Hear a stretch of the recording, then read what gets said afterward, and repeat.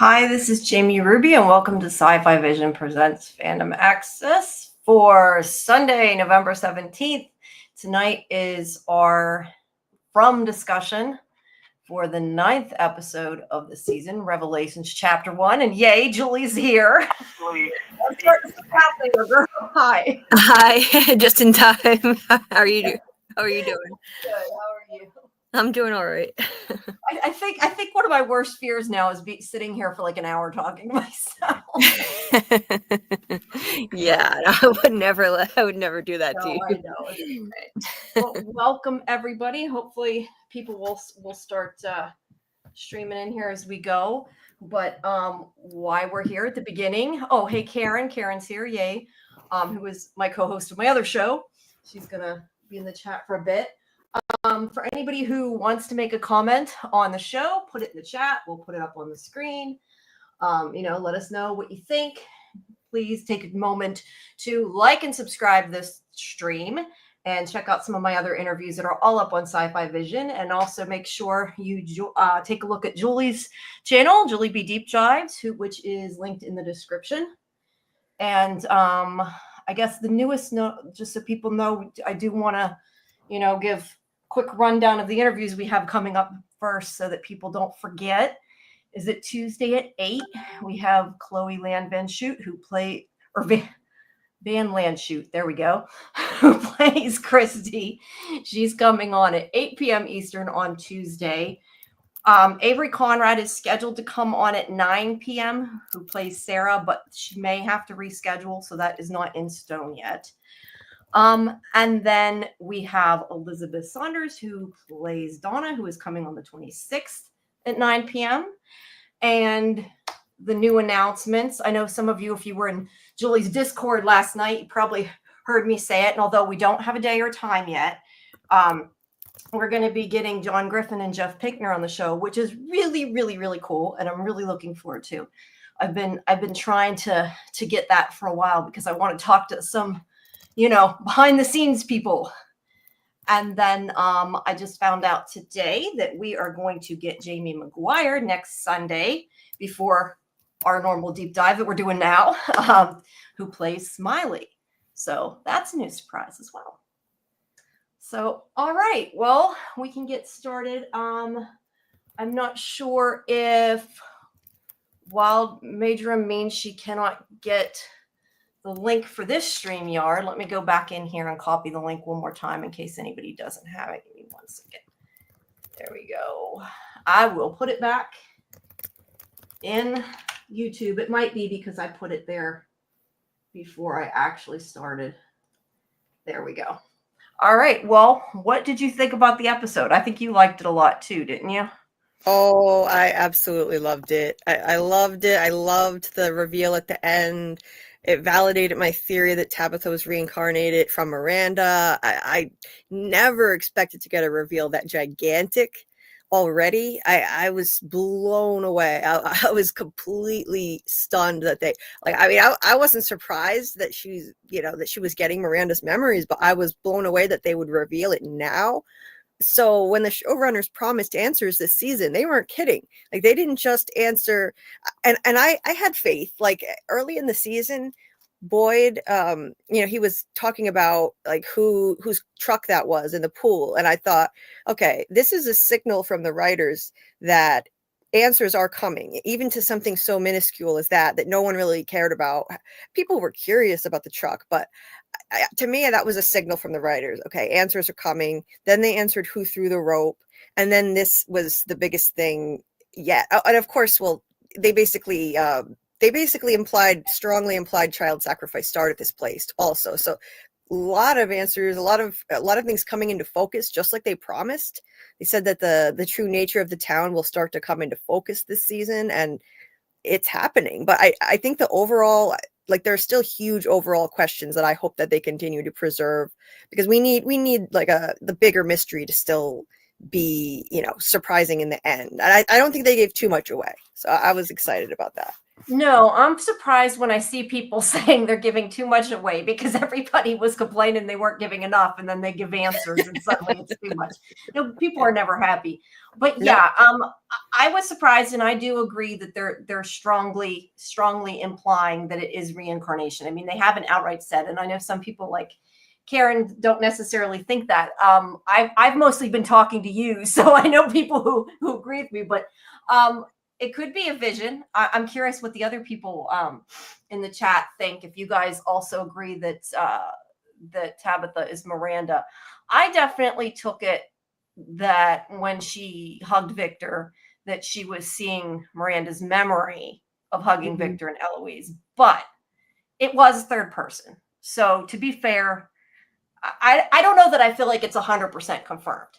I mean, I think that's what it is, but I know you're all excited because you've been saying it for a long time. So Yeah, to me, it's just it's what makes the most sense because it's not just that, oh, she had a vision. If you look back at all the clues, there were clues where that she was experiencing in real life that were not visions.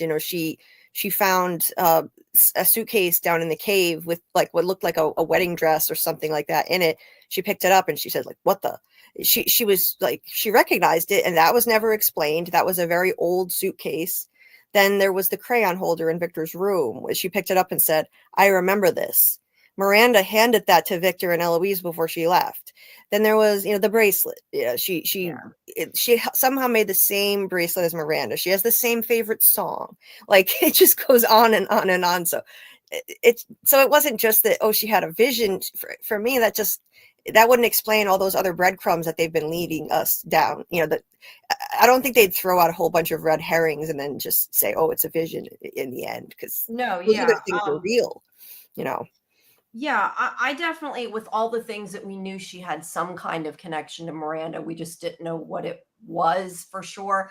I do think that that's what it is. And I've said before, there's definitely, a cyclical nature at the place. These events seem to repeat over and over, and people seem to, at the very least, represent different people.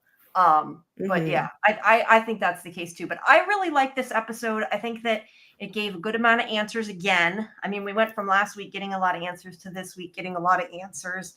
I mean, we know, going by the fact that normal human babies don't drink blood, we No. know that Fatima's baby is not human.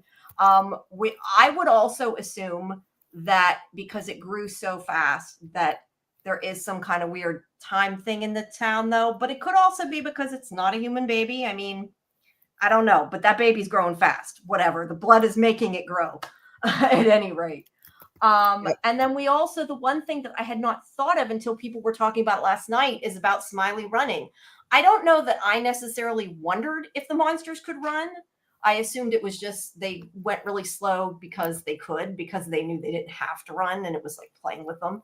But I mean, he definitely runs after Miranda at the end. So, but yeah, those are kind Yeah. of I think the main things we take out of it. Um, do you know someone named Scar? No, that one's not familiar to me. Okay, they disappeared. Maybe that means they weren't. Yeah, sorry. I did mean to mention, guys, if you want to call in and use the StreamYard link, we'd love to have you, but please post in the chat that you're planning to do so. So we kind of know who you are and that you are a From fan, because we had an issue with somebody coming once that was not, and that was spamming us. So that's why I say that. So if we don't you, just, shout out. A lot of you we see every week, but I didn't recognize the name. So, but let's see. Let's start putting up some of the comments here. Let's see. So Wild Marjoram, I don't know if I'm saying that right. Diesel Punk, love the Smiley cameo. I was definitely happy when we seen Smiley. I mean, not that I wanted to see Miranda be killed, but I think at that point I cheered. I was happy to see him. It's been a while. Oh It's yeah. I think a lot of people were kind of upset when they killed him because he was sort of like the main I don't want to necessarily say the main villain, but he was the villain that I don't know that everybody talked about at any rate, right? Oh yeah, this was great. Everybody missed him, and the show knows it. Like, they never expected him to take off and be as popular as he was, and I think so. I think they did that, for, as some fan service. Give us a little a smiley cameo. I was happy to see that. Yeah, that was pretty cool. Then they're also talking about the pacing. We sort of talked about that. A lot of people have been a little complaining this season, but hopefully now they know there's answers and they will stop that and realize answers are coming. David says the theme repeated in the episode was we don't know all the information yet. I think this is true for Tabitha's vision. We didn't see Eloise, a lot still missing. Expect that vision to change. Yeah. We still don't know about Eloise. I mean, Victor has said she died, but I kind of feel like because we didn't see it, it's kind of that thing of, you don't see a body or you don't, whatever it is, you don't, if they don't actually show the person dead, you never know that. So I kind of wonder if we'll see her at some point. I don't know that it'll be anytime soon, but I don't know. What do you think about Eloise? Yeah, I think they need to give us a better explanation because they left that dangling in season 2, not saying what happened to her at all. That would have been their chance for Victor to say, "Oh yeah, I found my mother and my sister's body," but they didn't. So now for this season, for Victor to just say to Sarah earlier this season, he said, "My mother and sister died." I don't think that's good enough. Maybe he assumed that she died, and then they had that little hint that I think was a hint where he told I think he told Sarah, Eloise was always so good at playing hide and seek. I could never find her. Maybe that was a Yeah, clue. it makes you wonder. She survived. It would be an interesting twist if she died and was reincarnated, and she's somebody we already know. That would be interesting too. Yeah, it would be. I don't. Let me bring in Scarlett. I think that might have been her before, but she changed her name. Hello. Yeah. No, Oh, I yeah. just hit the button. I was typing Scarlet, and then I just But hit that the was button, why and I then said just let me Scar. in. Okay. Well, hello, So, Scar. yeah. That's good. I just didn't want any more porn. That's all. So sorry about that. Oh no, I was gonna share some. You got your bell. Yeah, ding your bell there. Oh, that was like my rim shot. What do you think, since you just came in now, what do you think about Eloise? Do you think that they're going to show her at some point? You think she's dead? I have two trains of thought. Can you hear me? Am I clear? Am I clear? Yeah, you are. Okay. I either think she's the girl that's knocking on the cabin, or she has been reincarnated as Sarah. Yeah, same. I completely agree. It's one or the other. It's 50-50. Yeah, I think it's one or the other of those two things. Oh, interesting.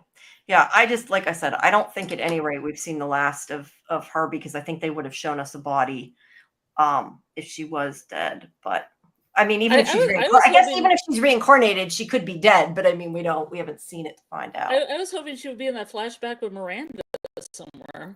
Yeah, the fact that she isn't, to me, is kind of a little strange. I don't know. Let me put up. Karen says that accelerated pregnancy is a common horror trope. In this case, I think more likely than time moving faster. What do you guys think? I mean, I feel like it could be either or. I don't know that it really matters either way, but I kind of automatically assumed it was time, just because we've had other time issues. But yeah, I mean, whatever this is, entity baby, monster baby, whatever the hell it is, it's not human. So it might just literally be feed it with the blood and it'll pop out quick. Yeah, we finally got the accelerated pregnancy. I was thinking we would, but the season was going on and it still wasn't happening. I before it even started, I thought it's got to be an accelerated pregnancy because time moves so fast slow in this show. So there's no way, like, if they would be like 10 been there for a couple years before it would be born, right? Yeah, maybe Elgin's blood is this really potent. Yeah, that whole like mason jar full of coagulated blood. Yep. No. I know. This is where some sci-fi kind of comes in too, because that's a sci-fi trope. The accelerated pregnancy. I've seen that before. They happened in Fringe, for example. Yeah. Well, you can't waste the 9 months in a show. You got to get it going. Oh yeah. Yeah, no, but I mean, we don't want to be there a couple years with her pregnant. Let's be honest. So It we could go don't. the opposite totally way, get and it. she's locked in there for 3 years in the room I and know, still right? hasn't had a kid. Yeah, be a while. Dieter asked why Miranda didn't just jump in the tree, and I know that's a good question. I assume she just didn't make it to there, and I know we were kind of all talking about last night. It looked like maybe the hole just wasn't there. It was hard to tell. Mhm. I tend to think it was the angle of the camera and that she just couldn't make it. Or Mhm. who knows? Maybe she didn't jump because maybe she was waiting for Eloise. Like, for all we know, she could be 5 feet behind her. Yeah. We didn't. Maybe we just didn't see her. I Yeah, don't know. Smiley was a little quick to get her away from that tree, so Yeah, I think so too. Do you have anything to add, Julie?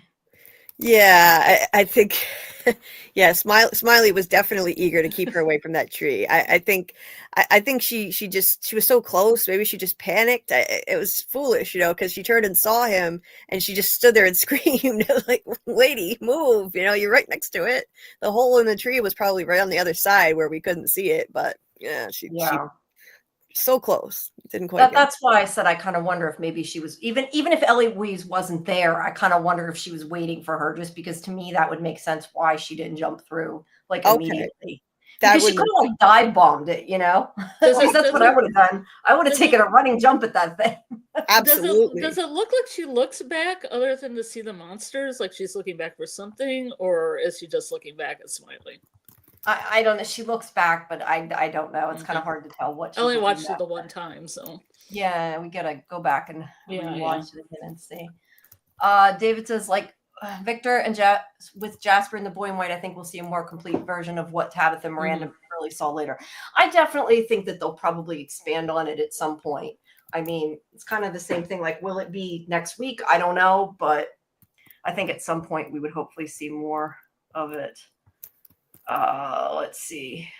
More from David. He says, if this place was created by child sacrifices, then we could be in the collective consciousness of the children or someone who is affected by it, reliving repressed memories.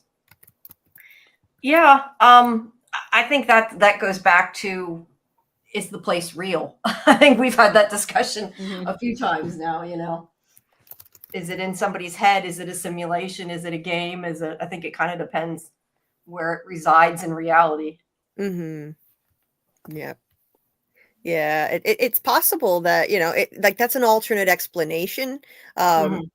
So there's reincarnation, and then there's also the possibility that, the people that are coming there, like certain ones receive a flood of memories from someone in a past role. So she could have been receiving a flood of Miranda's memories. So that's an alternate explanation that's 100% valid.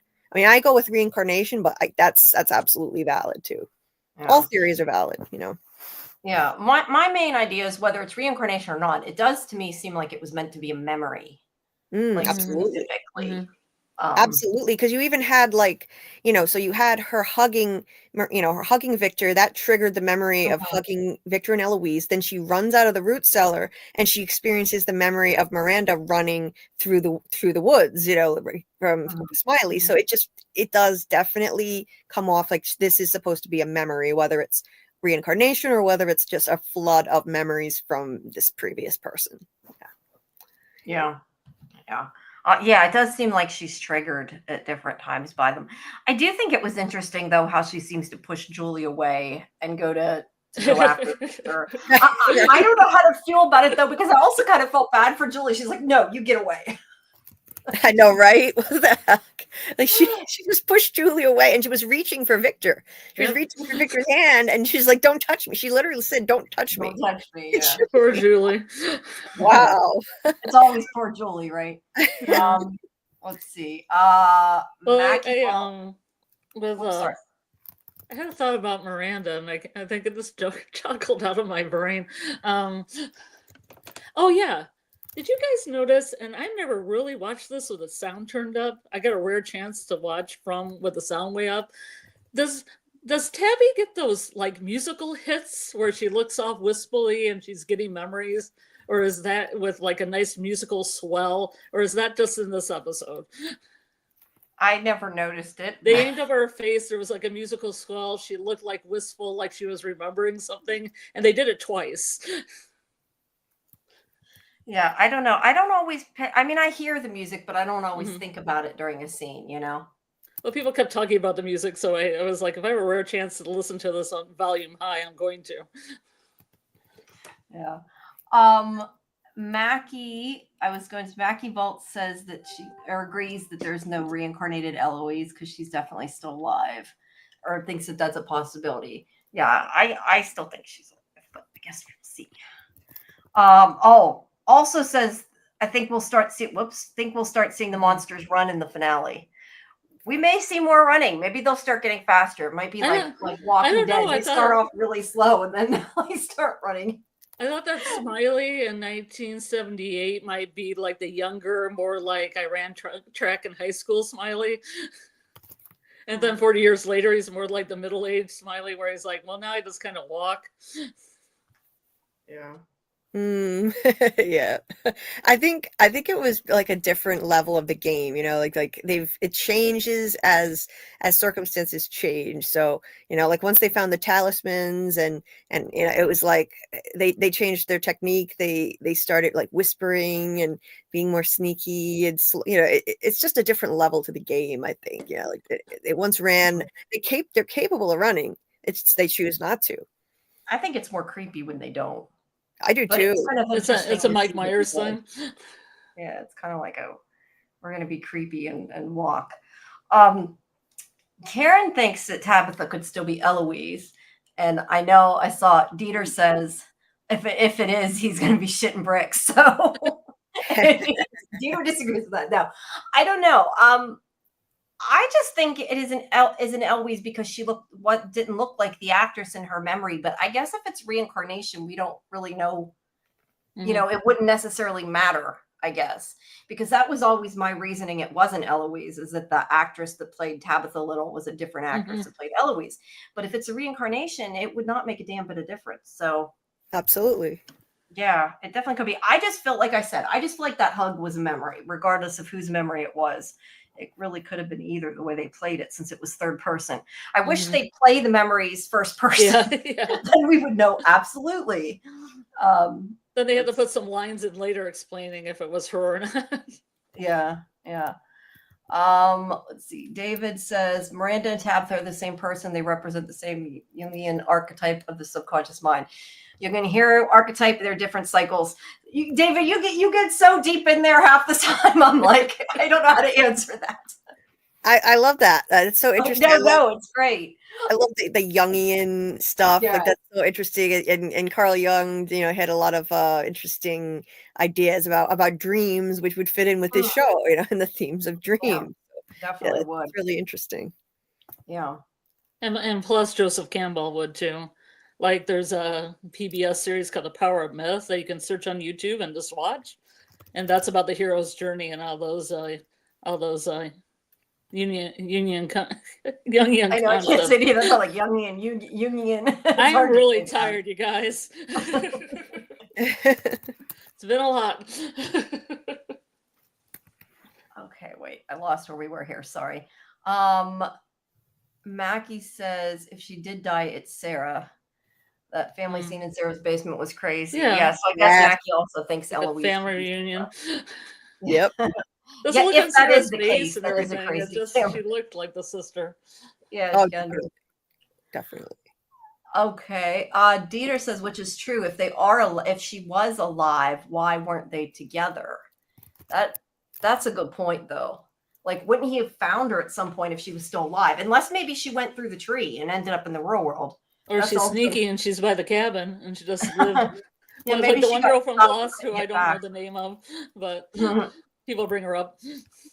Yeah. I don't know. I kind of think though that is like if she's not dead, I wonder that she didn't go through the tree.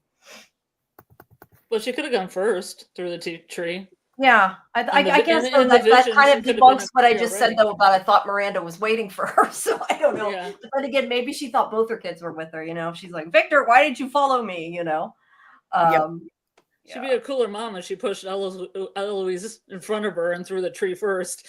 yeah, definitely. But yeah, she could have went there. Christopher's missing too, so it could be that he got her. Who knows what happens? That's true. We never did see what happened to Christopher, did we? I mean, I kind of assumed, and I think we talked about this before.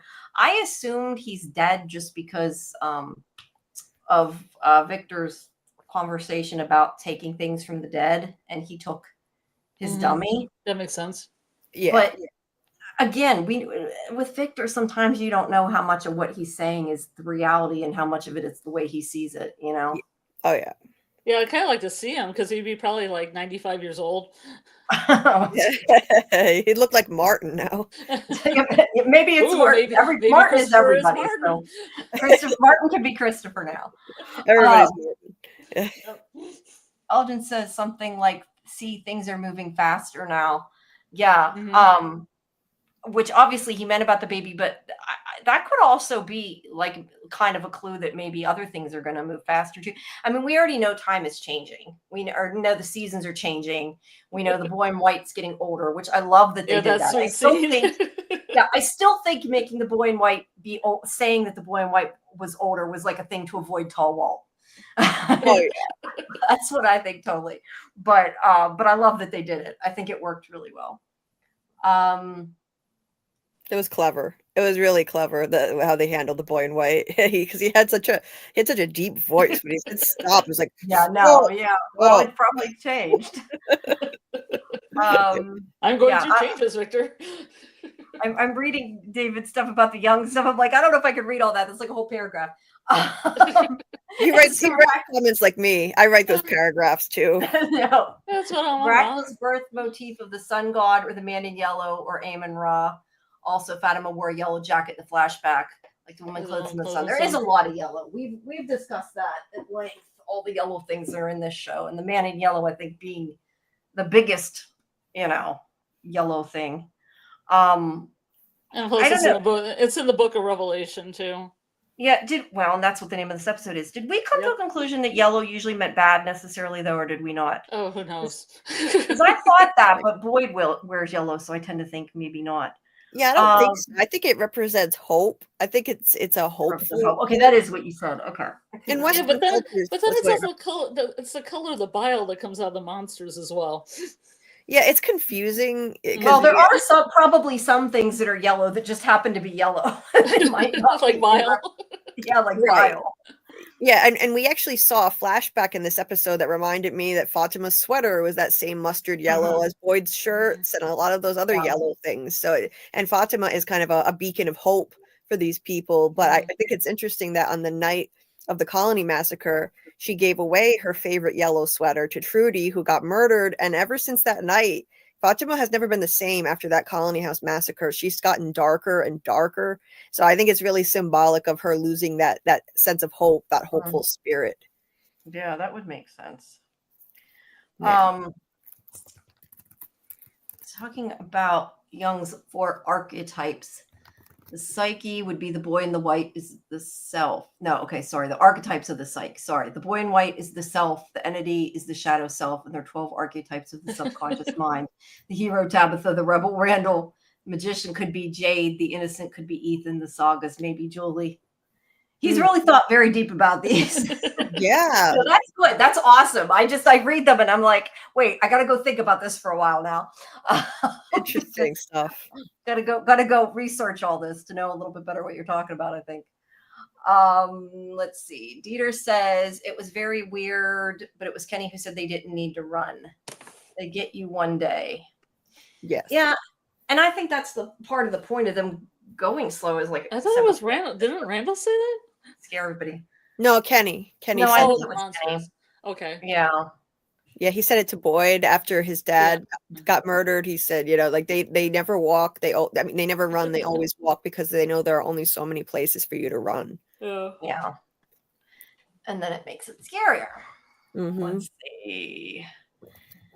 Dieter says that it's clear that only Smiley and Miranda were in that scene. No Illaways as she was flying over them with a camera. Or she was flying over them with a camera.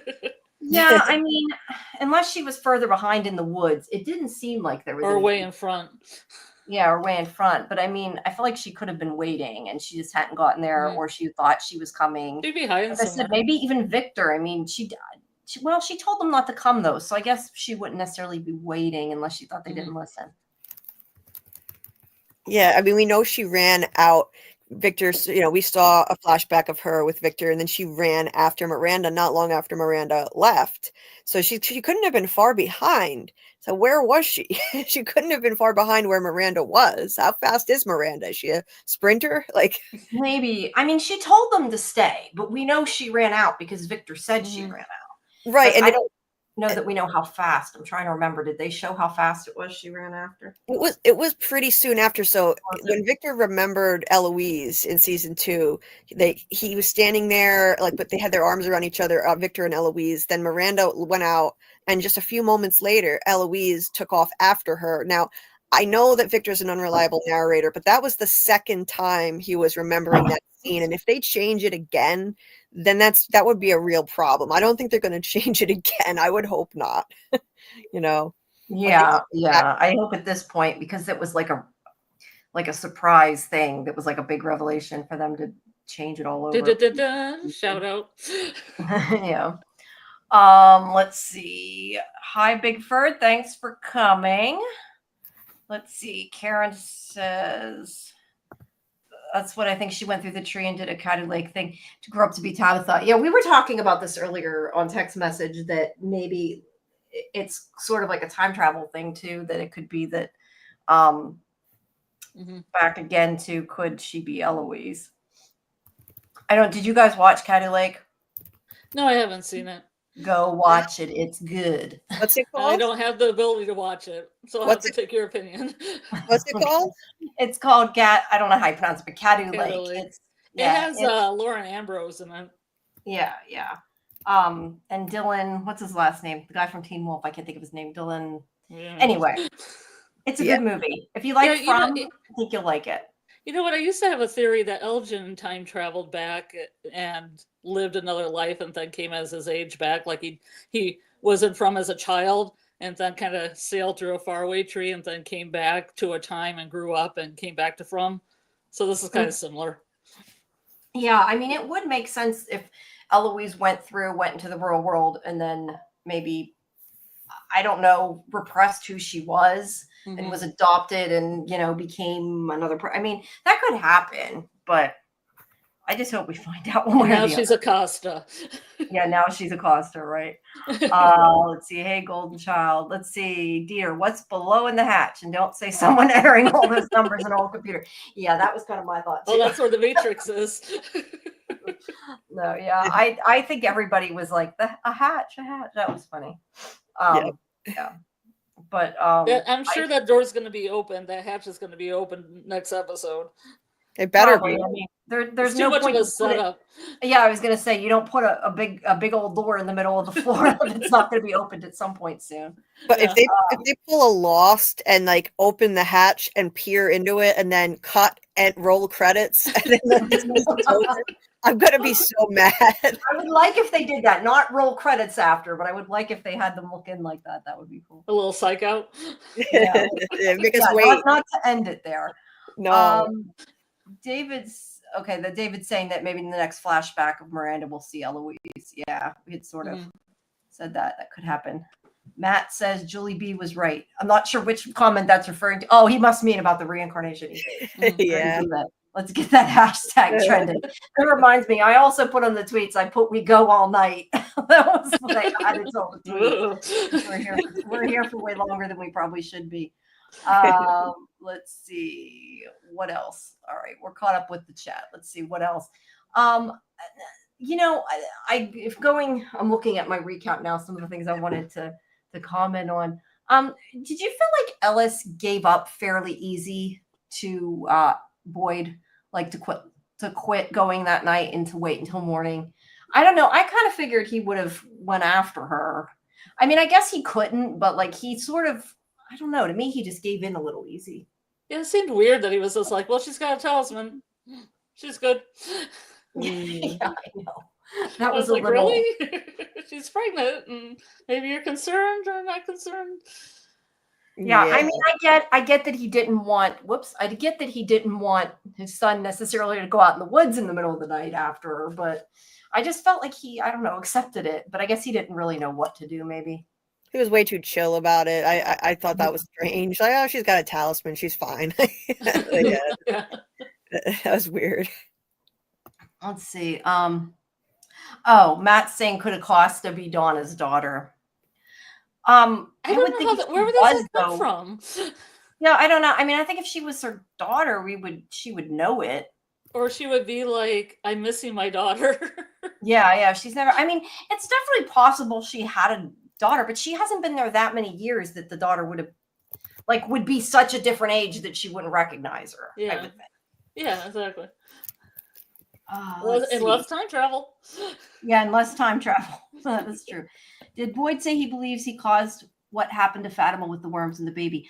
I don't think he meant that. He was saying that he thought that the reason they took Fatima was to break him.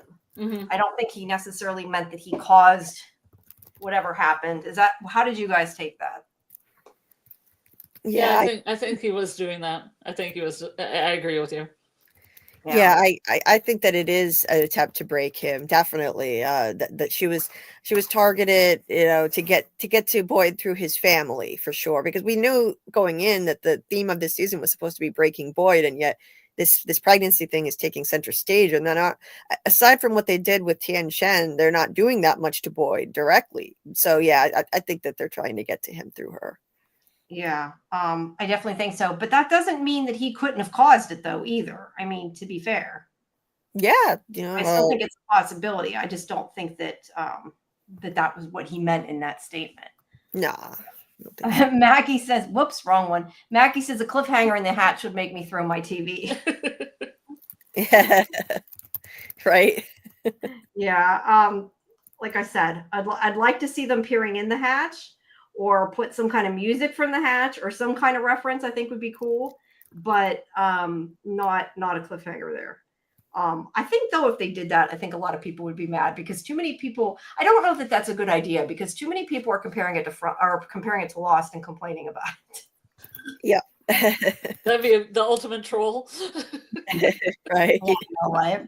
Matt says from his Lost reincarnated. That's funny. That'd be a good tagline, though, wouldn't it? That's so funny. That's fantastic. I love it, man. That's a great line. Whoever Lost starts showing up on From. Yeah. Ellis has more respect. Dieter says Ellis has more respect for Boyd, and his eyes are always blank. So don't think there's much activity behind his eyes. That's a very nice. Maybe the weed froze his brain. Yeah, I mean, I get he trusts his father. I just think I don't know. I felt like he would have been a little more resistant or at least a little more upset about it. Matt thinks that it could be time travel, and they're completely right. Everything is possible. And you guys, if you have something to say too, jump in. I'm just trying to not get too far behind in the chat, but feel free to interrupt me. Let's see. Yeah, I mean, time travel. Thinks Ellis is boring. So. Oh, Ellis is boring as hell. And then he said the monsters could eat him, and it would barely change. Yeah. I don't dislike Ellis, but I do agree that they're not giving him enough to do right now. Exactly. Yeah, both him and Fatima didn't have much to do this season. Yeah, Fatima didn't. She's been having the whatever it is. Eating some rotten vegetables was her acting shtick. Yeah, eating rotten vegetables and having some kind of and going, oh no, the baby. We don't know what it is. I mean, I was happy for the one town meeting scene where she got angry at Boyd just because she had something else to do other than say, oh no, the baby. Yeah. Yeah, that's true. And same thing with Ellis. Anytime Ellis does anything else, I'm like, oh wow, that's cool. Yeah. They're just not giving them much to do. Yeah, they do need to give them more to do. I've said it before. I think part of the problem is they just can't fit everything in because they have such a large ensemble. And plus, I think they were more symbolic of Adam and Eve, and I don't know if they really knew what to do with them beyond that. Yeah. Yep. I hate to say it, but sometimes I think they would be better off if they only showed half the characters in one episode and half the Yeah. characters in the next episode, the other half the next episode. But I Mhm. know if they did that, people would complain they weren't in the episode. So it's like they Your can't win character no matter. wasn't in this episode. Yeah, they can't win no matter what they do. Yeah. That's Let's what they see. started to do with Lost, like they started to do that. Like I'm watching season 4 of Lost, and there'll only be like a small group of characters in one episode, and you don't see any of the others till the next one. And I do miss seeing the whole ensemble together, but they had a huge cast, so Yeah, and sometimes I think that they could benefit from that. I think the part of the problem is though too, they only got 10 episodes for the season. So they don't have tons of time to break it up that way. no, they I don't. think that maybe they should have done a little bit more episodes and then they would have been able to. Dieter says maybe that's going to happen anyway with what happens with Fatima. Maybe they both die and the season ends with Boyd broken. It could be. I mean, we've said before that the writers have said there's going to be, I don't know, X amount of deaths this season with people we care about. Yeah, I have something to say about that because the showrunners kept saying beloved characters. So throughout the episode, I'm like, in the scene with the RV, I think, oh, the radio is going to go on, and it's going to be Thomas, and Ethan's holding that driver menacingly and looking at Jim, and I'm like, oh no, he's going to stab Jim. Yeah, I don't know about that. That would have surprised then when me. Elgin, I thought might have that piece from the bed frame, and he was kind of doing the like of mice and men thing with Ellis. Ellis was looking into the water, and I thought, oh no, he's going to stab him because I'm looking for like people that's going to get stabbed. Mm. I'm looking for those beloved deaths. Well, they're setting up Jim. They're setting up Jim to go, and I don't think he is particularly beloved by the fans, but he's a major character. I love Jim, Julie. I love him. Oh yeah, yeah. Oh my God, he's my favorite character. He's such a good dad. He's so good. Sorry, I'm drinking like I sound like a but I say that, not alcohol. I realize it sounded like I'm an alcohol, non-alcohol. No, because I said I was drinking, I was trying to think. Oh, I got some booze. No, we can drink together. The only thing I can say is it seems like they're trying to redeem Jim, and that isn't always good. That doesn't always mean something good's gonna happen. You know what I mean? Like sometimes if they're redeemed, then they have no story left. Exactly. See, the problem is Jim has been pretty useless to the plot for a while now. He really doesn't add anything to the actual plot. It's all character drama with him this season. He hasn't done anything. He was with Kenny when they found the food, but literally any living, breathing body could have been with Kenny and stumbled on those crops.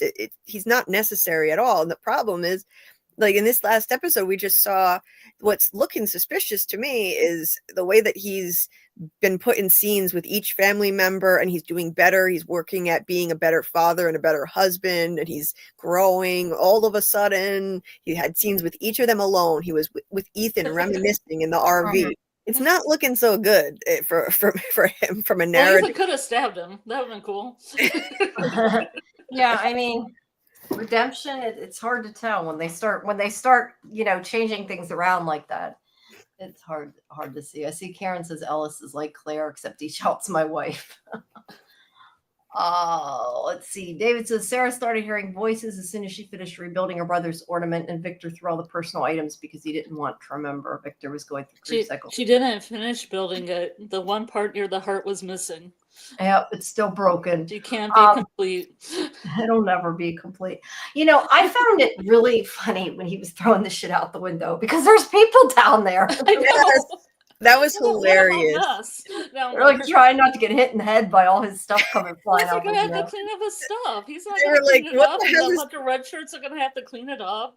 They were like, what the hell is he doing? That was some comedy right there. Yeah, that was really funny. I enjoyed that. And then he went and got the axe. He went and ripped the axe out of the kitchen. They're like, what are you doing, Victor? What do you need that axe for? I would have been a little scared too at that. Me too. It's like, I'm not going to hurt anybody. Okay, well, what do you need the axe for, Victor? Yeah, he looked psycho. He did. He can signal the boy in white anytime with that axe. He just has to try to cut down that far away tree. Yeah, that So was the boy in white show up. Like, why are you doing that? just summon him that way. Yeah. Yeah. He should have just kept chopping that tree. Like, okay, I'm gonna keep chopping this thing until you give me answers. Yeah, more questions. Yeah. Yeah, do you think follow that through to the end though? Do you think he would have, or do you think he would have been like, screw this and just left? He got tired. Because at a certain point, if the tree's there, I don't know if there's or not there. I don't know if there's anything the boy in white can do if it's gone. Yeah, right. I don't know. Can you just go through the trunk? The top part's gone, but the hole's still there. How about like? There's no I way don't he was know. going It to would chop probably that whole die at a certain point, but I don't. Like that thing was so thick. I was like, how is this guy gonna chop down that whole tree with that axe? That looked like you need like a lumberjack tool to cut. Gonna have to take some breaks. Yeah, Sit down. Yeah, it's a big tree. That's a good point. Let's see. Oh, they're talking about loss still. Let's see. Matt says, I figured that scene with the ornament was symbolic of how just as Sarah's starting to put herself back together, the town starts up with the torture again, as just as she's regaining some hope. Absolutely. I honestly thought there was going to be something when she fixed it, like somebody was going to knock on the window or the door and she was going to drop it. Yeah. Oh, right. Yeah, it's a good thing she started getting the voices after she set it down, you know? Yeah, thank God. I was like bracing myself, like, oh my God, she was so carefully gluing it together, like, oh my God, she's gonna drop it. But yeah, there was a beautiful quote earlier this season, that just fits in so well as it is symbolic of her. She was trying to put it back together, and she said, I don't think I'll ever be able to put it all back together, but I like to try. She's a broken person. The ornament represents herself. It goes all the way back to season 1 where she was telling a story about a girl trying to put together for the mirror or something like that. That represents her. So I thought that was brilliant. And, even though she put it back together, there was a hole right where the heart should be. So that's complete symbolism. That was perfect. I liked that. Yeah. Do you think, what do you think about her hearing the voices again, though? Why do you think they're, because I feel like I don't know, like they could have came to anybody, but I guess Sarah's the main one we've known of having voices, because we don't know that the other people have unless they just haven't told us. We've seen visions, but not necessarily just voices like that. Have we? I don't think we have. No, she's the only one. Miranda heard voices, according to Henry, but that's after taking acid. Yeah, but didn't she hear Abby's voice?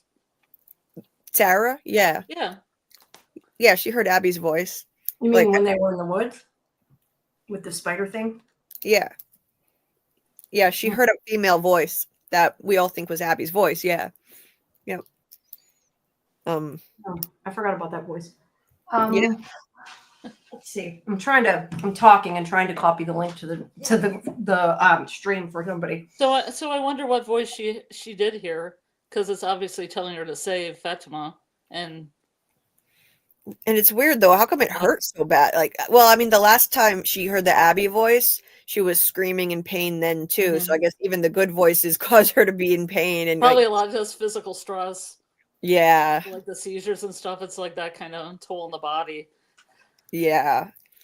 I was kind of laughing when she was like yelling, "No, stop it, stop it." It was she was just yelling at nobody. Let me tell you, Avery's a good actress. She was really selling it for me. To have to be in a room by yourself and just like throwing your body around and stuff like that and make it convincing. It was good. It was good. It looked like she was yelling at an invisible person at first, so I was laughing. Like, hey, stop it. It might be. Who knows? Let me ask you, why?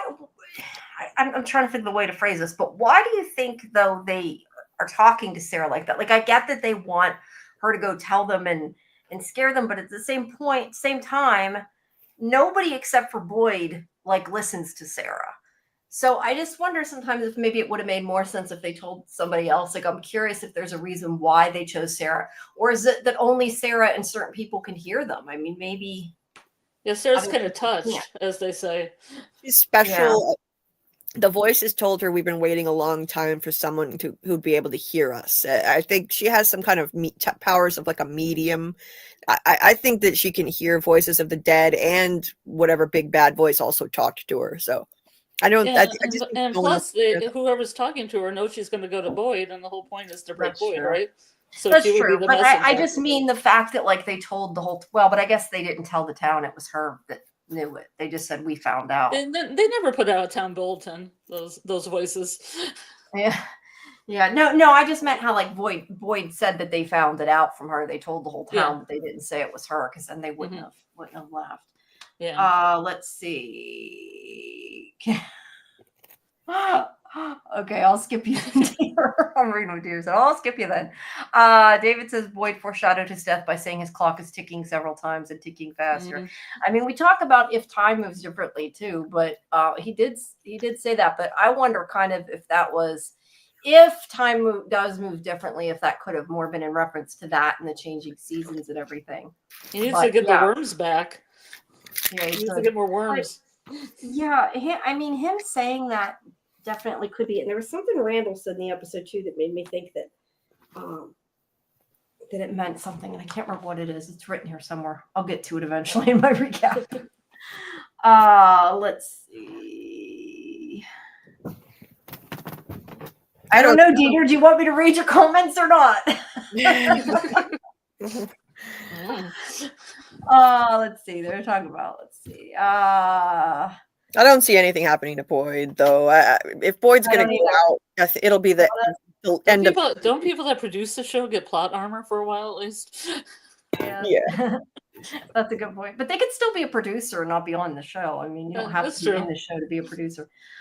They want us to like Jim, and then they take him away, build a new tower, go. That's what I said about, somebody gets redeemed. It isn't always a good, Maybe he'll die saving one of his kids. Yeah, well, but at least he's trying. That's what I was thinking this episode. Like, at least he's finally trying. Like, he's trying to be a good dad. I don't know that I feel like it's maybe a little too late, but yeah, about 15 years too late on Julie. Yeah, I know, right? Dieter's glad he didn't punch Randall. Let's see what else. The writers are going out of their way, Karen says, to make sure we don't miss Jim. I wouldn't call him a beloved character. I don't know that I would either, but I feel like these last two episodes, they're trying to make you like him more. Definitely. Yeah. By making him listen and making him talk calmly. Like he mentioned about punching Randall. I kept thinking he's being so calm talking to Randall. I thought Randall was going to punch Jim.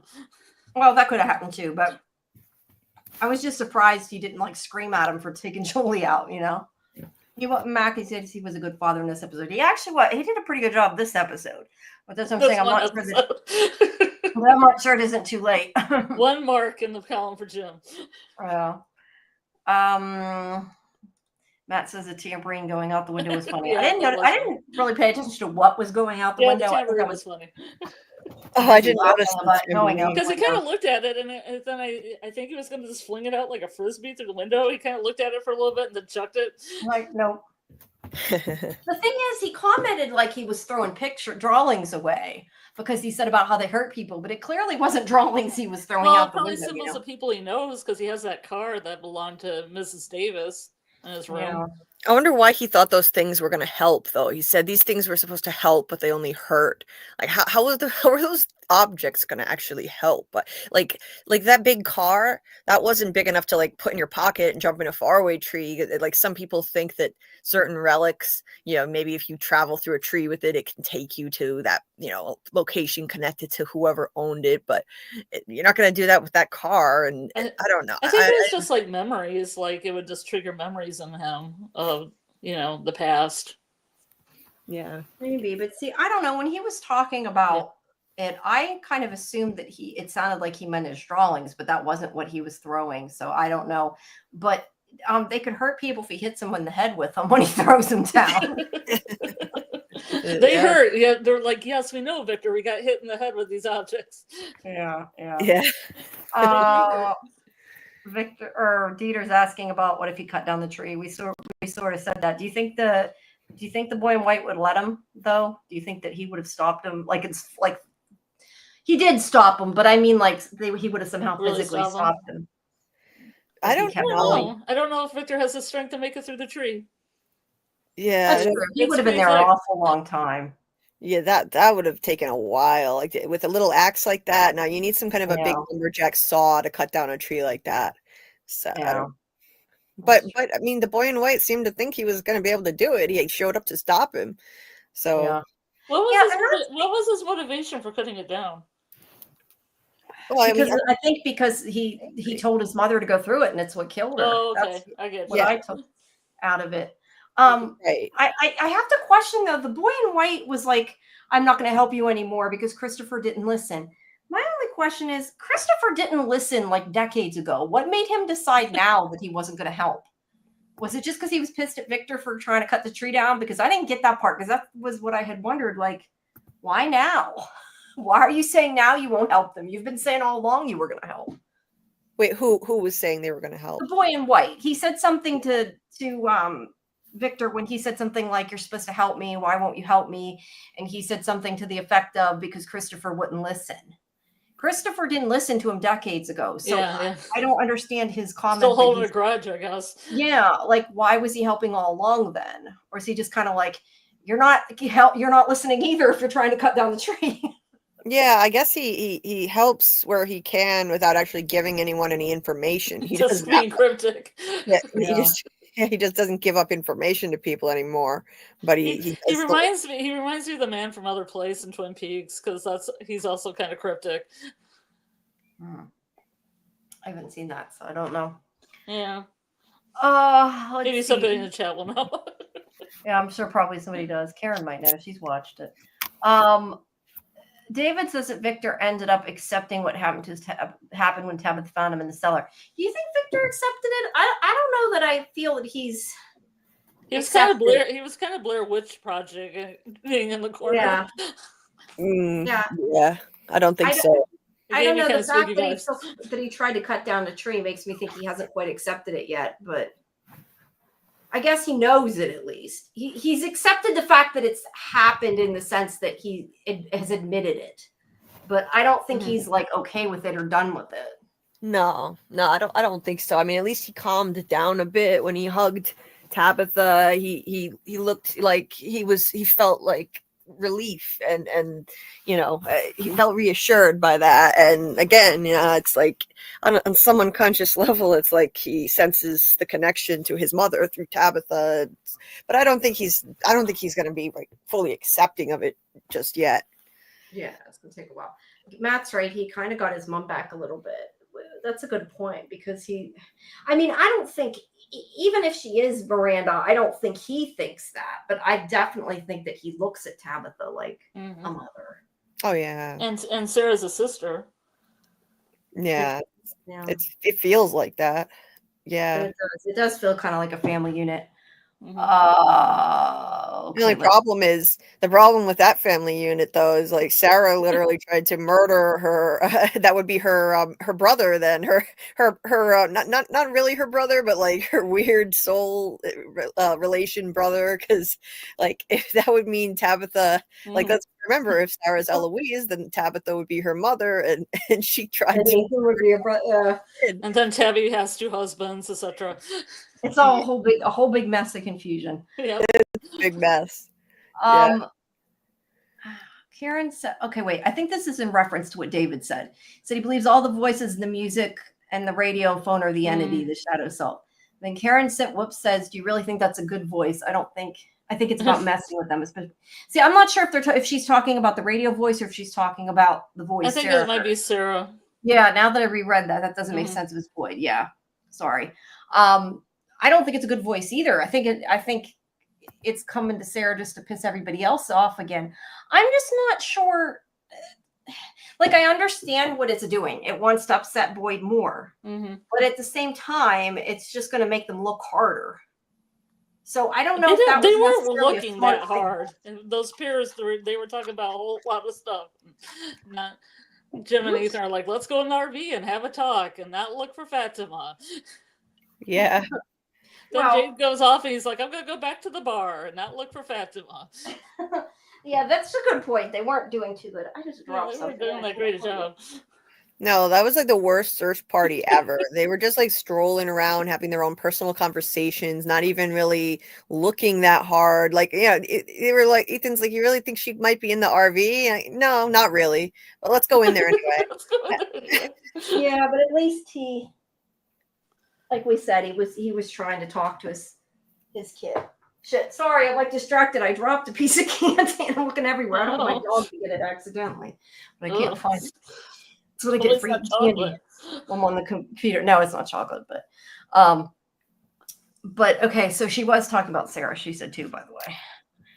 Let's see. Yeah, I think there's a good voice, but it just the voices that are good don't have much power. I think it's just like spirits of the dead talking to Sarah that can't really do that much to help. It's mostly just some entity messing with them. I agree on that. Yeah. Yeah. I mean, like it said, it knows it won't find them. So, or won't find her rather. Yeah. Yeah.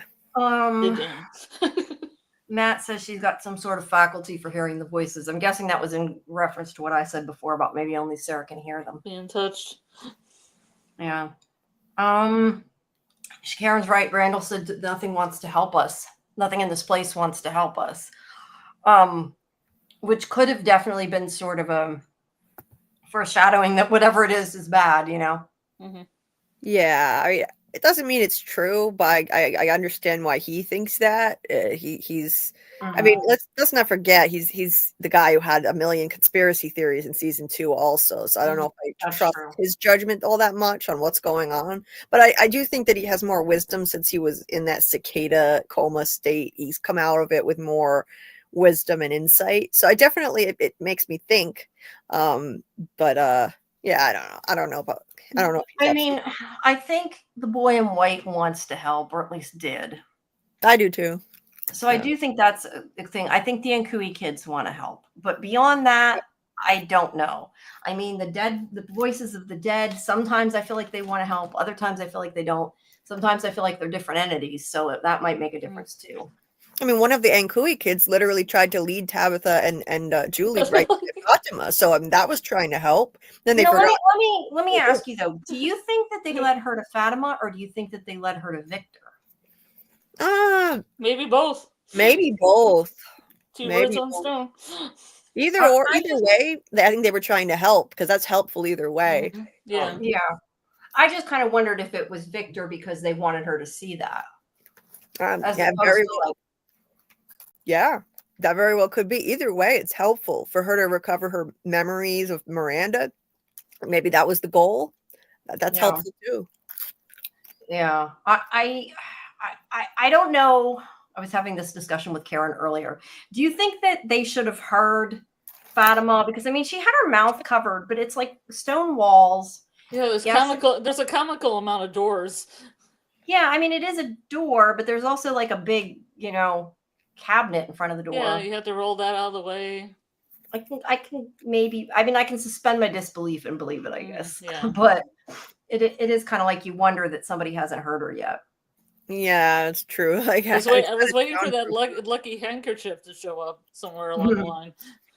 Yeah, I don't know why people fixated on that so much. It's just like Elgin would have picked it up or something, and then he would have had a scene with Ellis, and Ellis would have been like, "Where did you get that?" That. Yeah, then he definitely would have known.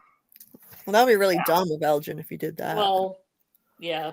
Well, I don't know that Elgin is being that smart though, because I feel like everything he's saying to Ellis right now is like a super big red flag, at least in my opinion. Yeah, he kind of sounds like he's in a cult. Like the baby will be okay.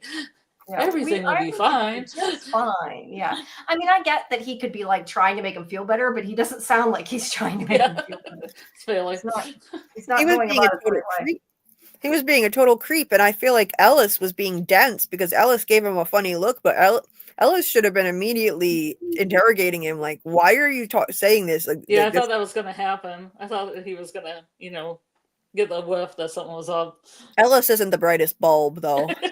Well, I guess neither of them are. So neither of them are. There's still time. Yeah, I don't know, but I definitely think that he should have noticed something because he was awful. Like, I mean, seriously, Elgin's standing there saying, maybe this is a good thing that your wife is missing. Your pregnant wife is missing. Yeah. With a smile on his face. He's trying to Come on. brainwash him. You're getting very sleepy. You're going to think this is a good thing. That's what it always seems like. And I was more like, I'm gonna stab you. Yeah. Matt says, I agree with David. It's all the same, part of the same thing. The voice is radio phone, but not the boy in white. I don't know that I think they're all the same, but I definitely think that the boy in white is on the opposite side of most of the rest of the stuff. Maybe the voices are the man in yellow. Ooh. Wow. Yeah. Next Yeah, because layer. the thing is, we don't know what the voices sound like. Like, they haven't actually said, "Oh, it's this man telling me this," or it's Well, this the one kid. on the radio. Well, yeah, I meant the voices to Sarah. I thought that's what you meant. Oh, no, I Because thought I'm you meant the curious if they voices on sound the like radio. something, or it's more like a feeling that somebody's talking and saying something. Yeah. I don't know. Let's see. Karen, being nice to his kid for one day is not redemption. I'm saying it seems like that he's heading towards redemption. I don't know that he's been redeemed. Yeah, she's right. Making us like him more, hate him less. I don't totally hate him. I get annoyed by him, but I think you're supposed to get annoyed by him. At least I hope so. Yeah. Oh, yeah. Yeah, I think so too. Okay, let's see. He's talking more. Okay. David says the shadow self has conversations with the self. If we repress our shadow, it will grow darker. Jung said to make the unconscious conscious, or it will direct our life, and we will call it fate. Mm-hmm. That's what I said. I read all his comments and now I got to sit here and think about that for 5 minutes. You could go watch The Power of Myth. That's a video. You don't have to read a book. No, but that's kind of interesting, though, that maybe some of these things are like they're doing subconsciously, and that it's not necessarily their conscious will. I don't know. It'd be like the nightmare realm would be their shadow selves. Yeah, what could even be too that maybe what they're hearing, the voices are part of themselves, and that goes back to like, is Father Kotri really part of Boyd, or is that kind of thing? Yeah. Okay, Karen says you can't ascribe adult thinking to Victor. He's stunned and his thought process is almost always out of the child. I thought that. Oh no, I don't think the part of him getting upset and hitting himself was funny. I just think the fact when he was throwing some of the things that he threw out, because I was afraid he was going to hit somebody. Yeah, no, the stuff he was thrown out the window, that was fun. Yeah. That part, yeah. Once they showed him upset after he threw him out, that was heartbreaking. But the fact of the things coming out the window before we knew why is what I meant was funny. No, exactly. I did feel really bad for Victor, especially when he starts getting all upset and starts hitting himself. Absolutely. Yeah, it's like you just want to give him a hug. And at least Clara came in and was trying to help him. But then it's like then Acosta, then Kenny. Like again, that was a little weird dance in the stairwell. Yeah, and it's like that was a Acosta really weird doesn't even know him, But yeah, I don't know. But I don't know. I didn't realize why he was thrown. I guess why it was being thrown out the window at first. So I guess I thought it was funny until I realized why. Let's put it that way. Let's see. I'm wondering if Randall is a reincarnation of whoever first carved the talismans. He's carving things absent-mindedly and leaving them around like the skull. Now, I'm assuming that Matt, I'm not sure if he means literally the talismans or he means the wards. Almost the wards are the totems. Yeah, because the skull looks like them. Yeah. But he could have, I don't know that he could have carved, because the talismans to me look like rocks. Not carved. I don't know. And I think they serve the same purpose. No, they serve the same purpose. But I thought the talisman were like painted rocks. That's what they look like. I thought they were carved rocks. Are they painted? I thought somebody had engraved in them. Well, engraved, painted. But either way, they look to me like rocks. Yeah. To me too, yeah. Well, yeah, Jeremy has that Cinnamon song. That's rock. Yeah, I thought it was so interesting that Scarlett here, although I don't know what her name is tonight, but Scarlett. Scarlett, she noticed that Randall had been carving like all this time. I've been wondering what in the hell is he whittling all the time, and then in one shot when Boyd picks it up on the bus, you can see that it's a little face, and it looks kind of like he's carving a totem. So that's really interesting. Like, what is going on there? I'm fascinated by that. I hope they circle back. Yeah, he picked it up and then I think put it back down, and we never heard anything else about it. Yeah. So maybe Randall is equipped with making one of those crucible things. It's like the rune that they could catch like a spirit in eventually, or a monster, or what have you. Yeah. Mm. The blueprint. Cool. Yeah, that'd be cool. You mean like actually literally capture one of them in it? I hadn't thought about that. Yeah. Or a spirit. Really cool. One of the spirits. Like Kimoli, you could catch her in one. Well, you think about at the beginning of this, well, it wasn't quite the beginning of the season, but Boyd said he was going to catch one, and then they sort of, one of the many things they dropped to go on to other things. I never thought about doing it in that sense. That's really interesting. That's really. They never went back to Kenny setting everything on fire either. No, they didn't. Which I would love to see. I would love to see that. But, that was to be fair though, if the tunnels run under the town, it might blow up the town, so it might not be the smartest thing. Even if you got to make an omelet, you got to break a few eggs. Yeah, exactly right. Okay, Naveed is here. Thank you for coming. He says, if Christopher didn't listen, why not tell Victor what to do the past 40 years? Yeah, it's kind of, in a way, his fault. He hasn't exactly these past 40 years been doing a whole lot. Yeah. I just figured that he knew Tabitha listened. I mean, so I don't know. That's why I'm saying, like, I don't know all of a sudden why he's like, I'm not going to help you. She did exactly what he wanted.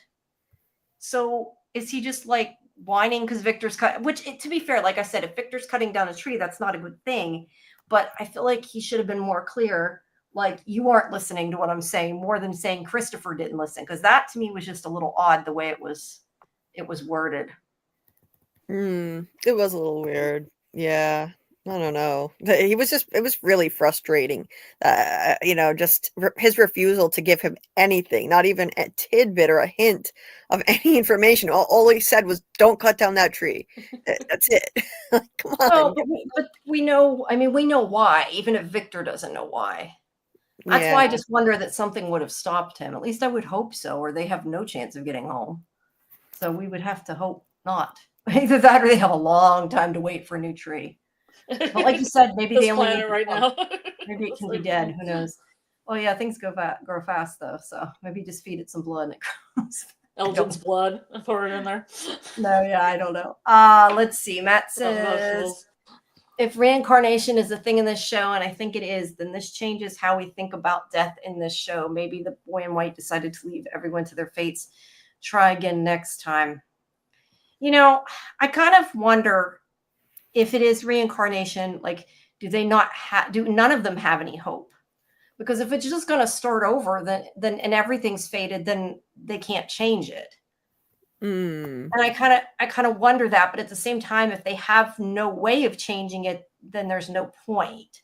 So there has to be some way to break the cycle, some way that they need to do something different than all the other whatever versions of them did. That to stop that from happening, it's like the idea is you have to learn something and make the right choices this time, and then you won't continue to be reincarnated and brought back there again. Yeah. So. I still say that I don't think it's literal. I still think that they're supposed to go through the tree to do something in the real world. Like, they're supposed to save the children. And I said this before, I feel like maybe they're supposed to save the children by telling what really happened, by letting the whole world know what horrible thing these people did. That's what I keep coming back to, and I'm not sure where that came from. Like an Angui redemption for them. Yeah. Not because really it's like maybe their soul, maybe like their yeah. souls are stuck yeah, there. Saving their souls, And they want to move them on, let them move on. We're definitely, David says, we're definitely starting to see all the characters setting up their atonement for next season. That's what I said too, David. I knew there would be an episode called Atonement next season because there's like thresholds and revelations, and there's going to be atonement. There might be. It's a hero's journey cycle. Yeah. Let's see. Karen says they're all scattered now in the search, which maybe isn't safe. They are all separated, although it's still daytime. So as long as they don't stay out at night, They might be okay, but at the same time, they're leaving things unprotected because they're running So around. are people going to the cannibal village, like the cabins, and checking that out? You got a search party over there? I would assume they would, but they didn't I mean, tell they us said that. she was close, but I wouldn't believe voices. I would just do a search of everywhere. Oh yeah. I assume they did, and they just didn't bother telling us that, you know. No one was even going around yelling her name, like, you Yeah, know, I like, know it was weird. A couple of them were, but not I very guess often. Acosta and Dama were. 'Cause Yeah, they Dama- were. Boyd was. Boyd and Ellis were, but yeah, the rest of them they didn't really show. Think about though, Jade. Jade's like not. Well, does Jade ever help? But that's like awful. Jade just kind of like, yeah, I was busy. Yeah, I don't know about that. Yeah, Jade was just like, Jade just didn't care at all. Like he was kind of reverting to being a total jerk in that Yeah, moment. like, I think he's still a good guy, but he does do things like that, and you're kind of like, really. He's undergone so much growth, so I thought he'd care a little bit more than that. I mean, you know, he cared when Julie was in that catatonic state. He really cared enough to go down in the cave and risk his life. So I thought it was kind of weird, just his total indifference to this happening to Fatima. Yeah. Crap. I didn't have. Sorry, I just realized I had part of the settings wrong on this video. I fixed it. So let's see. Matt says now we can wonder if dead characters will return. Like, what if Tilly just got reborn somewhere in the U.S. and they'll do some weird timey-wimey, wibbly wobbly thing to bring her back? Somebody watches Doctor Who. Yeah. Oh, so you think it's the Abby thing when they die? Like when Abby shot people, they just go back in the real world? Or like they're reborn again, as like that. I think he more means. I think he more means they're reincarnated again. I just the only thing is if they do that, then like how many years are we gonna have to wait to see them? You know, right? Unless, be a baby. Yeah, it would be unless they time travel. Unless time travel. Unless they time travel, and that goes back to Acosta. We've had that conversation. Could Acosta be Eloise? Yeah. Naveed says, I saw someone on Reddit post that Sarah only heard the voices again after fixing the snowman. Could that be related to why she heard them? Oh, interesting. Connection to Nathan, maybe? Interesting. Yeah, I hadn't even thought of that. That is interesting. I was more thinking, or like I said before, I was like, if they had talked to her, 2 minutes earlier, it would have been smashed. Interesting point, though. That maybe. Yeah. Yeah, I don't know. I still feel kind of bad for her. Like, I know what she did, but I still kind of feel bad for her at the same time. They do a good job of making you feel bad for her. Yeah, the actress does a great job. Yeah. Karen says maybe they're talking about Ellis. Maybe Ellis was stunned by the smell of Smelgen. Poor hey, Smelgen. everybody wears the same clothes. It just I know, it's not just Belgian. They wear the same few clothes over and over again. And I said they have one bathroom in Colony House. Everybody has got to stink. It's well, they have a bathroom in the diner. I didn't know they had a bathroom in the diner. Oh, that's a good point. Well, yeah, most diners do have bathrooms. Also, what was the point of telling that he went to the bathroom? Like, was that really necessary? It was like a really throwaway scene that had no point. Right. Maybe he did. Maybe we're supposed to know what he did while he was in the bathroom. Maybe he got possessed when he was in the bathroom. I know Michael. I haven't seen Michael before. I don't think so. Hello. Let's see. Oh, hey, he says hi to you. He knows you. Yeah, that's Julie. Yep, that's Julie. Yeah, he was on my live last week. He called into my live. He was really good. Really, really smart, intelligent points. Good explanation of what Ankui could possibly mean. Yeah, really interesting stuff. Awesome. I see you answered him. I answer things and then I see Julie already answered him. Sorry. I'm always like watching the chat and listening. No, I know you are, and I appreciate it. I can't keep hitting the chat and reply to people, or I won't be talking at all. Oh, exactly. When you're running the stream, you can't do both. Yeah. When the creators talked about Lost, they said we shouldn't think in terms of good and evil. I think because the self Jacob Boy in White isn't necessarily good, and the Man in Black entity shadow self isn't necessarily bad. I think that's a good point. And we even said before that it would be interesting if maybe the Boy in White was bad, because you're supposed to expect he's good just because he's white. Mm-hmm. But I also feel like if they do that, would that confuse people too bad? I don't know. It's kind of like a double fake out, like he looks pure and innocent, so okay, he must be bad, but they'll know that we expect that, so guess what, he's actually good. It's like a double fake out. That's what I think. Yeah, it could be. I mean, it could go either way to me, but I do tend to think the Boy in White's good. I do too. Yeah. He's on his own agenda. Yeah, he's not. I mean, I wouldn't say he's Good or all bad good, is necessarily fits a all bit. good. Like he's saying good, not necessarily good and evil. And yes, I agree with that. I think that it doesn't necessarily Ambiguous. mean he's completely good, but I think he's inherently good. Is he doing all good things or doing all good things for altruistic reasons? I don't know, No, but no. I tend to think he's trying to help. Yeah, I agree. Let's see. Matt says, I do think one of the voices talking on the radio and the phone is the man in yellow. Mhm. Oh, okay. Matt means on the radio, not the kid on the radio. He means on the radio from season 1. I'm Mhm. guessing. Yeah. Yeah, the radio from season 1. Because I'm curious who the boy Who is the talking boy to. is. It doesn't sound like. I mean, it definitely sounds like it is a kid's voice as Right. opposed to an adult pretending to be a kid. I'm curious I who think that is. I think it's just a parlor trick, like the big Yeah, it bad. could just be he makes him hear whatever he wants him to hear. Exactly. That's what I think Or it is. or it. I'm saying he like it's a person. It, the entity, whatever the hell it is. Whatever it is. I don't know why I don't see the entity as a woman, but it could be. I thought Yeah. I saw it kind of as like an everything. So Yeah, no, it is. That's what I'm saying. I don't know why I said he. I'm thinking like the entity, and I'm calling it a he. Yeah. It could just make you hear whatever you because want to hear. it likes kimono ladies and ballerinas as well. Yeah, that's true. And Matt also thinks that the man in yellow could be Randall from the future. I've heard a lot Where's of the people scar? say that. Where's the scar? No, because there's a line on the painting of the man in yellow. That's why people are saying that. At least I'm guessing that's why I've Matt's saying seen it, no because that's line. why I've heard other people saying that. There's a mark on his face that could I've be seen no his line. scar. I thought it looked like a shadow or something. So I've seen no line. So if they give me a like extra sharp picture with a line, I'll believe them. yeah, I don't know that I necessarily thought it was that, but I don't know. I think the problem is that so many things are cyclical, and like we say, this person represents this stereotype or this archetype, or this person represents this character, that I feel like everybody's overdoing it a little bit. Yeah. Just like the whole Martin jokes, like Martin could be anybody, and you hear it as everybody. And I know the thing with Fatima was a joke, but I mean, Martin could be Randall, Martin could be Boyd. Like I've heard so many things, and it's true. It is true. He could be anybody, but it's like I think people are searching for Martin to be somebody, and I Yeah, feel like I think so too. maybe they are Like for the man Martin in could just yellow be- too. I'm not saying he's wrong. I mean, he could be right. I'm just saying that I feel like people are trying to make it fit.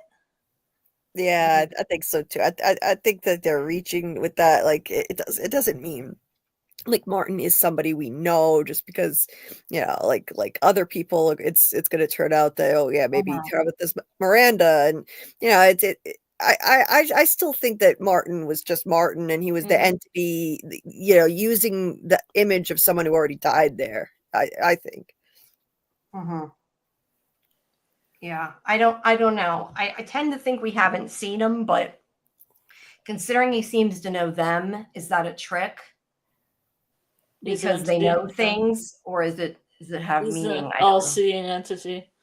That knows that, like the big bad entity can see and hear. Yeah, I agree. They can know anything. So it might not be that we know Martin. It's just the fact that he knew Julie makes me think either we're supposed to know him or we'll know him later. Because considering she may or may not have slipped. Right. Well, yeah, he knew Abby too. But I mean, considering she may or may not have slipped through time, she could see him again later too. And like it could be the future. Time travel. Yeah, that's kind of. Yeah. Dieter's going to work. Okay, come back, Dieter. Oh, what happened to Dieter? He's going to work. I know he sometimes leaves and comes back, so hopefully he'll come back. Yeah, he comes back. Yeah, I gotta do something real quick, so I'm gonna mute my mic. Speaking of that. Okay, that's fine. Welcome back. William says Acosta is a type of officer that shoots people who are suffering from a mental illness. Yeah. I think she's one of the types that shoots first and asks questions later. I'll give you that. But definitely. she doesn't have bullets right now. But I'm kind of not sure she deserves them quite yet. So yeah, I don't know. Do you think that that if he gives her the bullets back, they would have to worry about her, Julie? Oh yeah, it's way too soon. It's way too soon. I mean, she hasn't even had any time to get oriented to this place and the monsters. Like, yeah, it's just it's too much of a danger to give her the bullets back yet, I think. Yeah, I agree. I mean, I don't think we know enough about her yet. Yeah, it's just way too soon. So I think she has to prove herself first. Yeah. Kel says the stream support the team. I'm not sure. Oh, okay. I thought that was a laughing face at first. That's why I was confused. That's a smiley face. Thank Yeah. you. Yes. Yes. I always try to, when people say that, I think I don't advertise enough. We're in the second hour. I never say, and it should say, I got to get better at social media and all this stuff. I'm bad at advertising my stuff. I always forget to say that too until Yeah, people in the I chat appreciate. say it. Usually it's Dieter that's saying it. I'm like, thank you. Yep, So it yeah, helps me too. yeah. So people, please, while you're here, take a moment, subscribe to my stream. It's Sci-Fi Vision. Subscribe to Julie's stream, who is I guess not who, her stream. The link is in the description. We both would appreciate it because I know that a lot of these people that watch them, they don't seem to subscribe. So go subscribe, guys. Check out all the interviews, everything else, and make sure you check out the schedule on I was like, I say that, and then I'm thinking, did I update it? Because I'm so bad at this. I always think I say that. The schedule for the cast of the show that is coming on, I'm checking as I'm talking. That's why I'm typing. I want to know because I know I put up. I don't think I put up yet about Jamie, just because I haven't had a chance because it was tonight. What the heck? I can never find the page for community. What the heck? Okay. Anyway, if it isn't on the community page, it is always on my X account on Sci-Fi Vision. It has and Blue Sky now all the dates of who we have coming, and of course, Chloe is on Tuesday at 8:00. And we announced earlier that Jamie McGuire is coming next Sunday, who plays Smiley. And we also are going to have John Griffin and Jeff Pinkner. We just don't know when yet. But yay, that's exciting. I mean, don't get me wrong. Everybody's exciting. I just wanted to talk to writers because I've been wanting to talk to writers. That's why I say that. Right. Let's see. No, I did not put up the new ones yet. But to be fair, I don't have dates and times for them yet, so they're not on the YouTube stream. But okay, let's see. Michael says Randall is carving one of the effigies from the settlement. Yeah, somebody said that earlier. I think that definitely could be the case, and I wish they'd go back to it. That was our comment. We want them to go back to it and show us more of it. That's got to mean something for sure. That has to mean something. They showed us that for a reason. They show us him whittling those things. So yeah, I'm curious about that. And he's adding he's not sure if they're the same as the talisman carvings. I don't know. But I definitely think the talisman are rocks, whether they're painted or engraved. I don't know, but they do look like rocks. Oh, definitely. At least to me, they do. Hello, just me. Or totems, yeah. We know what you mean. Effigy carvings, totems, wards. They're all the same thing. We know what you're talking about. Yeah. Let's see. When David says, when Elgin remembered his dream and was talking to Fatima, he said that's how Boyd saved the town. It has to be a reference to someone going back and setting up the talisman. Maybe. I thought he went with the music box. Yeah, that's what I thought that he meant. But honestly, was that really the thing that helped him save the town? It's okay. No, I think that was a torch. I took it that he was more just saying, I helped you. The baby helped you. I had a vision and it told me the lyrics to the song and therefore you're all good. I think he's just kind of like giving himself a reason why it's good, what's happening. I mean, I guess it did help because when he remembered his dream, he remembered part of the nursery rhyme from the dream, and then Bhakta heard what he said, and Bhakta had the rest of the nursery rhyme. So for the first time, they heard the end of it, which is unless you stop the melody. So that with that piece of it, that means smash the music box, and eventually Boyd must have realized that, okay, yeah, maybe I need to go break the music box. And so, I mean, I guess Elgin's dream did set him on that path. So, I mean, Elgin had a point there. Yeah, but to be fair, Bhakta recognized the rhyme too. Yeah, but like Bhakta wouldn't have recognized it if Elgin hadn't said it. So like Elgin started the ball rolling. So it wasn't all Elgin and his dream. It was a team effort there. Yeah, that's why I said I feel like he's saying that just as like an excuse of why what he's doing now is okay. Oh, absolutely. Yeah. Giving himself a reason. Yeah. Let's see. Karen says that maybe, I assume she means the boy in white. Maybe he meant the collective you. All of you are not listening. I'm not helping any of you. I thought he said Christopher though. Didn't he specifically say Christopher, or am I misremembering?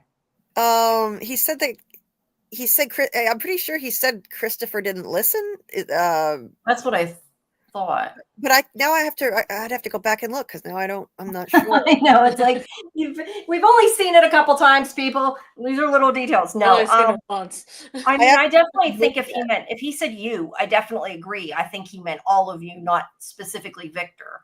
But I think at least the line I was referring to, I thought he said Christopher, but I mean, I could be wrong, but I He thought could have easily said that. It makes yeah, sense. he could have. We have to go back. Let's see. Michael said the hut seems like an old settler area, being crude constructions with bear traps in the area. I wish that they would explore the settlement more. I feel like we got a tease of it, but not enough of it. I would have liked to have I don't know, seen more of it. Well, maybe Eloise will be there next season.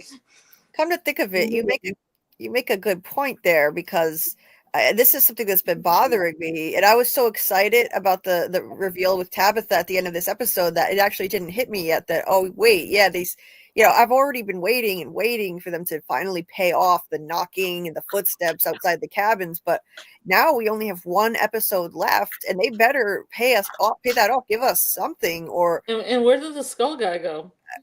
Yeah. Well, wait, that was You just mean the one drinking the blood? I mean, the skull guy. it was just a vision. We don't need to see that again. Yeah, I don't know that. I think he was a spirit trapped in the thing, and Jade let him out. So he's running around somewhere. Yeah, I'm not sure if all of Jade's visions are Jade or actual visions. It's hard to tell. I just don't think they're probably going to pay off everything, But I do. The cabin thing kind of irritates me because I've wanted to know about that since we saw the cabins. Yeah, it's really exciting. And it was on the disappointing. It was featured on the poster for the season too. Yeah, and they also kept mentioning it too. Like the red shirt people said something like, the noise was different than it was in town. Like, right. Why, is it just that they're bringing it up to stop people from being upset they're not answering it? Or is there a purpose? It's got to be that they're setting something up, that they're teasing it. First we heard footsteps. Then the next time the incident was knocking. Then we had it in exposition with the red shirt saying, that was all this knocking around that didn't sound like those things back in town. So it's like, it's getting frustrating at this point. We need something more. I'm guessing it's coming next episode.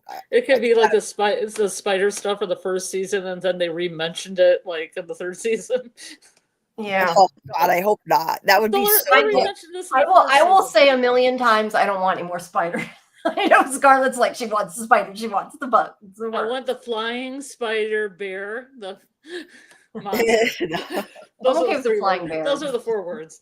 Flying spider bear monster. Okay. At least they only showed the spider webs once. It wasn't like teased 3 different times. Yeah, that's true. Nothing. No, yeah, you're right. And I mean, we got big webs. A big spider. We get an actual spider, but part of that may also be that we got big webs and not a spider too, because they can't. Maybe the effects would be too expensive.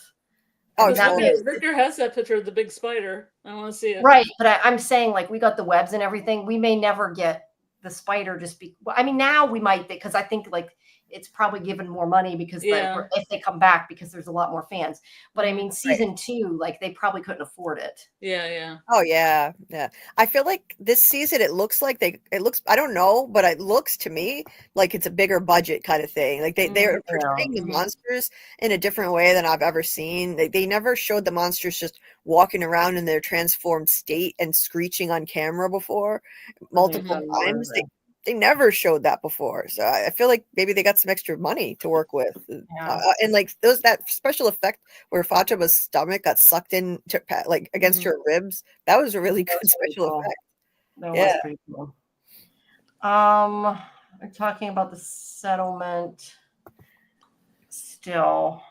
I see. I don't know anything about the construction of the buildings and what it looks like, because Matt's saying maybe 15th to 16th century. I don't know. Yeah, probably. They look very old. I mean, they have a dirt floor. They do look old.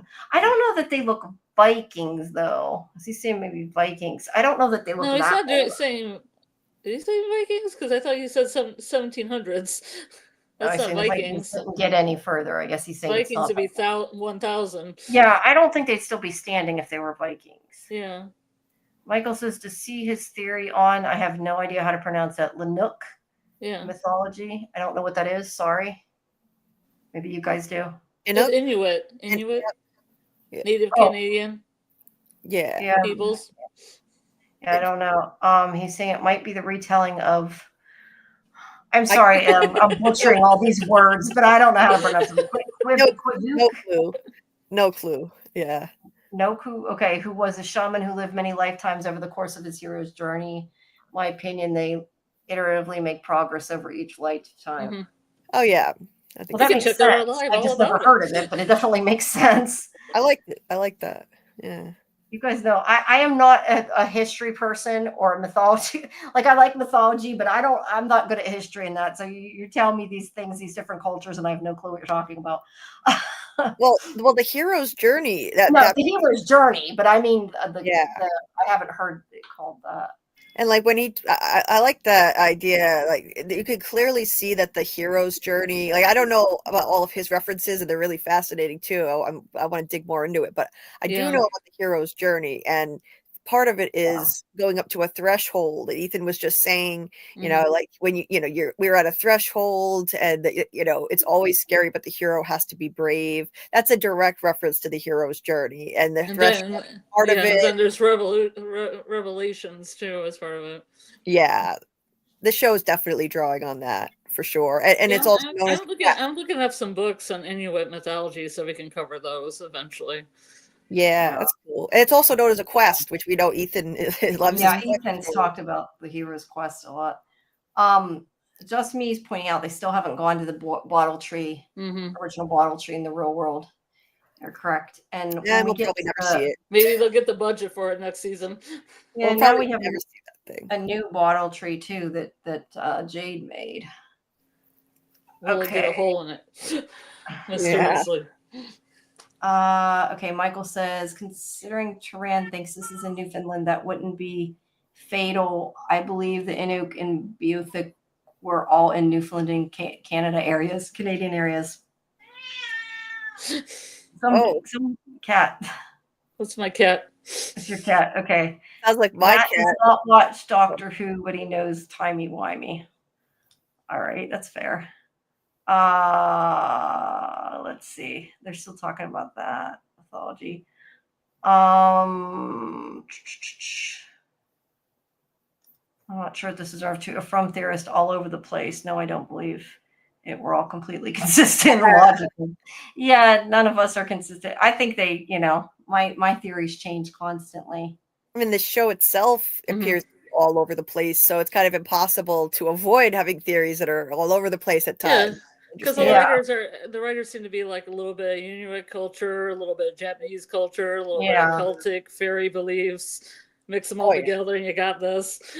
Yeah, and he's saying bunch of details thrown in that aren't necessarily integral to the narrative, and I think that's true. And that may be also that like they expect if you want to know, you'll dig deeper into it, but you can watch it without going, into all that. That's one thing I like about the community is I learned so much about mythology and psychology just from talking to people online about it. Things.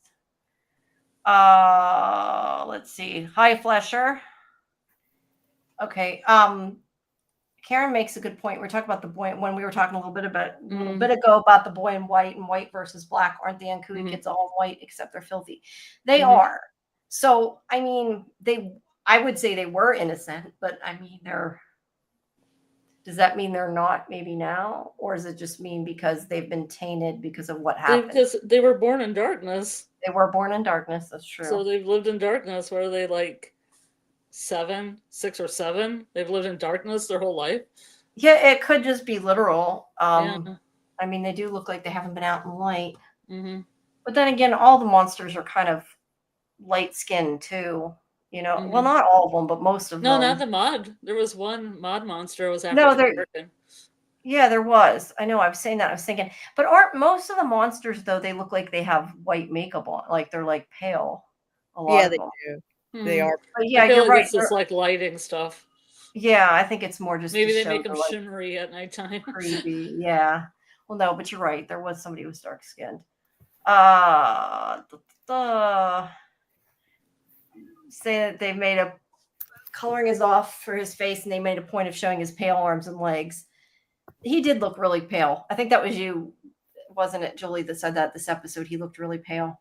Yeah, I thought he looked way paler than I've seen him before. It like just pale as a sheet. Against the white clothes, it was almost the same colors. Yeah, Yeah, he did.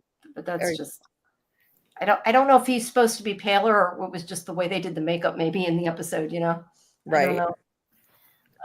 Let's see. Okay. Michael says, I think the boy in white is an ambiguous helper spirit similar to the turn gate in Inuit folklore. Maybe not that precisely, just metaphorically equivalent. Yeah, I mean, he definitely seems to like he could be a helper spirit, but if that's part of the assume that he's hero's telling the journey truth. too, is when you start over the threshold, you pick up a helper before you get to revelation.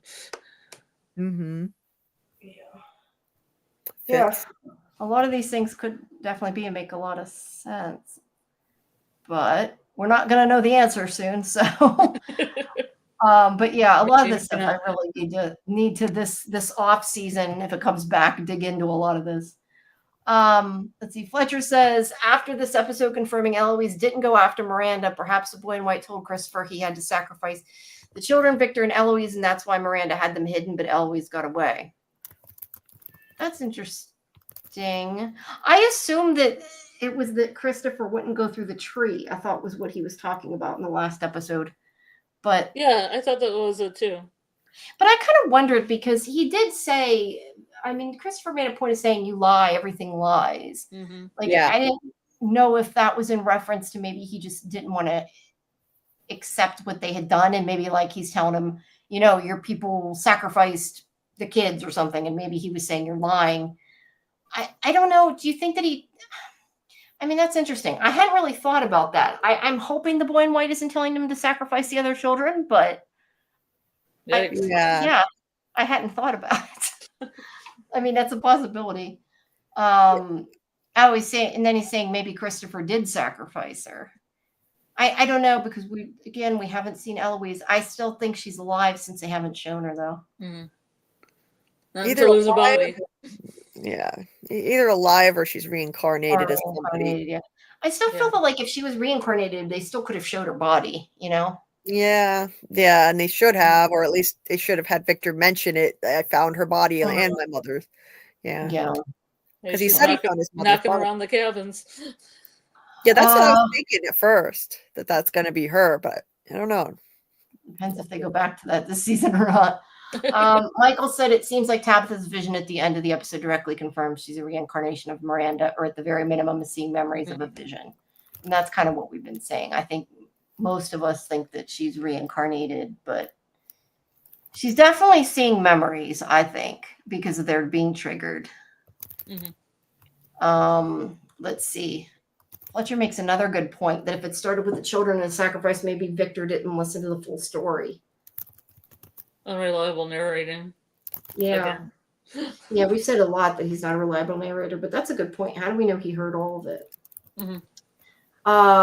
Let's see. Mark Yablonsky says, thank you. We're glad you're enjoying the conversation. I think the main bad entity is doing parlor tricks. I agree with Jolie. I definitely think they're just screwing around with them a lot of times. That's why sometimes I wonder if like things don't necessarily have to make sense because it is just or the theory that it's just two entities playing a game. And they're just setting up a move, like Boy and White set up a move and got Tabby out, but then the other entity made a move and got Tabby back in the from. Like that kind of push and pull between the two. Yeah, it could be. Tradilla, I'm not sure how do you say that. It says Martin knew Julie, but not Boyd. I thought Martin knew Boyd. He might have known Boyd. Well, I was telling Julie that like when Martin talks to Julie, it's all kind of a normal voice, and then when he talks to Boyd, he puts on more a production, like he was waiting for Boyd to get there. Yeah. So he might know who Boyd is. He might just be and if you follow that logic that he made himself seem more like hurt in that, like I'm assuming that's what you mean, like he made his voice stretch and all that. Putting on an act. maybe then it was putting on an act, because that would make sense. Like, he wants Boyd to feel bad for him. He wants Boyd to try to release him. Because if Boyd's like, who the hell are you? I don't trust you, then he can't give him the worms. Right. Yeah. Exactly. Talking about good and evil again. Matt says, I suspect it's good and evil in the sense that good is trying to help end this, and the evil wants to keep it going, whatever this means. Problem with reincarnation is everyone can be everyone. And that is what I was saying about Martin, though. Like, I think people are trying to find the answer and connecting things that, I mean, like I said, how do I know? I have no clue. But I feel like people are trying to make connections that maybe aren't there. Yeah. Naveed's talking again. We talked earlier about the boy in white getting older and his voice breaking. Everything is.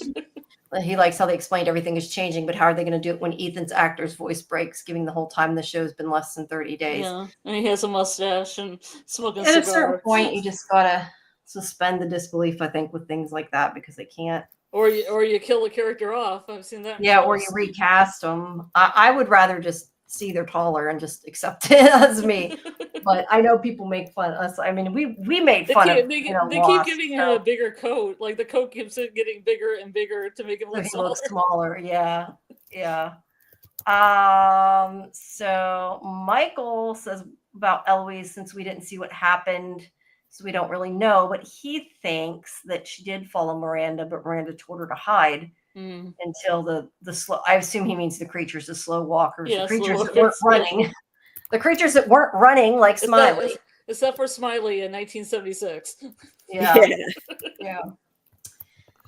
Too bad there aren't any disco monsters from 1978. They do. I still find it strange they all look like they're from the 60s or whatever. They're kind of all. Yeah. Yeah, let's. But yet there was 80s stuff in the house, so. Right, but not that people from the 80s somewhere. Not that we've seen on the creatures, though, which kind of makes me think that the creatures got there at that point in time, or were born at that point in time, or something. Okay, Matt's saying again about the parlor tricks, that maybe the man in white is doing parlor tricks or working for whoever's doing the parlor tricks. That's true. The man in yellow may not be the main big bad.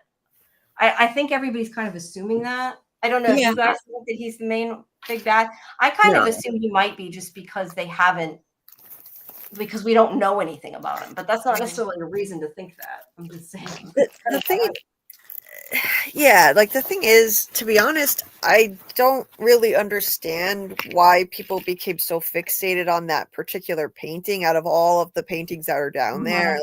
Like you're not gonna really take that. It's because of Lovecraft, Julie, and the King in Yellow. That's really all it is. A true detective. It's just like, okay, you don't find a little more interesting the giant, like, colorful looking monster with the one eye. It looks like he's about to eat a bunch of kids. Yeah, I like that one. Yeah, I found that a little bit more interesting. Purple people eater.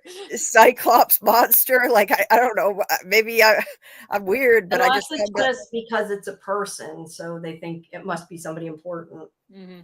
I can understand that. I don't think that the big bad is going to be like a guy like that. Like, it's not going to be like a person. It's something that's omniscient, that can see and hear everything. It's not going to be just like a normal human being. And so I think he'll have some kind of part to play, but I don't think he's going to be like the big bad running the whole thing. Well, I think whatever's running the whole thing is some kind of entity that's probably not human, but. Absolutely. I mean, that doesn't mean I feel like there's two of them. I feel like two of them playing against each other. Yeah, I don't know. I think that there could be like a creature leader and an entity leader. And we've said that before, like how many different types of entities are there? We don't know. Yeah. We don't know how the ladder works on that. Yeah, we don't. Who's at the top? Who's at the bottom? Probably the monsters. They seem to be like the office workers, like the low-end office workers. The tip of the spear. Yep. Yeah. The tip of the spear. Yeah. The lowest on the totem pole. Yeah. Michael thinks maybe Eloise escaped once Smiley killed Miranda. We sort of said that. We think that maybe too. Yeah, and Fletcher's saying maybe Christopher got her since we didn't see her. I don't know. I just think that it's strange we didn't see her following her and we didn't see her body, which Mhm, makes me think yeah. at some point she's going to show up somewhere, Yeah. whether it's in a flashback or it's an adult Not- version of her or it's a time travel version of her. Yes. Or it's Yeah. Acosta. But I feel like, yeah, but I feel like we got to know some, like, Or I don't know. I Sarah. just feel like Eloise is something that they've got to tell us more about. Definitely. Either that or I would hate to think it's just poor writing that they didn't tell us that he found her body in season 2 and now they're like, "Oh, shoot, we got to write it into the script that he said his mom and sister are dead this season." I just I hope I think I have more faith in the writers than that. I think they set her up to be something. Mhm. Yeah, I think that, like I said, whoops, sorry, my message went off. Yeah, I think it's just they wouldn't have made it a point like of not showing it if it wasn't important, I feel like, or not talking about it. Like it's got to be something, you know. Definitely. Like a Chekhov's gun, you know, it's like that's what I look at her as. Like don't introduce her to the plot and then not even say what it's for or anything unless it's going to mean something. It's got to Mhm. be used for something as a plot device. Yeah, and Karen just told me we can't rely on Victor's memory about her, and you know Mhm. that's very true. But he did. I mean, that one revelation that he did have, I feel like, was important. I don't know that Mhm. you can go back. I think we said that earlier. That part, I don't. I think you can rely on maybe, but not all the other stuff since then. But like that one piece, like when he found out that she was down there with him, and when he remembered that she was down there with him and Miranda. But what happened to her after that, I don't know. I don't Right. necessarily. I agree. Like I don't know that just because Victor says she's dead, that means she's dead. I don't believe that necessarily. Yeah, Mhm. because he did say this season that when he could never find her when they played hide and seek, whenever she would Yeah, hide. that was a big setup. Maybe he just assumed that she was dead because everybody else was dead. Yeah. Maybe that was foreshadowing the last scene, and Eloise was hiding. Yeah. Yeah. That whole story. I don't know that she can hide for 40 years, but maybe she hid and then she couldn't leave or something, you know? Right. Or she found the cabins and just decided that, lake vegetables were the way to go. Yeah. Or maybe somehow she got there and then didn't have a talisman. Well, no, because she would die if she didn't have a talisman. But I was going to say maybe she got there somehow and couldn't get back. And Wasn't the it thing is, before the talismans? See, I think the talismans were there and then somebody hid them and then Boyd found them. Like the circular thing. right, I'm sure like they were used in some other cycle before. Yeah. I bet, Because they're all kind of together. but yeah, all we know is that they didn't have them when Victor was a kid. Well, Yeah. if he's remembering right, he said we didn't have them Mhm. so we had to hide back then. But I think in maybe a previous cycle they had them. It's just maybe every cycle deviates a little bit. Like not everybody gets to that point in the game, so to speak. Like reaches a certain point where they get the talismans. So that not every cycle is exactly the same. I think could be that. Yeah. I still want to know if there's a talisman down in the root cellar because I don't know that they showed it. I think they've showed the inside of the door and I don't think it's there, but I never actually looked. I meant to find out because we were talking about that last week of Yeah, I the don't.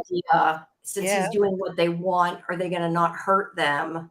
Or did she actually hang it like that she had? Because, Boyd says more than once she has it with her. Mhm. Or is it actually, hung there so they don't, so she doesn't, well, I guess Elgin isn't with her at night, but so she doesn't die. I wonder about that. Or maybe the kimono lady's on top of her and she flashes the magic talisman and the kimono lady disappears in the mist. Maybe.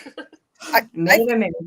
I think it's an enchanted place. Personally, I think that there's something about that place that protects children or someone carrying a child, in this case Fatima, because it's such a weird place for her to have Victor and Eloise hide. I think maybe we know Miranda had visions, so maybe she knew this would be a safe place for them to hide. Because it's like, okay, why the root cellar? Well, it's called the root cellar. Yeah. The roots were the symbol of the children's hope when they were. Yeah, that's a good point. Well, the other thing is too is that we know that the kimono woman, she's obviously different from all the other creatures because she looks different. I'm assuming she's different. I don't know. I'm saying she looks different. She looks skeletal.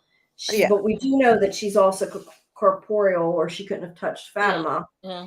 But that is a good point. Like maybe the creatures cannot go into the root cellar. Yeah, or if they can, like they can't, maybe they just can't hurt children or someone carrying a child, because you've had Victor who survived the night in there, and you had Julie get sent through a tree and landed in there when the Colony House massacre happened. So, that's another instance of a child, a minor, surviving in the root cellar, and so maybe there's something to this. Like that's I what think it would be. I And think it would Cootie be Kid came over there, so she probably was, thinking the cellar was a good place. Yeah, maybe. I just think it would be interesting if it ended up, even if they didn't know it, probably more interesting if they didn't know it. But if it ended up that like there's something that protects that root cellar and that technically they could all go hide in there every night, nothing would happen and nobody ever knows it. I think that would be funny. Yeah. Let's see. Where'd it go?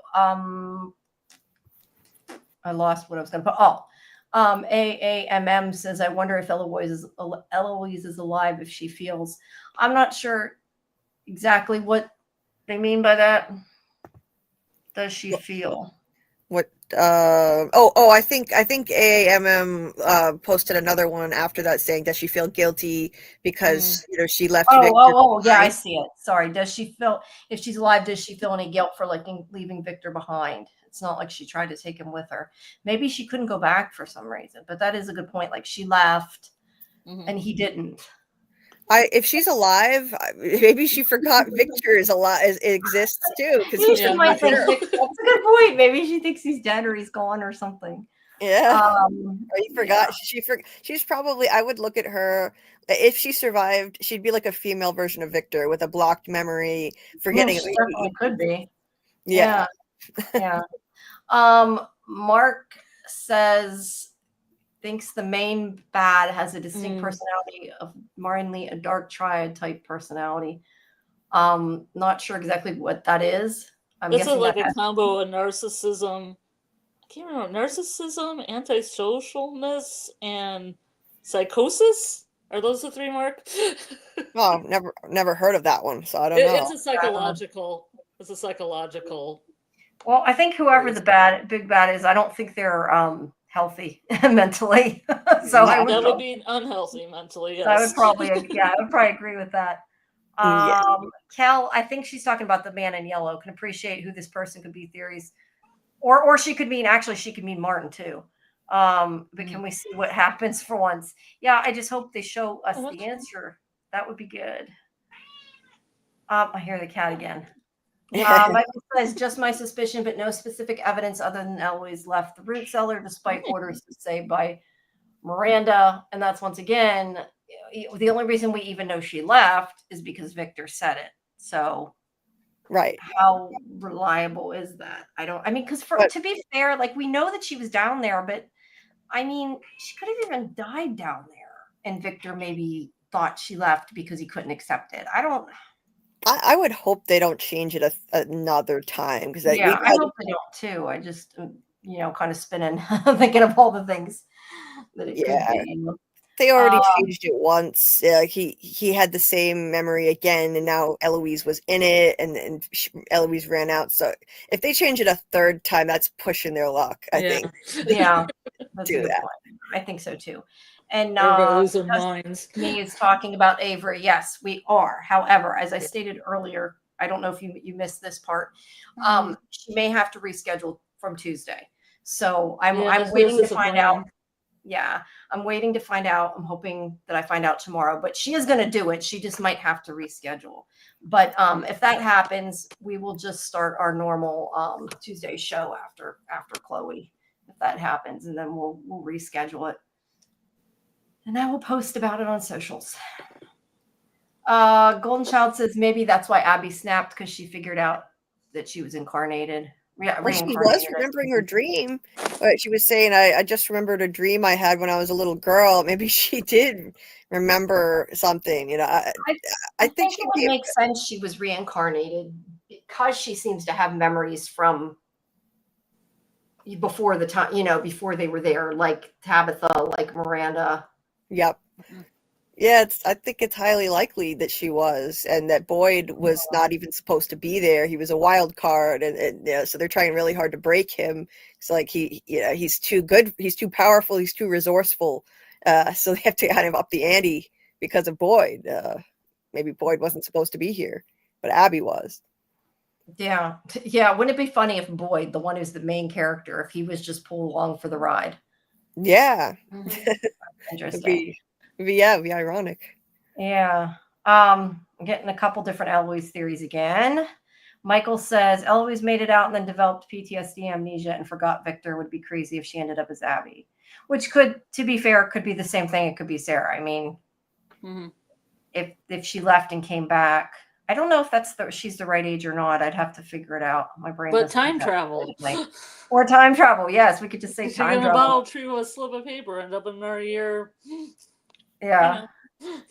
Yeah, Abby would be the right age, I think, based on how she looked. I think Abby would be the right age to be Eloise. That's possible.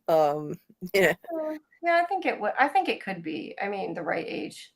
But I kind of wonder, though, like, wouldn't it suck, though, if they're like, oh, yes, Eloise was Abby, but she's already dead? Like, that's the only thing I'm thinking. Like, what was the point if she's already gone? I was thinking the same thing, because she's already dead, so I feel like that would kind of ruin that. Yeah, she's already dead. Like he's right. What he's saying makes sense, but if she's already dead, like why go to all that trouble? Exactly. I feel like it would be way more interesting if it were a character that's already alive that we know. That for me personally. I think are any of the other adult women the right age? Tabitha's too young. Donna looks like around. I mean, I still think she's Miranda rather than Eloise, but I mean, she could be. And what Donna? Donna looks like the right age. I don't know. Could be probably the right age. I don't know. I'm really bad at judging ages, but yeah, she could maybe be the right age. That would be interesting. Yeah, but she hasn't had dreams. Well, at least not that we know of.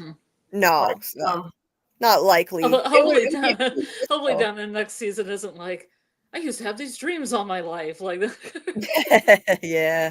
What dreams? The ones you never told us about? Yes, those dreams. Yeah. Have them all the time. It wouldn't really make sense at this point, but it would be cool if it was somebody we already knew. But yeah, I tend to think it would be somebody we knew if it's somebody that's alive. I mean, if it's somebody we knew. I was just hoping for that other Smiley cameo where we see Smiley attack down his sister and rip her face off. Yeah. You can have that one free, writers. Yeah, considering people already think they saw it. Right. Just Me thinks Eloise is somewhere else. Maybe she survived the night and saw everybody dead in the morning. Maybe her mother, and she went to the bottle tree or another part of town. I don't know. It's hard to imagine, though, because we know that the boy in white helped Ethan survive. He did help him survive. So we would have to assume then the boy in white went off and helped Eloise survive, too, because there's just no way she could have survived on her own with no help. Sorry, I didn't mean to cut you off. I was just going to say, would there be a reason where maybe there'd be a reason they should be separated? Like we talk about maybe she's at the cabin, right?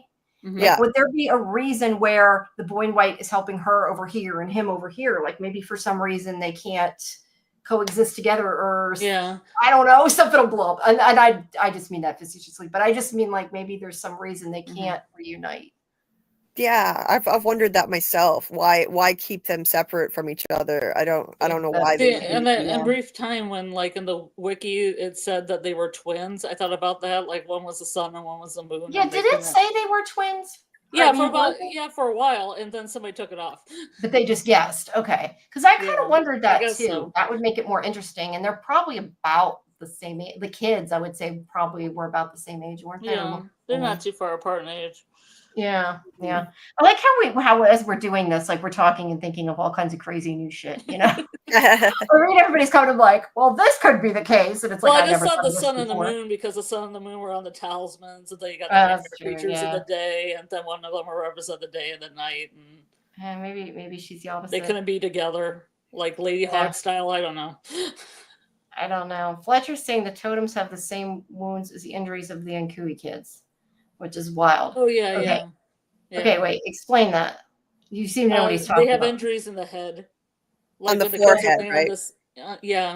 And Jim had the same kind of injury too, and Kelly had the rebar through her head in the same spot. There's a lot of people that have like an injury right there in the head. I think Martin had a mark on his forehead too. Where was it? I'm trying to remember. Was it It's like on a the specific forehead. It's on the spot? Because could forehead. it be like like the area of like your third eye? Like it, No, It's it's more to the side, I think. yeah, more to it's the like on the side. Okay. forehead to one of the To the s- sides. Yep. Yeah. See, these are the kind of details that I don't notice, and then somebody says, and I'm like, how did I miss that? And then I feel really stupid because I don't notice these things. No, don't. I mean, like, not everybody obsesses over the show like I do all year round. You know, like you have like a more healthy appreciation I'm for the new to show. the obsession. You got to remember, I watched it before, but I didn't get this into it. This is new, so I'm not sure why I didn't, to be honest. But Well, that's yeah, this totally time I did. understandable, though. Like most people will consume a show and then just, put it aside until the next season comes back, and then of course you're going to forget details. No, yeah, no, you're totally right. I'm considering how I went and kind of did this for Lost. I'm surprised I didn't. That's all. Have you seen Yellow Jackets? No, I still have not started Okay. that. Well, I mean, I Because started it. I still have they not had finished like it. injuries to the head too that caused things to happen. That's cool. Yeah, Kind I of do around the need to third see eye, that. like what That you were that and saying. Severance, I still plan to watch, and I still La, have la, to la, watch. la, la, I la, need. la, la, You la, gotta watch la. Severance. You I know. gotta I'm watch like, I need more hours in the day. It's like Severance. Is I can't even get done all the stuff I'm supposed to be watching for the website. I'm like, I want to watch this. I want to watch this. Oh yeah, You and I just want to want watch. to watch I Agreed. want something to for watch your From pleasure again for for the once. fifth time. I want to. I know what you mean. Like, I have a list a mile long of amazing recommendations just from being in the From fandom, and I can't even get through Lost because I'm too busy covering From, and like, I just haven't had time. But definitely make time for Severance. I think it's the second best show on TV after From. It's Yeah. phenomenal. But no I'm gonna spoilers. cover it too. I'm gonna cover it on No my channel. spoilers. I'm not gonna say spoilers. Don't worry. I'm gonna cover it on my channel when it comes out in January, the Oh, is that season when it comes 2. out? We And I'm got a gonna while cover it then. with her allegedly. We got a little bit. I'll have to look and cover that. I know I want to go deeper into Silo because a lot of you guys seem to like Silo a lot, and I like it a lot. I haven't had a chance to watch second season yet, but Me I neither, will before actually. Tuesday. If I'm Karen's still covering listening, I promise I will watch it before Tuesday. I'm I'll do covering it. the show and I haven't watched that episode yet. Like, I haven't. I just haven't had a chance. it's just I am like so far behind in everything. it's I was telling somebody today that I think From gives me ADHD, and I say that I probably shouldn't say that, but I don't mean it. Like it's just I get so distracted. Like I'm doing something and I start talking about From or typing about From or I don't know, and then I'm like, wait, what was I doing? You I got feel like possessed by the entity. yeah, maybe. But yeah, I don't know. I forget what I'm doing, and I've like not done things I had to get done because I got distracted by From. So it's very bad. It's oh, getting same here. um Absolutely. yeah. Yeah. William says, can astral projections travel through time? That's a That's big question. that is a very good question. Maybe, maybe Because not. I don't know. going back to last week, it is very possible that that's what Julie was, or it could be a dream state, like Yeah, this she could Julie just have the says, skills to or it travel could be between other worlds and stuff. yeah, I don't know. I still want to know more about that, like what it means that she, I don't know, went forward. We don't know. Did she Yeah. really? Did Yeah. her mind? Did she, It's so all those confusing. questions we had last week about it. It's so confusing because it's not like normal time travel. Her body was still laying there. So Mhm. I personally think that they're doing something unique here with like a form of astral projection and time travel at the same time, because I think what she was like doing was going into a dream state from the past. So, it's like time traveling into a dream state of the past. Like that's the way I try to make sense of it. But it's Not confusing. complicated at all. Not at all. Yeah, this show's so easy to understand, right? Yes. I don't know why you guys just haven't figured it out yet. Yeah, I know, right? Matt said, I wish you could somehow like filter the comments so like you could get them to be about each thing. So we'd stay on one, go to one subject, then go back. Yeah. We're kind of going back. I feel like we're going back and forth. Because Matt says Elgin was exaggerating the significance of his contribution to what happened with the nursery. I'm in the music box. I agree. And like I said previously, I think it's just that's how he's accepting that he thinks what he is doing is a good thing. I think that he's just like not paying attention to everything else. He's part of the cult. Yeah, part of the cult. Been indoctrinated. Let's see. The person who died previously had said part of the rhyme before dying. Oh, Reggie's what? Sister? Sister, girlfriend, wife, whatever the heck she was. Did she? Debbie? I'm trying to remember. I do remember something about that, but I don't remember. Yeah, that was the scene where he was crying, and the boy does, what did she say? Can you remember? Can you remember? And I'm like, he's just Oh yeah, and he was he's reciting just it bawling, and he's just like, because that's how they knew it was from the sister. rhyme. Yeah. Elgin and Bacta repeated and finished it. Yeah. Okay, I do remember that then. Whoa, I just got dizzy there a second. AAMM says, what if everyone in town is related somehow through their ancestors? The town is so diverse. I feel like it's possible. Yeah, I think so. I think You it's know what? sons of the father because they all Yeah. come from different places. Like Jade comes from France, so that might be some kind of connection. I feel That like was Tabby's from maybe like South America. And Fatima's from Iran, and Yeah. Kenny's family came from China, of Mhm. course. Yep. Let me ask you guys something though. Their ancestry is definitely very diverse. Mhm. But yeah. from what we know, they physically came from places in the United States, because I've seen people mention that, like, why is it only in the United States? Yeah, why isn't it Canada? Why don't they pick in some Canadians? Especially because they're filming in Canada. You think it would Yeah. be all in Canada. And But then that's your culture and all that, why aren't they like, taking in a Canadian every Mexico, once in a while? Canada, Or maybe and a Mexican like the Spanish conquistadors that went to Mexico. Why aren't one of those coming up? yeah. I wonder if it has something to do with the way that they get to the town, but we still don't know how exactly that is, Yeah. I think maybe if they eventually tell us what from means, maybe we'll know. Or origins. That's what it's marketed to in other countries. Yeah. Yeah, they're definitely diverse, but physically all came from here, so. Yeah. Okay. This is where sometimes we're switching back and forth, and I'm not sure what this was in reference to. Yet another test, I think, sort of like Tabitha needing to rebuild the Inuksut. That's in my picture. The thing is in my picture. That's in Sook. Okay. Oh, okay. The rock. Not unlike Tabitha needing to rebuild it to prove her shamanic bona fides to the ghost children, where they confirm her as and Kuit, yeah. Yeah. He made shaman. And Kuit. Yeah, he made some really interesting points about that, explaining that, and it makes total sense. I had forgotten that Inukshuk thing seemed to summon them from the beginning. I forgot about that. Like when she saw her first Ankui in the cave, then like there was one of those sitting there, and a kid rolled a stone out of the cage and knocked it over, and like that was the first time she saw it. And then the next time Ethan was putting one together, and she went over and helped him and looked up, and there were two of those kids standing there staring. And then when she wanted to try and summon them, she went and she built that thing in front of the cave, and then 7 of them all showed up and swarmed around her. So it seems like that thing does summon them. That's really interesting. But if that's the case, though, why have they come without it? Or do you think that it's there somewhere and we don't know it?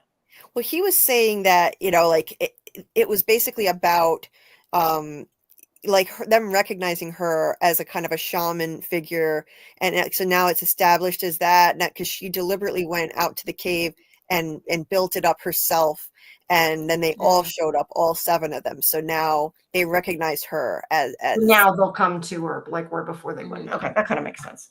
Yeah, like a gateway. Yeah. Okay. AAMM asks if anyone knows what was the tune Muriel was humming when she got to Colony House when they found Tilly. I wish I could remember. Somebody told me what song it was, and it was something really. I think it was London Bridge. I think London Bridge, which is very ominous, with the history of that song. Yeah. Yeah, I believe that was what it was, if I remember correctly. Yeah, but it says in it, take the queen and lock her up in it. Mhm. The second verse, take the queen and lock her up, lock her up. That's true. That could be. Isn't that Friar Jacques though, too? Or is that the same song? What song? I was thinking, never mind. I don't think it is. I was thinking it was Frere Jacques. I'm thinking of a different song. It's similar. It's a I similar don't think tune, it's but the it's not same, the but it's same. similar. It's not. It's similar. But they took Fatima and locked her up, so that makes sense. Yeah. Take Fatima and lock her up in the root cellar. Yeah. Yeah. I don't know that's about in this. public domain. Yeah. That's true. Don't sue us because we're singing a song, please. I can't. It's afford public it. domain, though. I'm pretty sure. No, I know. Oh yeah, that song is ancient. That song is. No, I know. I don't know what we're conjuring up when we sing it, but who knows? Yes. Dieter's giving me. I don't know. I don't know that I want to imagine that Dieter. Tabitha remembers kissing Henry. Oh, I thought people thought that he hooked up with Donna. No, I think he means if she's Miranda. Past life. Oh, like the sitcom? The sitcom where she's a zany sitcom with two Miranda husbands? with them, that wouldn't matter. But I don't know. Well, I guess it wouldn't look like Tabitha. But I don't know. It's just weird. She'd be kooky living with Jim and Henry. And then the kid situation would be really weird. Yeah. That's funny. I mean, especially as Sarah's Eloise, and you got Sarah in there, and you got like Julian Eason, and Yeah, talk about a weird mishmash family. You'd have Tabitha and her two brother husbands, and you got her two children, and then you got her Maybe Sarah. Watch that sitcom though. daughter Sarah, who tried to murder her son Ethan. It would do great in sitcom format. What are you talking about? It would. They need to do like an SNL skit or something. I could totally see that. Yeah. Matt, that comment was to Golden Child, but Matt's saying that if reincarnation is real, death is not the end, and maybe that's what Abby meant. Oh, and also that's when Tilly said that, like it makes total sense. Tilly was saying that maybe this say that. Just the beginning of a grand adventure. Mm-hmm. She said maybe that actually the end. Definitely be foreshadowing that. Tilly's comment. I never thought of that till you just said that. Yeah, she said like, I don't think it's the end, it's the beginning or maybe the middle of a grand adventure. Mm-hmm. Yeah, I totally think that's what that meant. Well, they also talk about, I think, about an Ouroboros, though. Talk about all the cyclical stuff. Yeah. But yeah, that's I don't know though, but yeah, it's definitely irrational though, because being reincarnated doesn't mean you're still there. So I don't know that you would want to kill yourself for it. Yeah. What are they talking about the toilets and about those toilets at the end of the caves? That's why the monsters act like what toilets? What's with the? Yeah, I don't know. I missed something. Oh, I don't know, Peter. Now you lost all three of us. I remember seeing a toilet and a TV that didn't work. You mean down in? Oh, was there a toilet down in the cave? Yeah, there was a toilet down in the caves. Well, maybe I don't think it was a functioning one. Once in a while. They seriously dragged a toilet down there? I missed that. It goes back to they the are concept, down there at kind of night. psycho Maybe built they this have place. to use it. What? So they showed that this season when Victor went down there with Henry? I missed that. I've seen a toilet in the caves before. I couldn't pinpoint where it was, but I do remember saying, "Why is there a toilet down there?" That's hilarious. Yeah, like you just picture them. That's what I'm saying. It's a psycho. Like, what psycho built this place and put some toilets in the cave? That's so weird. I don't know, but I mean, if they were human, they definitely might have to use it. Yeah, but I think they just randomly put, design. It's a random design. Yeah. I'm gonna have to mute again. I gotta go do something real quick. Yeah, I know. I'm trying to tweak because we're in the third hour. Let's see. Fletcher says it's funny. Tabitha had hugged Victor before this episode. When she went through the tree, they hugged each other, but the memory only clicked in this episode. Well, that is funny, but I was wondering if maybe it has to be like, but see, that goes back to like people saying maybe like you have to hit certain levels of the game or whatever, because you say that and I'm thinking, well, maybe Victor had to remember XYZ before Tabitha could remember this. But yeah, for a reason for that to happen, I don't know, but it makes me wonder. Right, because like she did hug him before she went into the tree in season 2. They had a very touching hug, but yeah, maybe I think a big part of it is her experience meeting Henry and like learning about Miranda's story and all the chosen ones who came before her. It's like it's kind of opening her eyes to the this idea that she's a chosen one. And so I think with that kind of insight, now she's getting more and more like tapped into her true origin, if you will, like I think that's why. And also it helped that she was literally in the root cellar when she hugged him. Like that was just like that That night. might have made a difference too. That's a good point. Yeah. Yeah, definitely. Whoops, that is not the right thing I'm linking to. I'm making sure that I repost that we're still going, but I accidentally copied the wrong thing, which is not good. Okay. Let's see. Here we go. So I will say, since we are now in hour 3, the beginning of hour 3, since we did over 2 hours now. Just a reminder to people, you can jump on and talk to us if you want. The link is at the beginning of it's pinned to the beginning of the YouTube stream if you want it.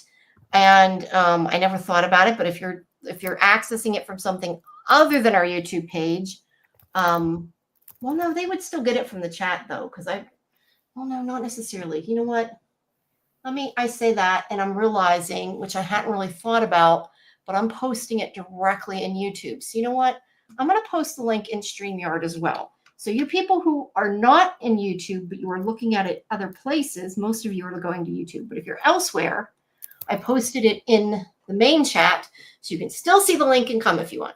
But feel free to try to jump on with our conversation. Just make sure if you're going to do it, that you mention it in chat so we know who you are and that we know you're legit and not going to post porn. That's a no-no. Okay. So we do not want that happening again. Yes. Man, bear, pig. What is that? The comment about the big? I thought it was a spider bear. I'm not sure what that's in reference to. I missed something there. Whoops. Oh crap! Sorry. Don't mind me. I'm knocking shit over on my table and everything's falling. I swear I get weirder as I get sleepier. So just need to ignore my centricities while I'm talking. But I don't know what the man bear pig was in reference to. At least you don't fall asleep on your own live stream like I did on mine last time. Oh my God.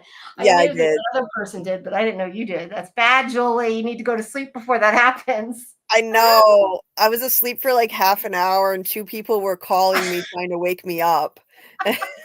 Oh, that's what that conversation was about. Okay, now that made more sense. I saw part of that conversation, I think. Yeah, it was embarrassing. Yeah, you're streaming it. You need to stop. No, I think we're okay. I just get really silly after I hit a certain point. Karen, laugh out loud at wanting answers to everything. We all watched Lost, didn't we? Most of this is not going to be answered. Yeah, I mean, you're not going to get answers to everything. And I think if people did get answers to everything, they'd be disappointed. But, you got to get some answers. I think people are too worried about getting answers and they're not enjoying the journey, though. I will say that. I think a lot of people have been like that all this season. I have been saying all season you'd get answers. I hope people are starting to realize that that's the case and they're enjoying the answers they're getting at least. They're delivering. They're definitely delivering. I mean, we've gotten a lot in these last 2.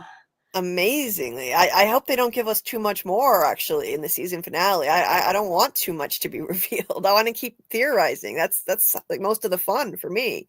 Like, even, honestly, I enjoy that part equally as much, maybe even more than watching the show. It's weird. Yeah, I do. I enjoyed that too. Well, yeah, considering we talk longer than the episodes are, Right? Michael is there. Let me bring Michael in. Hello. I don't know if he said in the chat he was coming in, but we know who he is. So, hi. Oh, yeah, Michael's good. It's okay if we know who you are. It's more if I don't recognize your name. Don't come in and just randomly come in and post porn, please. So, hello. Welcome, Michael. How's it going? Hi, Michael.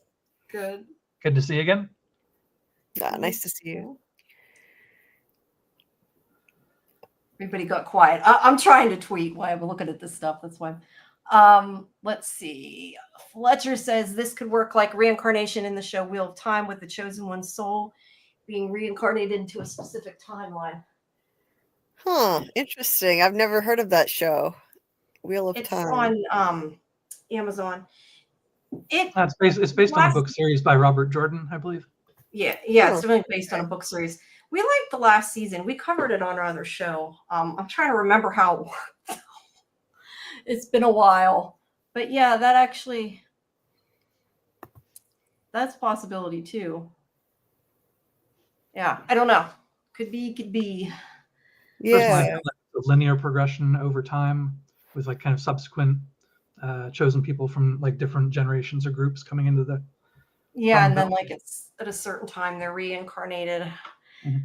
I think because it was time for whatever event to happen, where he was supposed to save everybody. Mhm. Now, what's this? I don't need to read your comments because you're in here now. What's this about the unlocking the lighthouse?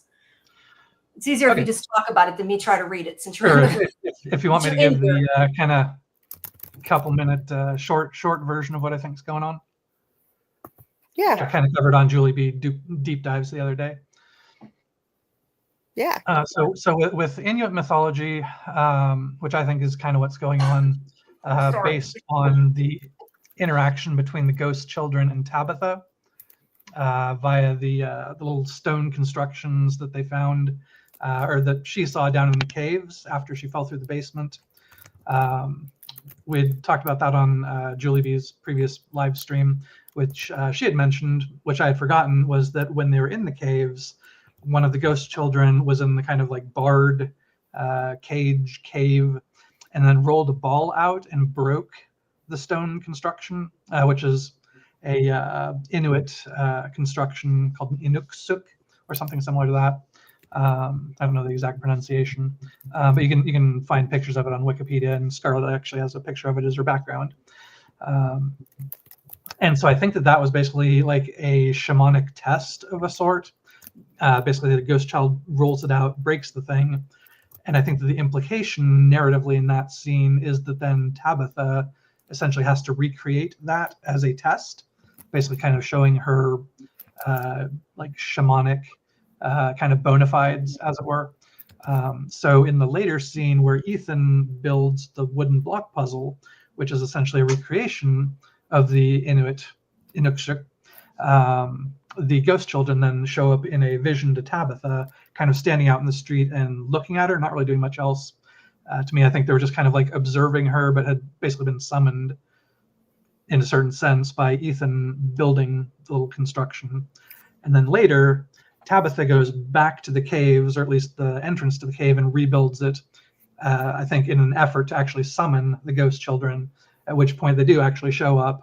They come out of the woods, they basically lay on hands and start saying, on kui, which I think the construction itself is a clue to how to interpret that, because that is a fairly specific cultural construction from the Inuit and similar tribal groups, native to, I think, like Canada, Newfoundland, some of those areas. So I think that we're meant to interpret that as being an Inuit phrase or word, which I think is the plural form of angakuk, which is angakui or something similar to that, which I think is just kind of my theory, trying to put it together, is that the use of that in the plural form is an intentional thing, basically recognizing her both as a shaman because she completed the test and basically kind of passed that shamanic test, but also as a part of a literal and linguistic plurality in the narrative, basically saying that she's one of like a long, essentially lineage of shamans that have come to Fromville in an effort to basically save the children. So at least in my kind of reading of that scene, that's what I think is going on. I could be totally wrong, but that's kind of my interpretation as far as kind of that goes. And you're saying that's all leading to her being pushed through the lighthouse. Right. Yes. That's kind of the backstory to that. So I think because I have kind of bounced a bunch of ideas off of ChatGPT and then looked up Wikipedia stuff, just some kind of like basic, mythology, symbolism, that sort of thing. And one of the things that ChatGPT had said when I had asked, is there any symbolism to being pushed through a window and having it shatter? There were a couple of kind of interesting things, but the kind of two things that kind of jumped out to me the most. Number one, symbolically, is it can represent essentially like a kind of a forceful push between realms or worlds, kind of like shattering the boundary between realities. So I think that in kind of a semi-literal sense, the boy in white was pushing her through kind of the veil between worlds back into the real world. But then there was another kind of symbolic thing that I guess is used sometimes in various narratives, which is kind of like a purification or an unlocking ritual, essentially kind of breaking, whatever seals or, that sort of thing are kind of holding somebody back so that they can maybe begin to progress spiritually. So I think that's kind of what was happening in that scene, kind of as kind of like a literal and a more metaphorical meaning to that scene. So I think that's why then after she gets pushed through the lighthouse window, then when she gets back to Fromville, she's able to remember her childhood nightmares of Fromville. And I think that she then starts to Okay. have So more she spiritual couldn't connection. remember until that point. That makes sense. Mm-hmm.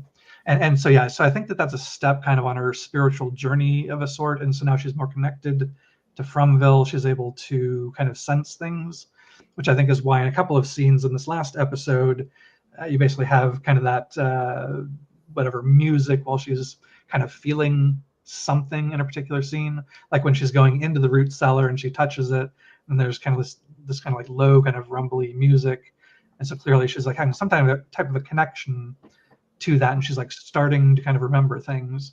And then you have like a very similar thing when she touches Victor, and then she starts having a memory of basically running through the forest as Miranda, or seeing Miranda running through the forest. So I think that she's starting to kind of unlock that almost like an ancestral memory sort of thing, where she's maybe starting to remember that maybe she's a reincarnation of Miranda, or at least she sees what happened to Miranda previously. I'm not sure exactly which of the two it is, but it feels like narratively that's maybe what's going on there. Yeah. And we know that from what Henry had exposited to Tabitha when she was in the real world, which I think is part of the reason the boy in white pushed her through the lighthouse window, saying this is the only way.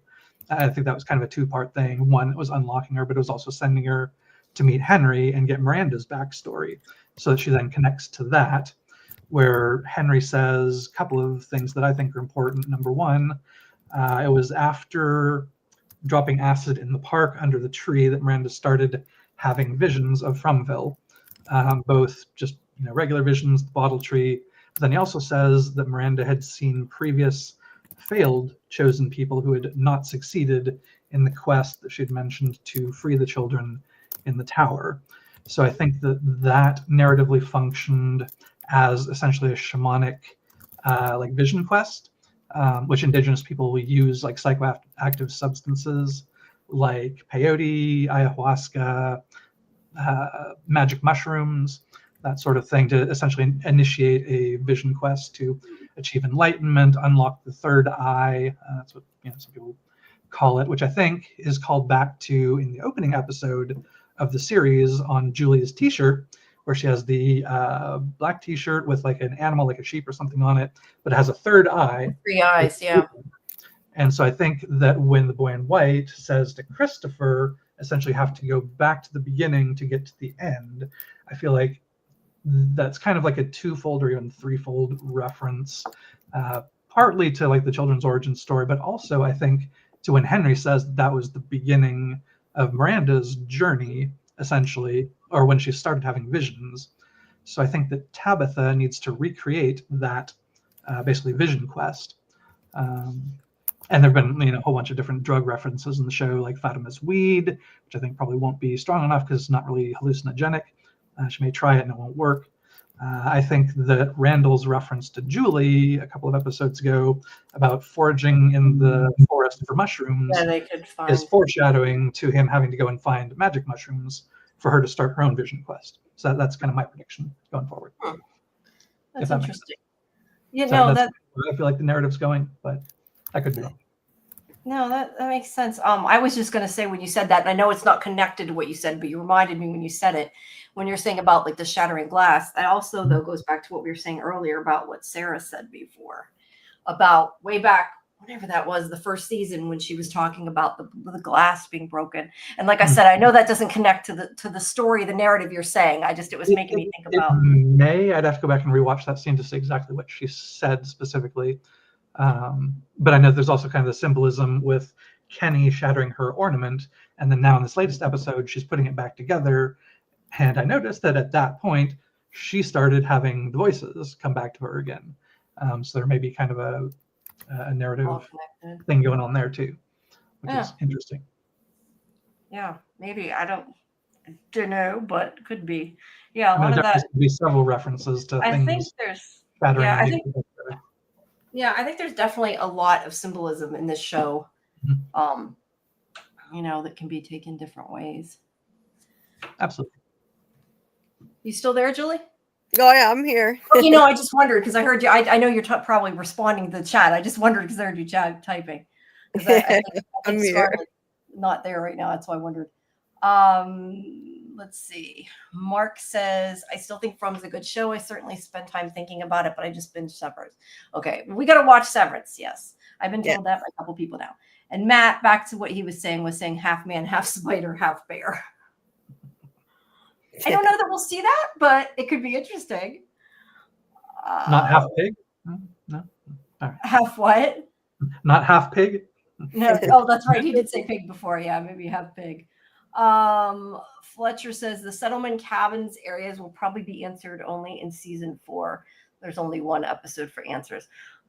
I think at any rate, they can't fit all the answers in. But I think what Julie said is true, though, too. We don't really want every single thing answered because then would we come? I mean, we would because we're all obsessed with the show. But would the average viewer come back if they answered everything? Is the question.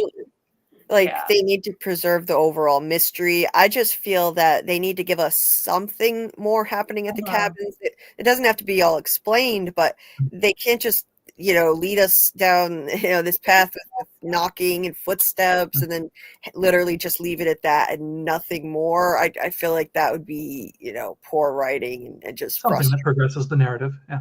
Yeah, just give us a little something. We need something. Yeah.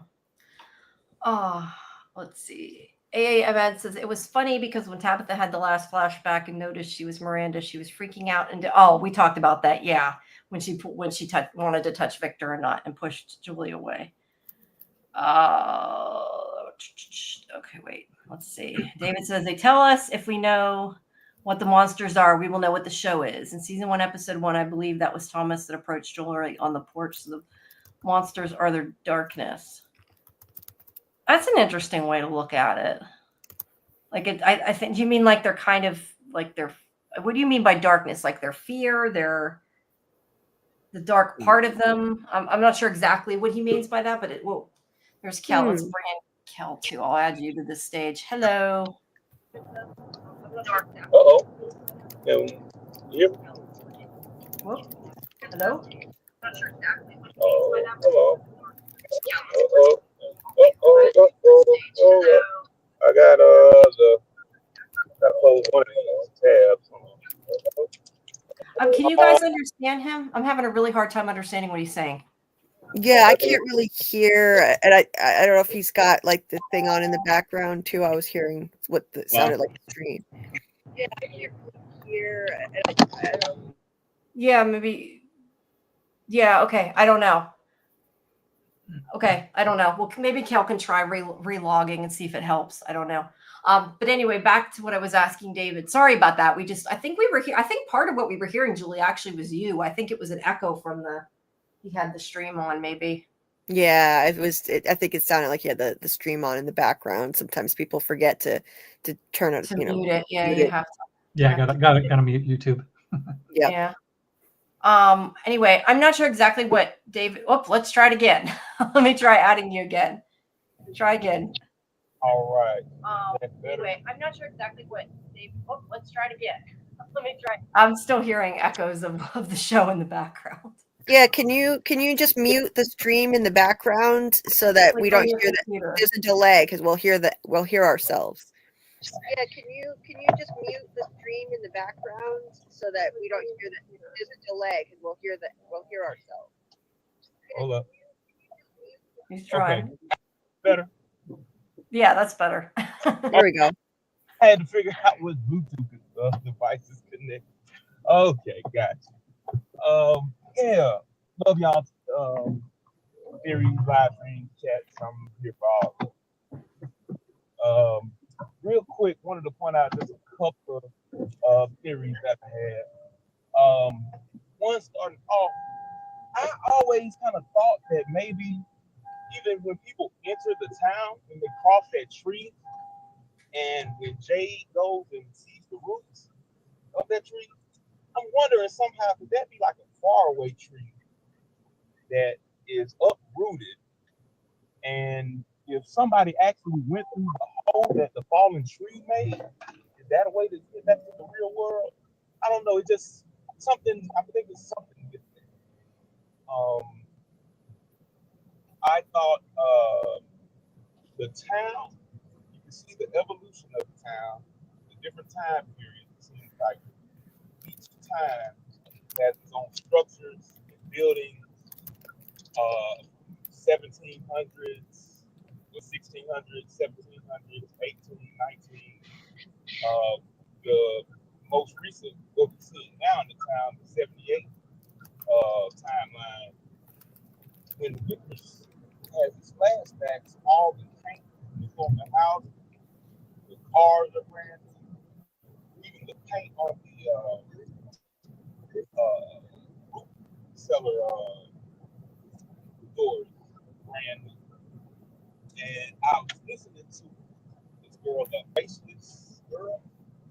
She actually went back and did like a whole bunch of research, and it definitely kind of lined up with what I've been seeing all along with the time period. So, real quick, the monsters, the entities. I think it's a different entity for every part of the forest, every part of like the town. It's like they kind of get introduced with the different time. I do believe there's also a game going on when the boy gives Smiley the worms. I believe that basically that card beats that card. You see what I'm saying? Yeah, Like I'm worms beat creature for lack of a better term. I don't know, Julie, could you hear everything you said? I heard the first half, and some of it I'm like having a really hard time hearing you. But the thing about that you said about the faraway tree, I know that a lot of people think that the tree that they made roots. Okay, let me see. Oh, whoa! Now I can hear you. Oh, hello. Well, that's a lot better. Yeah, that's definitely a lot better. Yeah, I was going to say the first part of what you were saying about that. Okay. You know that we talked before about how the hope was poured into the roots, was poured into the tree, and we said maybe it was the tree in the middle of the road. But I never thought about the fact that that tree could be a faraway tree. That's actually really interesting. Yeah, like a temporal kind of, since it's fallen and like uprooted, and maybe it just like has that type of effect, because even when people go in the faraway tree, it's like you don't feel it, you don't see anything, you just go in and you're there, So it doesn't have to have a door, or it ends up in a well. Like we've seen the evidence that you don't necessarily have to go through anything. And of course, Dale ended up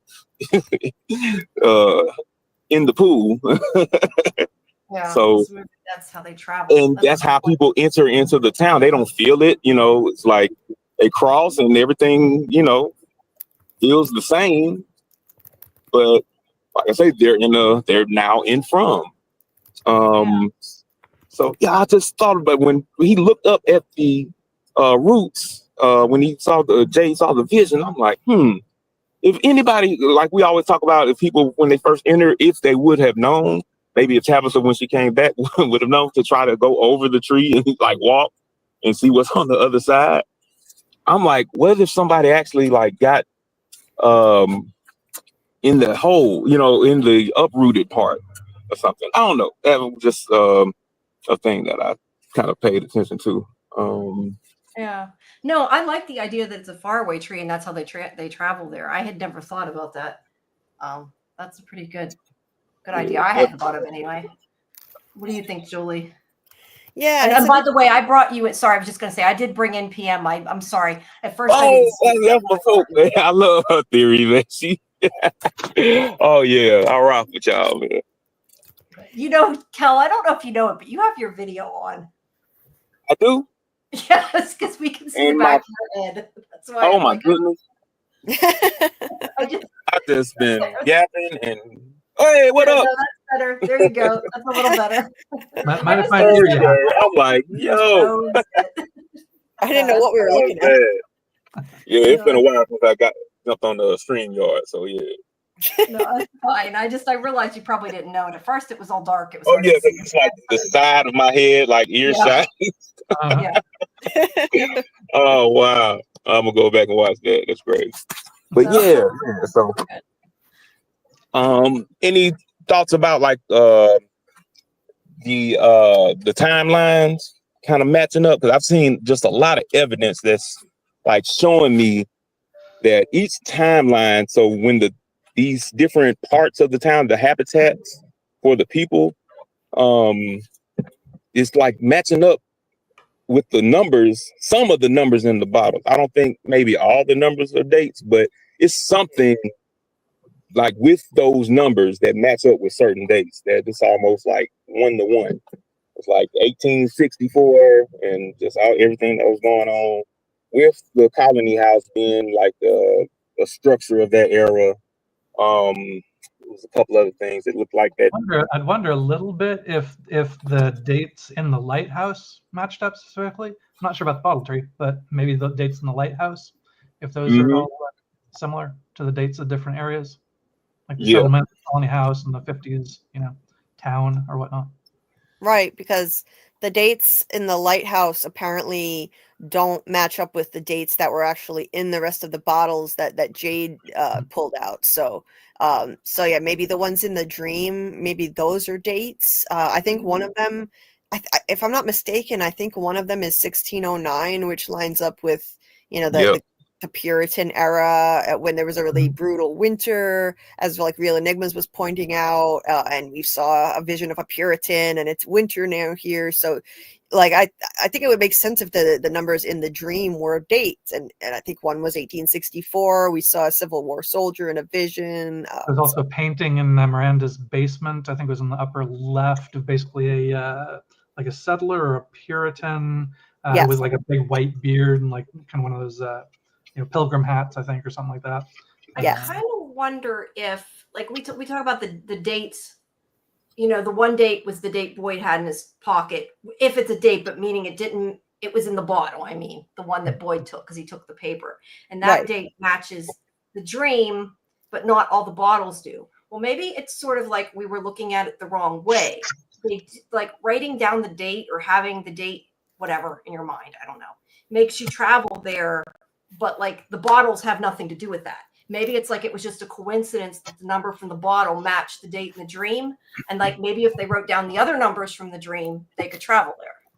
Or to then, not to there, but they could travel. Now narratively in the show, they pretty much nixed the idea that they were dates because one of the bottles that I forget who it was pulled out was like a 26 something 2659 would have been like 100 years in the future or something. Right.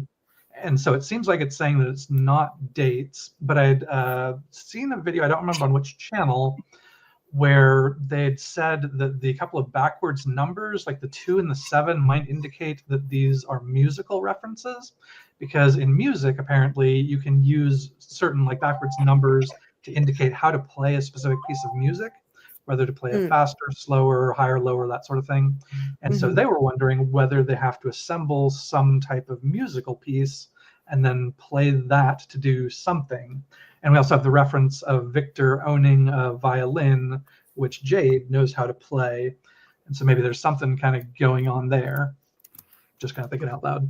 And Miranda also played violin too. So yeah, I like that theory. I'm going with that theory for now. I like the idea that it could translate into a music composition. And music is, I think, generally done in like 4-note beats, and so that might be why they're in specific 4 number groupings. Just thinking. I don't know. I've Yeah. said before, I know nothing about music, so I can't Neither comment on do that. I. That was just one of the videos that I But watched. I don't know. I just wonder that, like I said, my point was that not so much that the bottles were dates, unless, I mean, we did say they could be months and year, but I just think it would be interesting if we were looking at it all backwards, and that the dates in the dream, or the numbers in the dream, I should say, that those are dates and those are important and those would let you travel, and like it was just a coincidence that the number matched up to the one in the bottle. You know what I mean? And like he had it in his pocket, so maybe it can make you go to a different time. I don't know. That's where I'm kind of going with that, but I have no clue. But the music, I don't know. Yeah, I'm not sure on that one either. Another idea that I had, which I don't know whether it's even in the ballpark or not, but on the map, which I'm assuming is probably Miranda's map that's in the Peach box truck or whatever. There's numbers on that which largely seem to be like there's like a series of numbers in particular parts of it that appear to be descending, which makes it seem like maybe they're distances, and the distances are getting closer and closer, because we know that Victor has been measuring like the number of steps to trees and that sort of thing. So it seems like maybe there's some kind of weird thing going on there, and maybe the numbers in the tree have to do with like distances between particular points in Fromville. So like if you go into a tree with a number that's like a specific, 1597 or something, that'd be like that distance to some other place. I have no idea whether that's related or not. It may not be, but just kind of an idea I was having at one point. I don't know. I just feel like there's got to be some way to control the trees if they do it right. Mm-hmm. Don't know what it is, but. And somebody else had said, like, if you have some specific intention in mind when you go into one, like Tabitha had wanted to go to the lighthouse, and so when she went through, that's where she went. But the other guy who had gone into the wall of the pool had said something previously about wanting to get out of Fromville and just go sit by a pool or something like that, and wherever. Yeah. So he ended up just being in the pool, literally. I don't know whether that has any relevance whatsoever, but somebody had mentioned that at some point. We've talked before about things manifesting when they say it or when they're scared of it. And I just want to say, I don't know how you click on it, because it's somewhere past in the chat, because we're so far past, or we're not to that point yet. It's past where I'm at. But thank you, Miranda. I see the money that you put in. Thank you. Much appreciated. As always. Hi, guys. Hi, PM. Yeah. The conversation's so good. I didn't want to interrupt you guys. And thank you for letting me call in. I heard you guys were talking about the Reels channel. So today, and I was saying your interviews, Sci-Fi Vision, I went back because I wasn't subscribed to you, and I watched all the interviews. And then I went to like the channels that I usually watch, and I watched the videos again. And I think, how you were mentioning real enigmas and theories came up with the, it's hard for me to describe because I don't want to mess it up, but it's a dream theory about the bracelet. And I think, and Terran is really good about keeping up with the writers and listening to all the interviews and the articles. He said, the writer said, there's one person, or like, something like there's one person that got it and they're going to be very like surprised.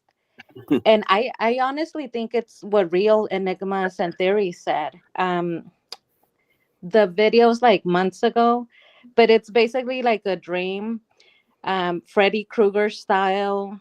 You know how you can get stuff out of the dreams? Yeah. Come to life. Yeah. So I think it might be something like that, because now I'm really confused about the children. I feel like we just went on like the opposite way this episode. How so? What do you mean? Well, I thought we were going to get confirmation that Tabitha is Miranda, And I feel like we got a little bit of it, but we only have one episode left, and I don't think they made it clear enough. Oh, I think it was clear. I think it was Yeah, I pretty think clear. sounds like she's more kind of where Karen was. I know, because Karen kept telling me she didn't know that it proved that or not. That's why I said I think it's kind of like To me, it's pretty clear. I still kind of feel like it could go either way. Like I've said, I think you're right, but I still see both sides. Like I can see it being that it isn't because they haven't like outright said this is what it is. I mean, they're never gonna spell it out like, "Oh my God, I've been reincarnated." Like, I don't think they're gonna actually like say the word. But I mean, I don't know how much clearer they have to be to show it to us any more than they already just did. Like, that's as clear as I think we're gonna get it for now. But like narratively and visually, I think in that scene it was pretty clear because literally when Tabitha hugged Victor, she had a vision of Miranda hugging Victor. Yes. So I mean, visually, I think it's like literally a one-to-one. Exactly. Where Miranda or where Tabitha essentially is visually being compared or directly saying, this is Miranda. And then she runs out of the root cellar and she remembers Miranda. You see Miranda running out into the woods. So like you have another one-to-one thing where, like Miranda also ran out and Tabitha's running out of the room. And then she screams, "No, that's impossible." Like she just realized basically that essentially she is Miranda. Exactly. Yeah, I think she's definitely someone from the past. What was confusing was it could be Eloise. They left it open. So originally I thought for sure, right, Tabitha Miranda. But then the fact that the point of view was like observing herself, that's leaving it open for it to be Eloise. So that's a little confusing. I really hope that the next episode they really like Tabitha says something to us, communicates that she is Miranda, Something. That would be good. Real quick, I wanted to point out there's something real quick. When Tabitha was experiencing that, I don't know why I got a sense the way she played that role that she was doing more than actually just seeing the vision. The way she was reacting when Smiley got a hold of her, and like I say, Smiley run a 4.2 barefoot. She felt like she was feeling that, like how Julie said she feels the screams and stuff.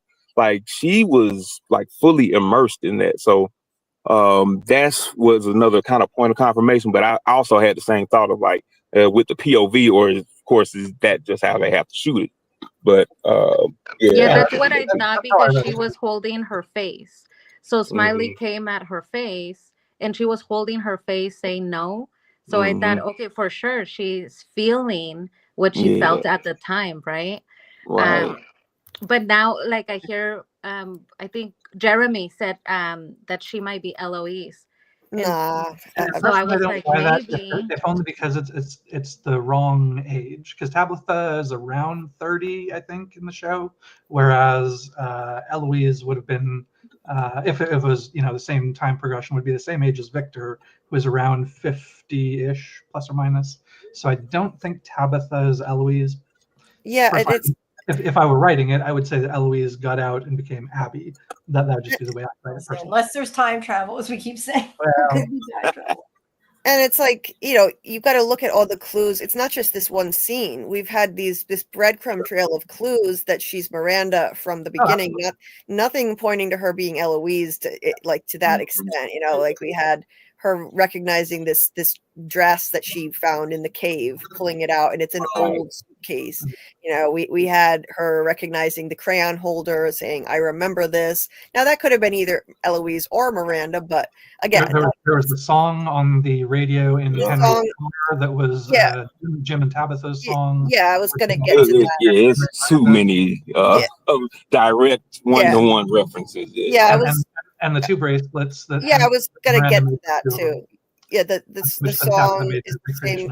It's Miranda's favorite song. It's her favorite song. It's not normal for this to be a romantic couple song, and somehow she picked that to be her song with Jim. Right. It was Miranda's favorite song, and she made the same bracelet that Miranda made. I thought they was gonna go somewhere when Jim said he went to the bar, the night of Julie's birth, and I thought that was about to go somewhere because, of course, they referenced the bracelet being lost then. So yeah, I'm surprised they really didn't pick that up. Or it might connect somewhere down the line. So. Well, I mean, it seems like Jim went to the bar and Henry was also a drunk. So I think they were kind of making a comparison there. Right. I definitely got that the connection with them. But there's a parallel there, I think. To me, Jim's bracelet is just flat out lost. He lost it at the hospital. What Tabitha found was Miranda's bracelet, which she brought with her too from the hill, and then it ended up in the back room of the diner when Miranda died. Whereas Henry has remained in his glove box as essentially a metaphorical lover's token. There's a kind of trope in stories where two parted lovers will basically split some type of ring or token. Each one of them takes half of it, so that when they're separated for a long time, they come back together. They can show it to each other, prove they are who they were, and also prove their fidelity, to each other. So I think that's kind of what that narrative there is. The one thing I never understood, and maybe I misunderstood it, but Tabitha made a point of saying with that bracelet that there was some kind of, I don't know, mistake flaw. she made or something. Yeah, that there was a flaw. What I don't understand is if it is reincarnation, why are the bracelets like exactly identical? Yeah. How do you make the same flaw? Like that's what I 3 never times. thought. Like I could see if they were multiple bracelets, but being exactly the same makes to me sound more like time the travel. same little crack in it. Yeah. And that could just be a continuity error that they didn't think about, or it could be significant. I'm not sure. Or maybe Tabitha literally made the exact same mistake that Miranda made if Miranda made the same mistake. Right. Or a true artist will just copy a bracelet and the flaw itself. She got it down to a True T. artist. Yeah. But yeah, I was thinking that, with it also being a reference to the bootstrap time paradox. And so it may just be the reference. It doesn't have to be physically like part of that reference. So yeah. All right. Let's see. They just made sure to know, like they noted the flaw. So I think they made such an emphasis on it that they wanted us to know that. They haven't touched on the bracelet at all. So that's what's concerning to me because they keep changing things as they go. Because I thought Tabitha is Miranda and I thought Julie is Eloise. Now that she has these like powers. Yes, like a power above what we have seen everyone else have. But now I hear like so many other theories that also sound plausible, and it's kind of like shaking me. Honestly, though, I think some people have confirmation bias, and they really wanted Tabitha to be Eloise, and I think that they get stuck on that, and now they're trying to, make the they're twisting it because they don't want to let go of the idea that Tabitha is Eloise. I just go where the evidence leads me. If I think that the evidence doesn't support what I think anymore, I get rid of a theory. Originally, I thought that, but now I don't because of the age issue. I think that it couldn't be Eloise if time works the same way. Yeah, but then there could be time travel. That's that's why it could throw it all out of there. Anything else? These people, this person is Eloise. That one day in Julie B's chat, it was going crazy. Everybody was saying somebody different was Eloise. Had died. We all are Eloise. Like Martin, everybody's Eloise now, right? Oh my God. That was hilarious. Everyone was cracking me up so much. or Fatima with Martin. Yeah, exactly. Like the Fatima Martin. She even had the trigger had to react to that. She cracked up with that. But honestly though, I would like to see them at least show it, or because they kind of hinting like they leaving it ambiguous enough to where of course these could be possible, but they haven't revealed anybody to be like somebody who we don't think they already are yet. So I'm still just looking out. I thought they would have made like at least hint more reference to it. Like I say, now that they don't want to reveal Acosta's first name, now that got everybody thinking she's somebody. So I'm like, man, can y'all can we see at least one kind of example of somebody being somebody else? I mean, it looks like they're pointing in that direction with this last episode with Tabitha and Miranda. I mean, so it feels like they're pushing that way, but it's just kind of getting there slowly. Right. Well, in terms of like such and such will. Oh, so I'm sorry. Well, you think that people will kind of have the same kind of reincarnation, shared soul, kind of come back as person, or like the same physical person? Because the way people were taking some of their theories was like Eloise is like physically like the same person, like the same girl as Tabitha, not just reincarnated, you know. Could be. Let me interrupt you 1 second. We got another person coming in. Julie, do you know with Alice? They haven't chatted about it, but I don't know if you know. Oh yeah. Yeah, with Alice was on my panel last week. She's good. No worries. Okay, I'll bring you in then. Sorry, we're just making sure that everybody's legit. Welcome. Thank you. I had to chime in. Move everybody there. We'll move everybody up so we can still see. Sometimes the logo's blocking people, so sorry. Go ahead. I just wanted to bring her in. I didn't get it. Was waiting for a break in the conversation. Sorry. Thank you so much. Hi, with Alice. Hi, guys. I'm one that believes Victor and Tabitha are actually sister brother, and not only that, I think that they are twins, which would explain the egg references and all the splitting of the eggs, like in some of the paintings that Miranda did. If you know the one I mean, it's two faces, and it's like they're intertwined, like overlapping. Yeah, and the line in the face. Mm-hmm. There's also the painting in the caves under Tabitha's basement, where on the very right-hand side you have the two spheres with like little kind of rays around them and like a line in between them, which sort of looks like cell division, but it could be. And the worms that the worm that Boyd, I believe it was Boyd and Sarah, they were having a conversation about when you split a worm in half, it becomes two worms. Which technically it doesn't, but right, it'll grow back its tail or something. It'll grow back, yeah. Regrow, but yeah, the other side does. Something like that. It's just metaphor. Right? Yeah, I thought one head off, two grow in its place. Yeah. Yeah. I'm still on board. I haven't given it up yet, but I mean, for me, it was open-ended as well. It looked as if she was a spectator. She was there, but she wasn't actually Miranda. But That's it could be either way. First person that they showed it, then we would know for sure. Yeah, but I think one of the strongest evidence, and this might be confirmation bias, because I originally thought Tabitha is Eloise. Yeah. But I think that's the only reason she said, "Oh, that's impossible," because like when she hugged Victor, the way, you know, like it don't seem like just seeing the vision would have had her in that like state.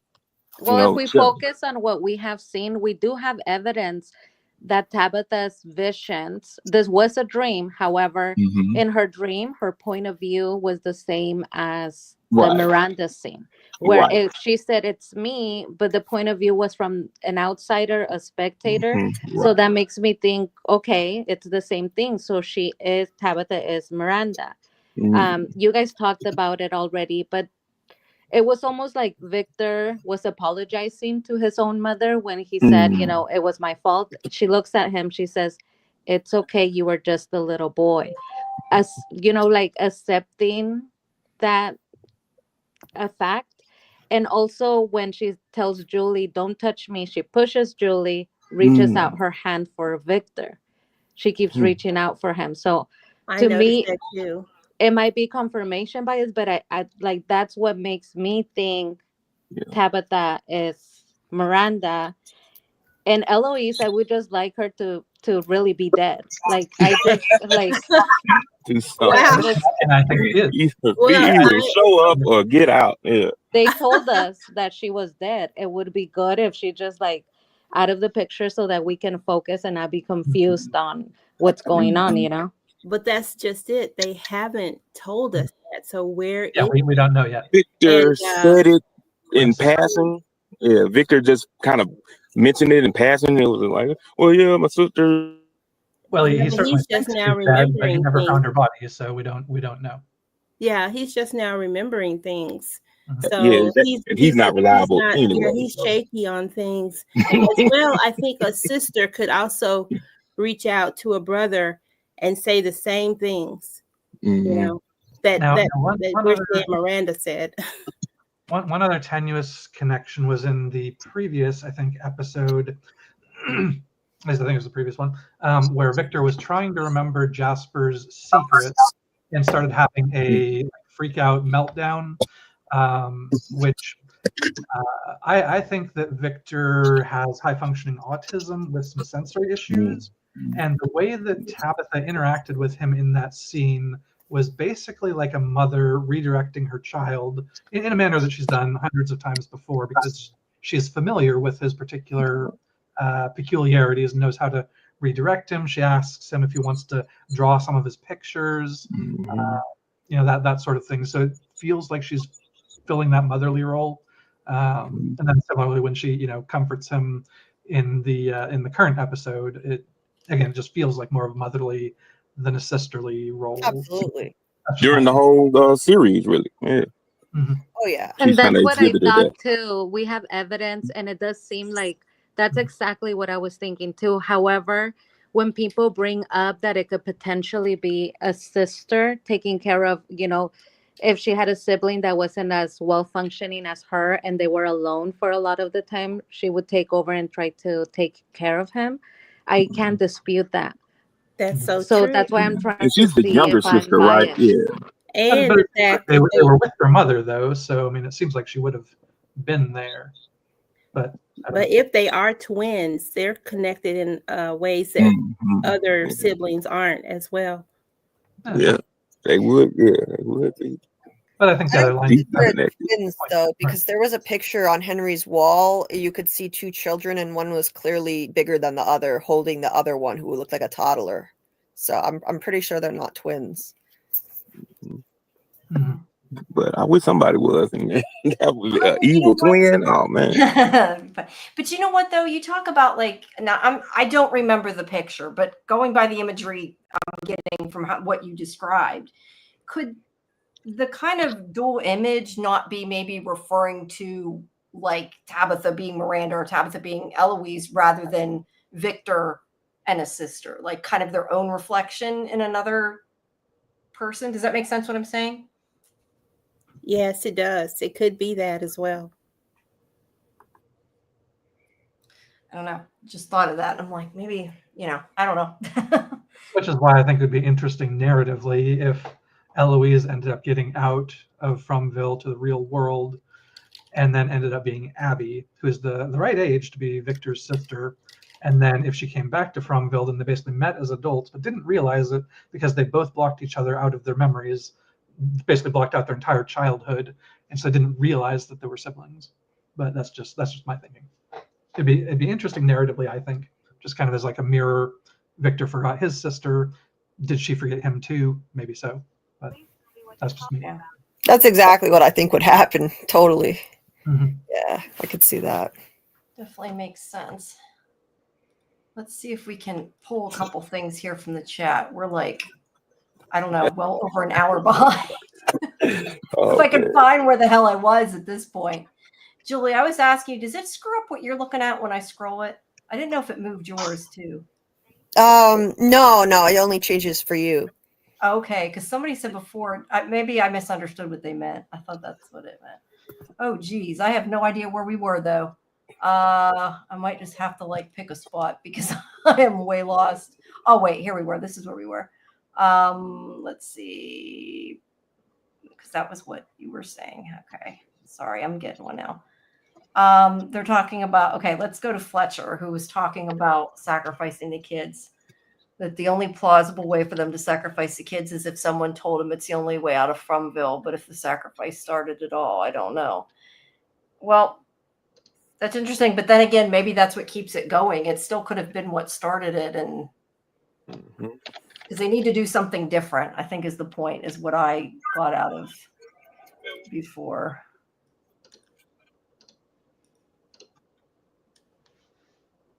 I don't know. What do you guys think? Yeah. It's like a circular kind of theory, like just especially with what we've been introduced with Julie's little time lapse, whatever we're gonna call that, story jumping, whatever.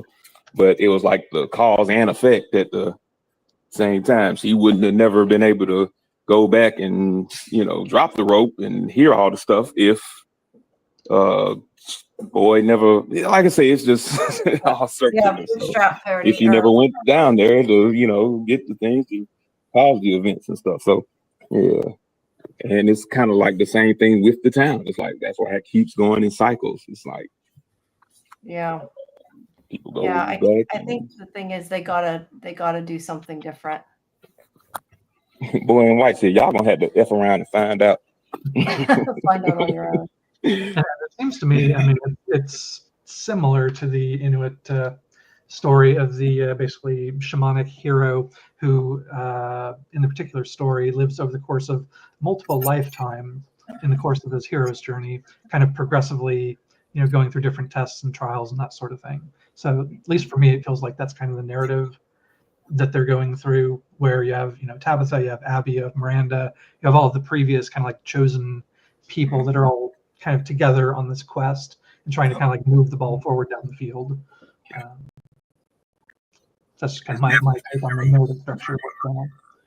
Yeah. Could someone explain this sacrifice process? I see those children laying on those slabs. Is that the only reason why everyone thinks that some type of sacrifice took place? Or did someone actually say it? No, the boy in white said in the last episode that the people they love. I'm pretty sure that was the wording, wasn't it? That they sacrificed him. You guys tell me Yeah, if they I'm were wrong. like born in darkness and killed in darkness. Yeah. Hint, you got sacrificed. So, I mean, something the along children, were they? Yeah, he said that they were born in darkness and died in darkness, and they were killed by people they loved, or something to that. and when they were laid on the slabs, something about somebody told them a story to give them hope, and they poured their hope into the roots of the tree, and the tree grew. And then Tabitha asks, although it wasn't confirmed, whether that tree was the faraway tree or one of the faraway trees. Sarah asks, yeah. Yeah, go back and listen to the conversation that Victor heard with the boy in white and Christopher. Okay. Yeah, we have something that's really interesting. There's a live, and we were going through the series with Julie and looking at the evidence, right? And it clearly points to sacrifice. The way that they were laying down, it's a circle, and then first season you see people around the circle, and now that we know they were murdered and they didn't just die, I think it's pretty obvious. But then again, it could be anything. They could change it if they want to. It also parallels it with the cabin with the stones with like red stains on them that look like blood. Yeah, I mean, what else could it be? I think it's obvious to me, but again, I can't dispute that it could be something else because they kind of have to make it more clear, I guess. Well, the stones with red paint or whatever on them, somebody had mentioned that I think can't remember if it's the Beothuk or some other tribe, but uses stones and may, you know, paint them red as kind of like a sacred space, kind of similar to the 7 stones that Father Khatri would like meditate in the middle of. That's kind of like another sacred space. So I don't know whether there's a direct parallel there or not. But and then Jade totally defiled that space by weeing on it. Yeah. And tearing it apart as well. I'm gonna pull another one from the chat. I feel like I think maybe we mentioned this, or somebody mentioned this in one of our other episodes, that the cabins reminds them of lost colonies of Roanoke. Yeah, definitely. They would bring that. Like the 1700 time frame. Mhm. Yeah, the little settlement. Yeah, that's kind of how settlements kind of would have been constructed back then. The only thing that gets me is why they're so small, like Yeah, height there's wise. not very many of them cabins, even is there? Yeah, but, right. like I mentioned on Julie B's previous live stream, in the cave under Tabitha's basement, where it has like the big painting, on the left-hand side, there's basically a river with boats in it, and it looks like the right side of that, there's a tree across it. So it seems like prior to the highways, the river was the way to get places, and so there may have been a tree across the river that caused people going down the river to end up in Fromville. And so maybe it was just these were like temporary cabins that they set up, just to kind of like survive the night, and then they like couldn't leave. So maybe it wasn't intended to be like permanent settlement, or it could have just been like, you know, trappers, or, you know, some other just kind of temporary settlement that then they had to kind of hang out in for a while and put up, you know, the tokens for protection or whatever. Not sure. Definitely. I'm wondering where that body of water. Well, we expecting that body of water that's right there by. That's just probably a lake, right? I think it's a river, but it's hard to tell. I'd have to go back and look at it. The first time I saw it, I thought it was a lake. Yeah, they don't give us like a wide shot, really. It kind of looked like a river, so I'm not 100% sure. Yeah, I only thought the cabins are shorter just because it would make them warmer with the fire. Mm. Not that people are shorter. Mm. It would just be a better use of resources. Right. Like, yeah. We ain't got Shaq living in here. Like, yeah, let's Sometimes I think it depends what's easiest to film, and people put like really detailed reasoning behind it. Probably nothing. I don't think anyone was building mansions back then, so, you know, there's a small hunter's cabin. I mean, kind of makes sense. Period. Or settler's cabin or whatever. Yeah. Let's see. And I'm sorry, guy. I'm trying to get some of the chat. Golden Child says, I think the man in yellow was Miranda's version of Victor's boy in white, and that trait was passed down to Victor. That's kind of interesting. Yeah. I always think about the parallel with those names. Yeah, I was gonna say, it looks like Fletcher thinks similar. Could the black boy in white become the man in yellow? Well, you know, maybe if enough time passes and he grows up, he'll be the teen in green. You know how like book pages kind of turn yellow over time? Yeah, his white clothes eventually become yellow, right? That the man in yellow could be a reference to the Lovecraftian mythos of the king in yellow, who is basically like an avatar of like an ancient god, Hastur, I think was what he was called, who was never really thoroughly expounded in the mythos, but was basically an ancient being, relatively, I think, malevolent, and trying to, you know, I don't know exactly what his purpose was, but yeah, that was my theory. I thought he would be the king in yellow, and From would be the city of Carcosa. But with the reason, and that will be the show True Detective. Well, True Detective actually was not true to the city of Carcosa. They were not. Yeah, they I know. used That was very disappointing to me, actually. Yeah, they used the more. name and some of the symbolism, but it was nothing like Carcosa. So I would have liked them to be more true. And I think From, if we examine, it's actually more true to the King in Yellow, the city of Carcosa, and the journey through the city, where you're constantly losing your mind. The more answers you get, the more confused you are, which is kind of how I feel with the show. I was gonna say exactly. I think it's maybe just a big game for us. It's on us, but I don't think that anymore. I actually don't have a theory anymore because they have made so many changes that I don't know.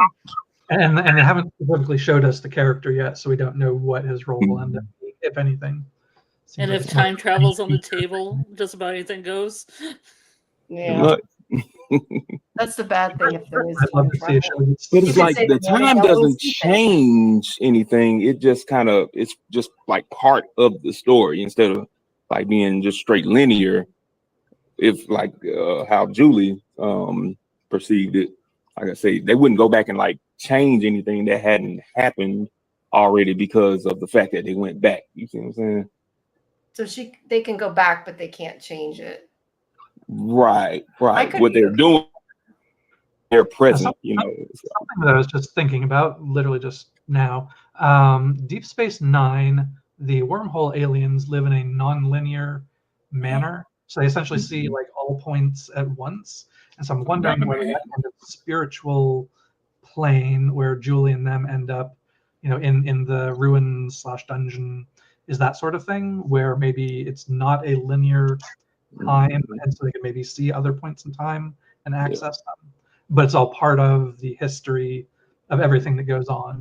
And so it's not like they're necessarily changing something because it's kind of like already happened, sort of like kind of the bootstrap paradox or whatever. Right. But able to perceive it and stuff all kind of like at the same time, like Dr. Manhattan with the Watchmen, you know, he sees everything at once, past, present, future, you know. Right. And kind of like the Eloise character in the Rick and Morty anime that just oh god, yeah. If there was something similar to that where they see all the past, future, you know, all that sort of thing, and can't necessarily change anything per se, but they, you know, still interact in the manner that they were kind of always meant to. Yep. Well, we had a conversation actually about this Julie's live last week. We don't know the rules because they would have to establish the rules for us. So we don't know that they wouldn't be able to change anything. There is the potential that they could change what happened to the children, and that would be a sacrifice of their own selves, because by changing what happened to the children, they would not reincarnate and they would not have children themselves, making it the ultimate trolley problem. So with time travel, I kind of hold out on saying what they can and can't do, because it's the writers who will tell us how it works. Yep. Yeah, we don't know enough about the rules to say one way or the other, so it's all just theory at this point. Yeah. I'm just trying to skip through and pick some because we're so far behind we can't go through them all. And a lot of them we've kind of touched on. The Ankui kid led Tabitha to the root cellar. Why? To ensure she had that moment with Victor. We're sort of started to talk about this before, and then somehow we drifted off from it. Do you guys think that the kids led Tabitha to find Fatima or to see the vision or whatever memory? I think a little of column A and column B. I think that narratively it was to get her to the vision of Miranda, although it may have been Ghost Kids wanted her to find Tabitha and, you know, stop the whatever's going on there. But, yeah. I tend to think that this is like a game of chess. So I think the boy in white and the children are on one team, and Kimono Lady and the men in yellow are on another team. So I think there was something really interesting about the children in this episode. The little girl, she was not saying Ankui. She smiled. She gave Tabitha a big smile. They don't usually smile. She's usually like super afraid of them. So I think that this was their move on the board to try to get Fatima some help, to try to save her. And it also seems like a progression of Tabitha's character, that she's not afraid of them anymore. I think in part because maybe she's or they were just trying another tactic because any other tactic, and she was no. So yeah, so there was difference in the way she presented herself. It was only one child instead of many. It was far away. They didn't touch, and she gave her a big smile, hoping that she would actually follow her. So I think that was their best move at trying to save Fatima. Now the next move on the board would be the other team, so the bad team.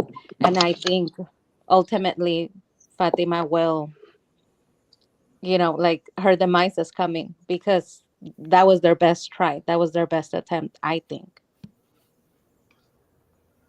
Well, hopefully the voices are wrong and they can, in fact, find Fatima before whatever happens and head it off, because it seems like Sarah's narrative is saying that this is specifically about it because the voices are laughing at one thing, but they won't be able to stop it. Cal, I'm going to mute you while you're moving around because your mic's open. When you're ready to talk, just unmute yourself. Sorry, go ahead, guys. It was getting loud. So yeah, I was Everybody just else got saying quiet then when I said that. Sorry. No, it was. Yeah, I just hope that they manage to head off whatever's happening to Fatima, because pretty clearly Sarah's narrative is saying that the voices are laughing at everyone, saying that this is a bad thing that's going to happen and that they can't stop it or won't be able to in time. So it seems like whatever's happening is bad and they need to stop it. And hopefully they do, like they stopped the music box. But we'll see. Well, I Yeah, tend to think that bad. it's not going to work. And the voices that Sarah hears are telling her the truth, since the minute they discover they can no longer influence her. So, for example, Boyd believed that by smashing the music box, he saved the three. However, he brought the cicadas into town, and the voices told Sarah they're laughing at you because you brought them into town. Almost like that's what they wanted. They wanted you to do this. It was the plan all along. From doesn't really have happy endings. I just don't see them saving Tabitha, bringing her back from drinking blood and having No, you mean something Fatima? evil inside. Fatima. She means Fatima. Yeah. Yeah, Fatima. Well, and also I like to point out there's these very dreamy flashbacks that both Donna and Julie have had of Fatima glowing by the window talking about something positive or the party where everybody's laughing. And it's kind of a setup that you just know she's going to die. What do you guys think about the flashbacks? Because we've only gotten I think 2 flashbacks, which is what makes it really weird to me. Just the idea, I mean, that they're using flashbacks. Do you like it? Do you not like it? I liked it, but because I believe that Fatima will probably die or experience something so horrible that she will be forever changed. They don't use them a lot, so I do think that because they use them, they're marking in time for us to remember that Fatima was positive and happy, that she was hopeful, because they're about to change her life. Yeah. Makes sense. I don't know. To me, I kind of get thrown out of the story a little bit just because it's so rare. I'm like, why are you doing it? But I guess maybe, yeah, it just means it's important. Well, and also Donna didn't really react at first to Fatima. And when she was telling Boyd that she had to leave Colony House, so having that there reconfirms that she really does love Fatima like a daughter. Yeah. And Donna was also at this, I think, start of the episode or somewhere in the episode, was looking at the picture of her sister, which confirms that her sister did in fact exist. So hopefully the story that Donna told of their coming to Fromville was actually somewhat correct. And then again, there was the flashback with Fatima, where again it was showing that Donna really, again, does care about Fatima. So hopefully that's confirming that Donna is in fact a good person, that sort of thing, narratively. I've always been too Donna. Yeah, man. Y'all been so hard. I ain't gonna lie, man. Just experiencing the Fromley, just kind of just looking at it. We are some of the most suspicious people. Oh my goodness. We think everybody's a suspect, man. I would have my eyes on everybody too in that town. So I get it, but But I think that's why they narratively are showing that some of the people do seem to have good intentions. Yeah, definitely. I always saw Donna as having that heart and kind of a hard outer shell, but you can kind of see the love that she has, and if she was like a mole, how much emotional torment would that be to put on like that and be deceiving at the same time. Elgin doing it because he's just gullible as jelly beans. So he's kind of like the male Sarah in a lot of ways. Yeah, definitely. He's just go along to get along game. Now I'm not sure. I definitely think it's the wrong thing at any rate. Confusing, just because he seems to have good intentions, and he says that he's doing this in order to protect Fatima. But at the same time, he's not a prisoner, but every time she tries to leave, he literally physically hauls her back, So clearly, You kind of doing like, very Least bad Sarah thought things, it was man. wrong to kill Ethan. Not that he's trying to kill Fatima, to be fair, but like he doesn't seem to question it, and you would think that he would question maybe Yeah. putting well, prisoner especially is the best since idea. the Mona lady tried to drown him like the first time that they met each other. So like, Yeah. Yeah. why would you? I But Yeah, feel so like why that's does she trust her? Why does she trust her so implicitly when she did try to drown him that right. first time? He was so Yeah. afraid that he couldn't even go to sleep. Like he was staying awake For like a week. Yeah. But then there was the scene with the Polaroid camera, and then she stands behind him and says, "I can help you guys go home." So there's a question of whether there was more to that conversation, where she actually Right. explained the process, and so that's why he thinks he's doing the right thing. Yeah. I was definitely thinking that. Is my Also, What else did she say? I know she didn't just say, yeah, y'all can go home. Yeah. Like that's all she. I know you didn't just go off that. Like, come on, man. actually cut away from the scene like right after that, if I remember right. So it feels like there was more to that conversation, but who knows? I was Got to be. going to add that I think that when we encounter the supernatural, it takes a minute to gain your footing. You know what I mean? I mean, Mhm. it's just not something you're going to accept. So I think there was a lot of time that went by where Elgin finally was able to accept what this entity was trying to get across. I'm still not sure whether it's good or bad, but I'm leaving that door open. I think that would have worked better if he had just been like, "Hey, I found a private room for you so you can hide from everybody because of what happened and have Exactly. your meeting in peace." And like then maybe she would have listened and he wouldn't be dragging her down. Right. Exactly. The deception. Why not just tell her? Yeah. I found a And the room where you'll force. be safe. Yeah. Like, I come think on, it man. adds to that mystery again. You know, we don't know whether or not to look at it as good or bad. And I think that's what the writers were going for. And you have to be really paying attention to discern, you know, what's actually happening. What did Elgin do that was so bad? Or what did he do that was good? You know what I mean? So, and which one outweighs the other? Right. And of course, he's Based on influenced what heavily we by his have grandmother. seen, That's right. yeah, based on what Thinking we have Angel. seen, I think to me, but then again, this is my opinion and it could totally change if they wanted to. We have seen Kimono drown Elgin. We saw her get on top of Fatima and cover her mouth. We saw her show up and be very like scary to Fatima. She can apparently talk, but she's not talking to her. So that just seems to me like intimidation. What else do we need to see to know that she's bad? I mean, I just think she's bad. Well, we have Sarah's narrative where she is saying that the voices are laughing at Boyd and the town, saying that they're not going to Fatima in time, which implies that whatever's happening is bad. Yeah. She got an old school version of Instagram. And we also know from Sarah's previous interaction with the voices that the voices told her that if she killed the boy, everyone could go home. But we also pretty much know at this point that the voices were lying. Exactly. I think the voices are evil. You know, I think they are with the monsters, whereas this entity that Fatima is dealing with right now and Elgin, we can't really tell. Just like with the children, the Ankui children, we can't tell, you know, exactly. They look hideous, but are they doing anything bad? Right. You know what I mean? Yeah. Yeah. They look scary. I don't think the Ankui kids are a bad entity or evil. They just look scary.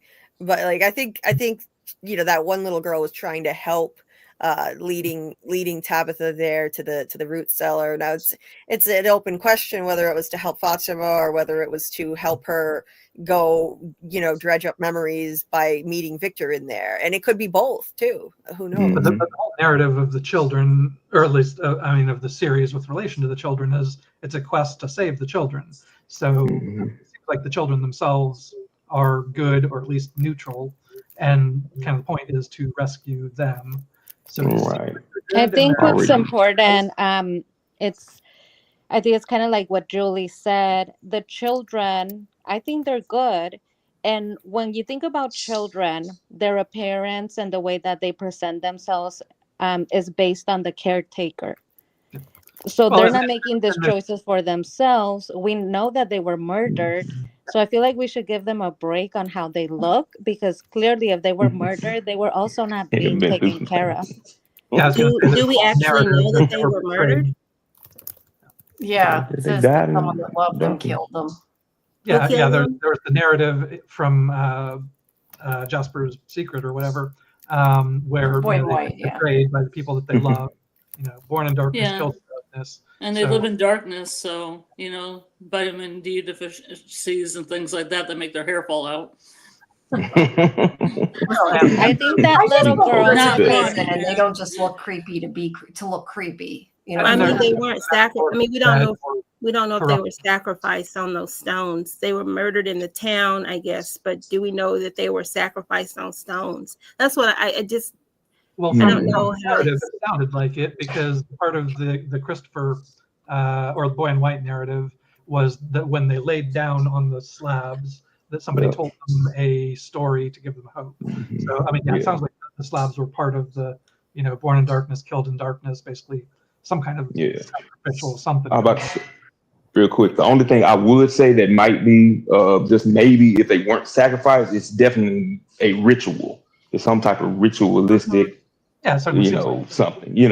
Like say if it wasn't like specifically like as we think of sacrifice, it's definitely a ritual. Now some rituals include sacrifice, but Yeah. and all the imagery is them on basically slabs or altars and like a circle, pretty clearly.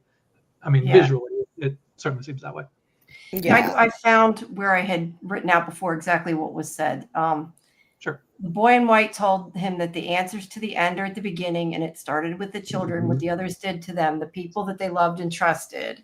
The children were born in the dark. They were murdered in the dark by someone who loved them. Oops, sorry, they were murdered in the dark by someone who loved them, but someone told them the story. The story gave them hope. And when the children laid on the stones, they poured their hope into the roots that made the symbol, and those roots became the tree.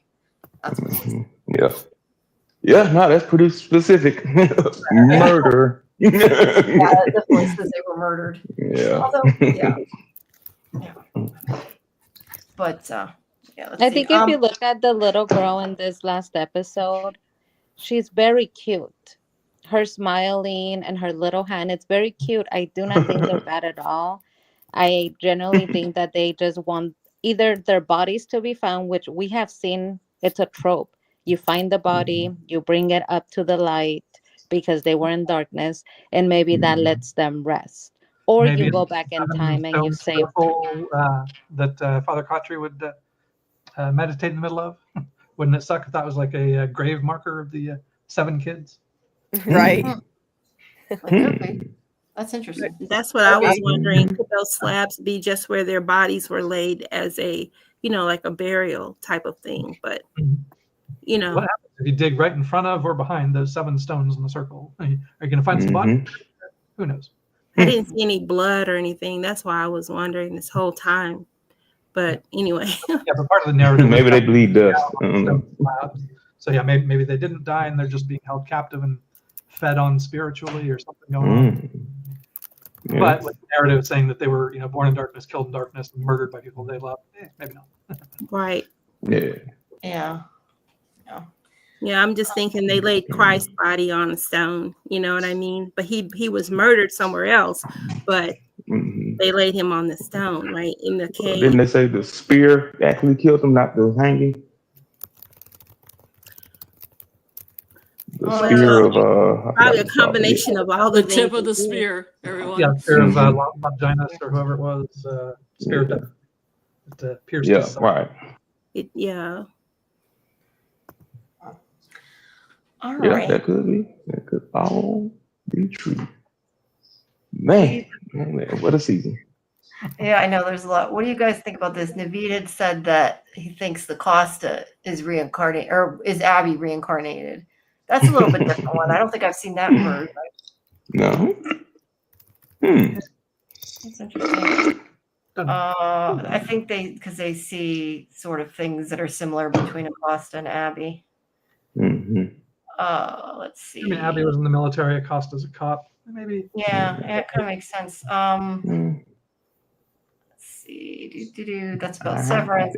In my opinion, it's interesting, but I don't believe that. I keep going back to the fact that Abby was nicknamed Iron Abby. Yeah. And what Right. we have seen from Acosta is that she runs. She's not iron. She didn't stay there. She Nah. doesn't do her job.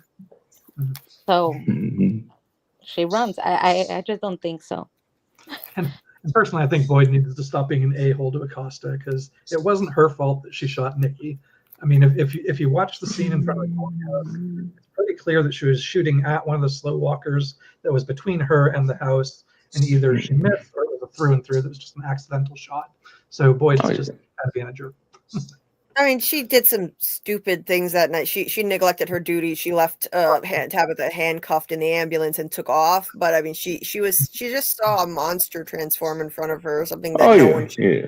ever see. And She, literally, you know, you got two people. so it's not like ordinary circumstances. Now, if this were outside of Fromville and she just left somebody in danger handcuffed in an ambulance and took off, then yeah, like I would blame her a lot Yeah. more. But I mean, Oh, yeah. something right out of Yeah. a nightmare. So I Right. can forgive But her when for you're being that. chased by immortal zombies that can't shoot with a gun, Yeah, how many times do you Yeah. have to shoot the thing to see, Yeah. this isn't working? You know, but yeah, I think the only reason she gets so much criticism is because, like I say, she actually does have the training for it. Like they tell soldiers and police officers, like in desperate, situations, of course, you'll never imagine something like that, but you still supposed to be able to fall back on your training. But, I get it. But in the middle of the night, chased by Did immortal they zombies. have zombie apocalypse training? Doomsday training. Yeah, she missed that class. I think it falls back for me on emotional intelligence. Mhm. So besides the training and her line of work, I think that as soon as she got to town, she finds out that Boyd is sheriff. She tries to speak to him in a really upbeat way. She's not reading that he is not having it. He's not happy with her. He screamed at her. This is probably not her first time, since she is a cop and she is a woman, that she has had a difficult time with a coworker or somebody that's above the line. Authority.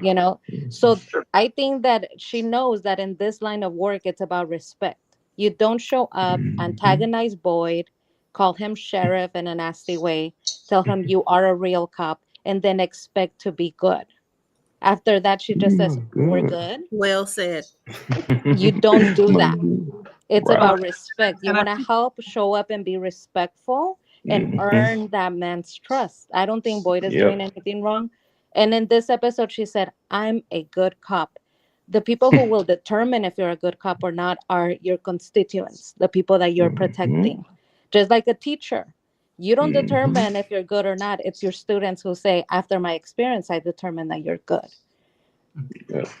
Yeah, I was totally agreeing with that point you made last night. Yeah, I said, PM rocking with that.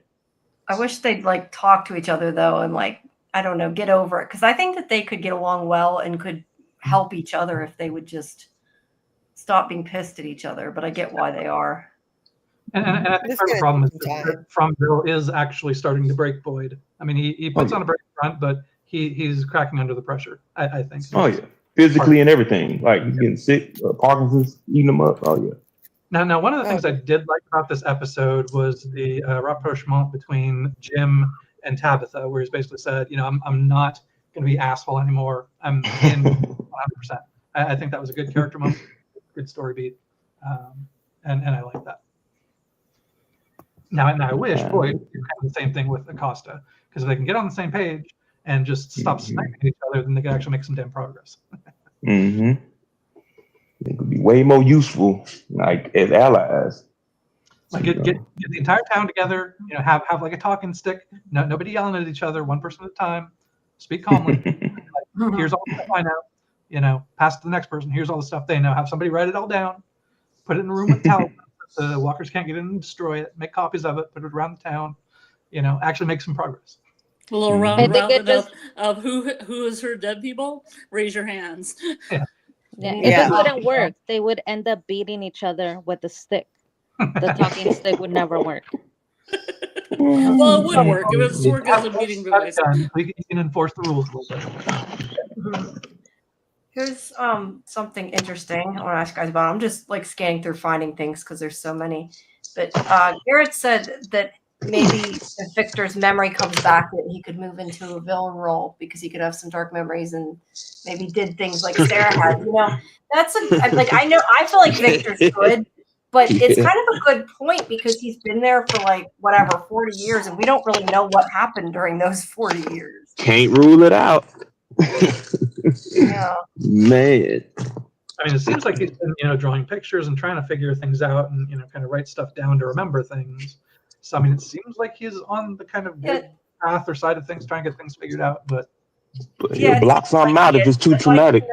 What happened during those 40 years, because we don't know any of what actually happened. Yeah.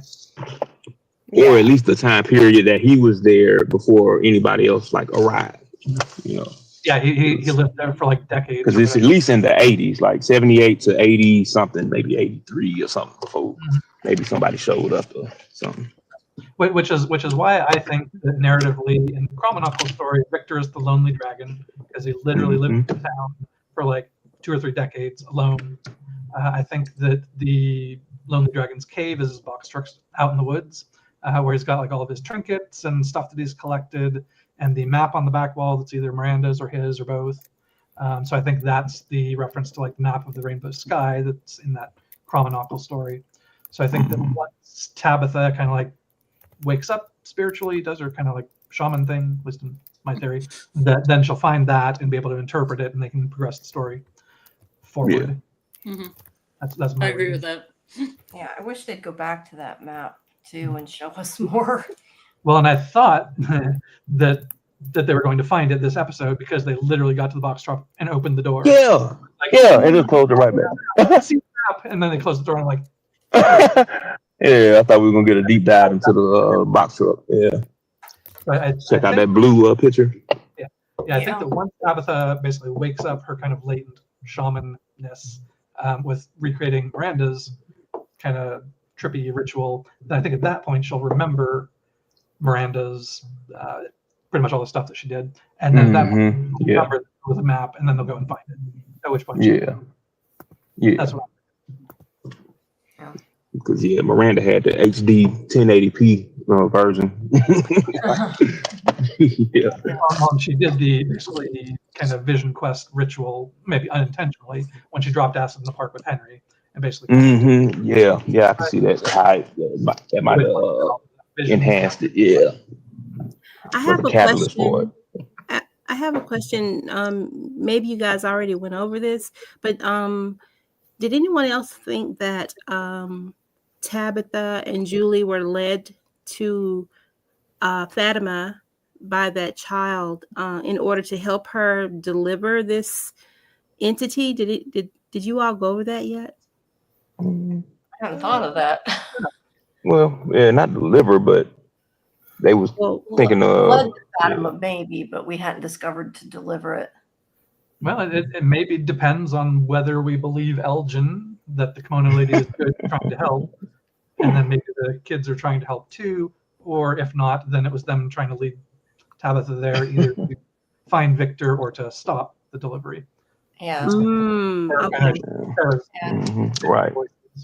I would more lean towards stopping it, but I don't know. I still think maybe it was to find Victor. Let me ask find Victor and unlock the Miranda memory. Let me ask you guys something. I don't know how you can take that thing off if you're not on that quote. But let me. I want to ask you guys something that has nothing to do with anything we've talked about, but something I had written down that I wondered about. Whenever Randall is hearing the cicadas again in this episode, he's like freaking out, and then Jim comes in and he stops. I kind of wonder that some of it isn't really happening, and it's just him. Either he's imagining it, or that they're making him hear it, because it's like as soon as he's distracted enough to talk to Jim, it goes away, which I thought was kind of weird. I noticed that as well. It was almost Yeah. as if it was a sneak attack, like they're bullies. They didn't want anyone else to know, that they were actually badgering him. That's how it came off to me. But then you think about when he was in the car With Julie. with Yeah. Julie, it didn't go that way. Yeah. That's true. And it happened right outside on the ground in front of Boyd too, at night. So it does happen when other people are around. I don't think it's in his head at all. It's just that only he can see. It's like a vision that only he can see, and he really feels those things. It's Why did it stop, though? I guess is my question. Like, why did it? I would like to propose the following. Jim, this episode, he did a huge turnaround. I even started to like him. So he's totally different than the Jim that we knew before. I think that the town knows its players, and they know that Jim usually works with them, whether he's aware of it or not. He's usually causing problems, stopping people from figuring things out. And they probably believed, just like I believe, that Jim was going there to beat up Randall. So I so think they it's stopped not long enough because to they give him a wow. chance to do it. this is my agent.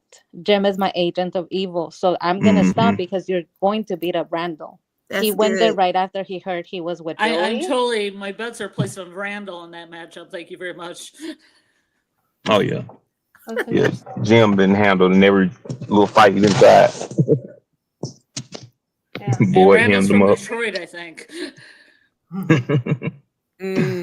Oh yeah. I think with Randall too, just like with Julie, remember she said it started getting quieter when she got closer to the ruin. So that basically like forces you to, you know what I'm saying? Like you gotta go, you know. Guess you want to deal with that killer migraine every day. Have you guys discussed the conversation between Boyd and Alice and the scene with Boyd and Kenny? I don't think we've gotten to that. No. Yeah, I don't think we've gotten to that. We never went through the whole episode. Go ahead. Okay. Do you, can I talk about it? Do you want to talk about where we're at in the episode? That's okay. Go ahead. We're kind of been going all over the place, so it's okay. Okay. So I thought it was really interesting that they put those scenes in this episode because it shows you the contrast of how Jim views his child and how he views Kenny. If we remember, T. Chang asked Boyd to take care of him because he would be alone now. So she was asking, take care of my family. In this episode, we saw the reverse of that. Boyd, knowing that he was sick, asked Kenny to take care of his family for him, which I think it's interesting because he doesn't even believe that Alice could take care of himself. To the point where he's asking Kenny to watch out for Alice. Right? It's a good call. And Alice was very hurt when he said Christy knows, it's obvious she's the doctor. But then he said Kenny knows, and Alice was very hurt about it. But Alice has been ignoring him and has proven that he cannot have difficult conversations or complex conversations. So I think it was everything is falling apart for Alice. Donna has betrayed him. She changed this episode. However, the betrayal is still there. That's and been now explored he knows too his since season father 1. doesn't view him as a competent person. He's not.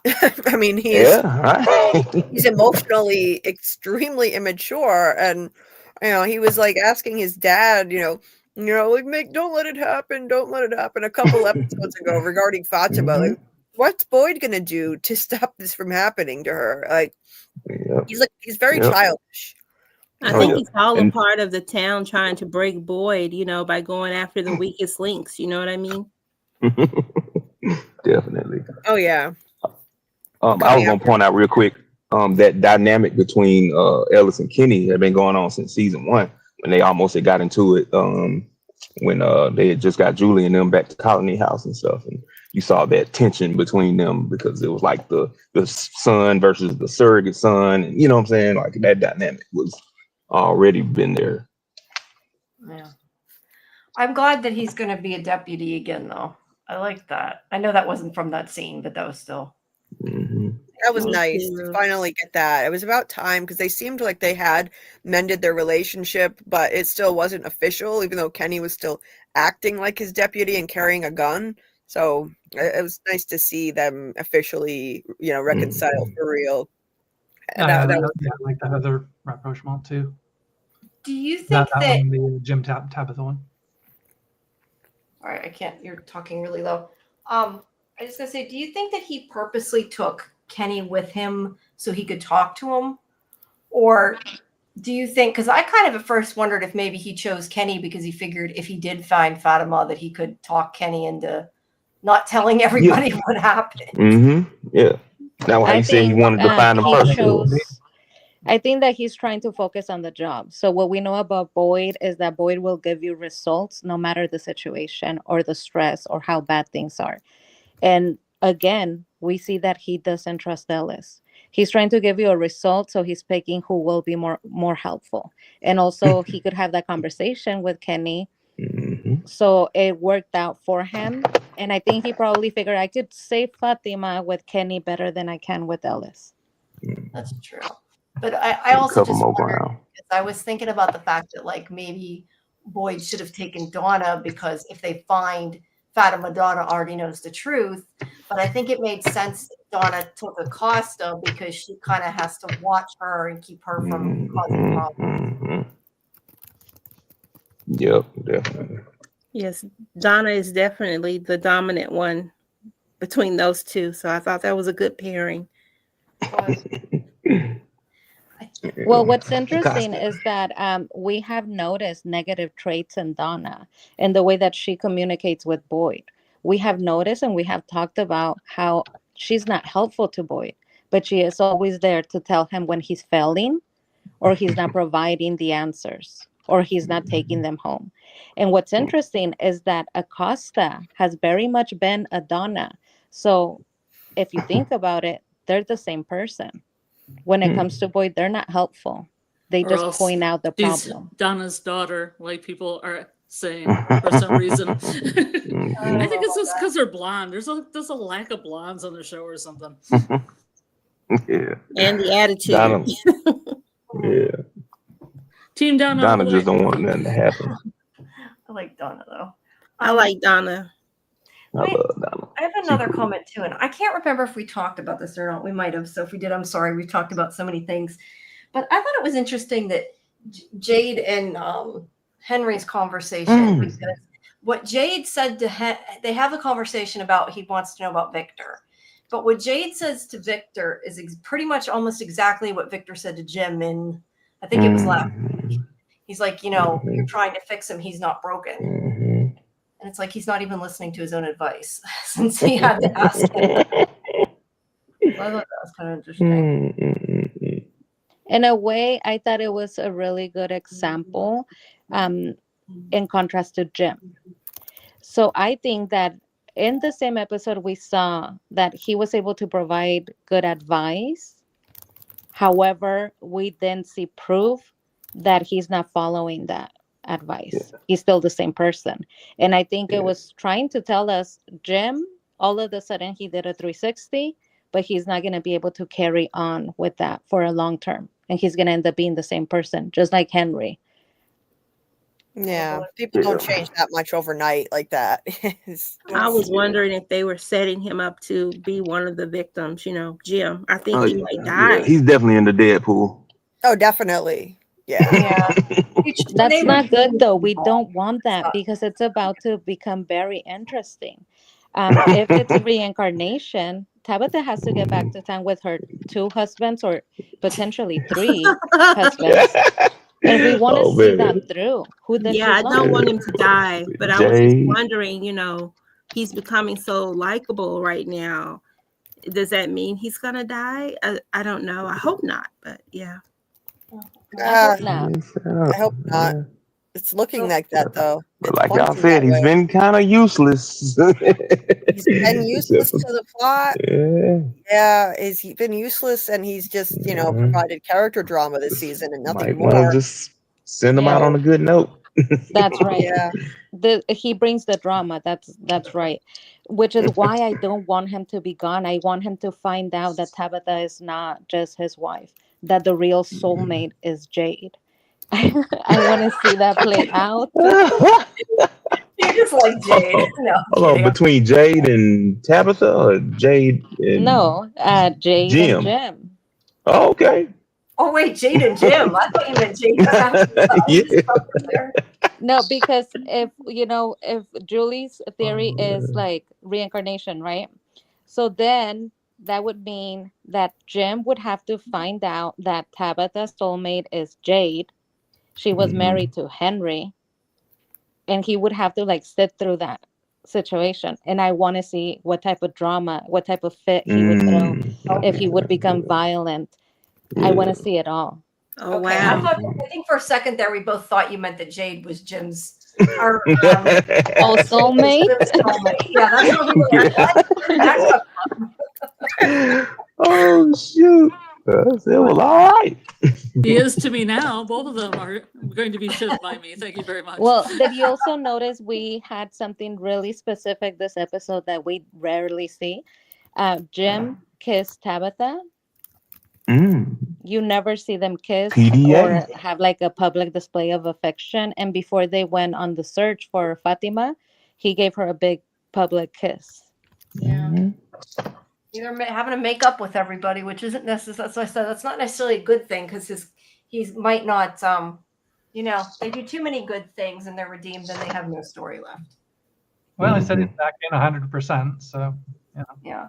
Let me ask you guys a silly question I have written here, but it was something that stuck out to me that kind of bugged me. At least it's in my notes anyway. It's stupid, but okay, so Elgin brings Fatima in a bag with stuff, right, to make her more comfortable. If you had been kidnapped and you're in pain and you're like freaking out because you might be going to have, I don't know, in Scarlett's mind, spiders, but a monster baby, whatever. Yeah. It took time to change your Lion, clothes. spider, bear, monster. Oh my God! But all I kept I thinking know. is, why the hell did she stop and put the dress on? Like, why would you take time to do If you that? have somebody keeping you hostage, you're going to put that dress on. I would put the dress on. Weird, but it I was- don't want That's Like- Elgin to hilarious. manhandle me again. I'm putting the dress on. Like gonna Elgin ain't tap changed dance clothes, with but the he want her to dress change. Rub the lotion on the skin, whatever they want. Oh God, don't go there. Mm-mm-mm. What do you guys think Pretty was much. in the trap door in the floor? What do you think's down there? Mm. I have no idea. Here we Another go. pile of dead bodies. ghost kid bodies on the slabs. Second Yep. off, So, flying spider, bear, monster. No spiders. I bet it's something that won't be revealed until season 4, episode 7. I hope it's good, but I Season mean, if 5. you're in a situation where you're, you don't know what's going on with your body, why would you open that door, to possibly have to fight something off? I don't know. I know she wants to escape, but with all this going on in that town, it doesn't seem like a good plan B for me. I don't know. Well, this is really interesting. In this episode, Fatima verbalized. Sometimes we need things to be spelled out. She verbalized, she told Elgin, this thing inside of me is not good. Doesn't call it a baby, says it's not good. And we should trust her, right? Yep.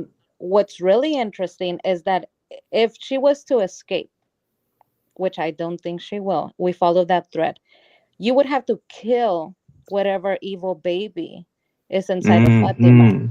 Therefore, you would go back to this endless circle of killing children and killing babies, and they would become what they're trying to avoid.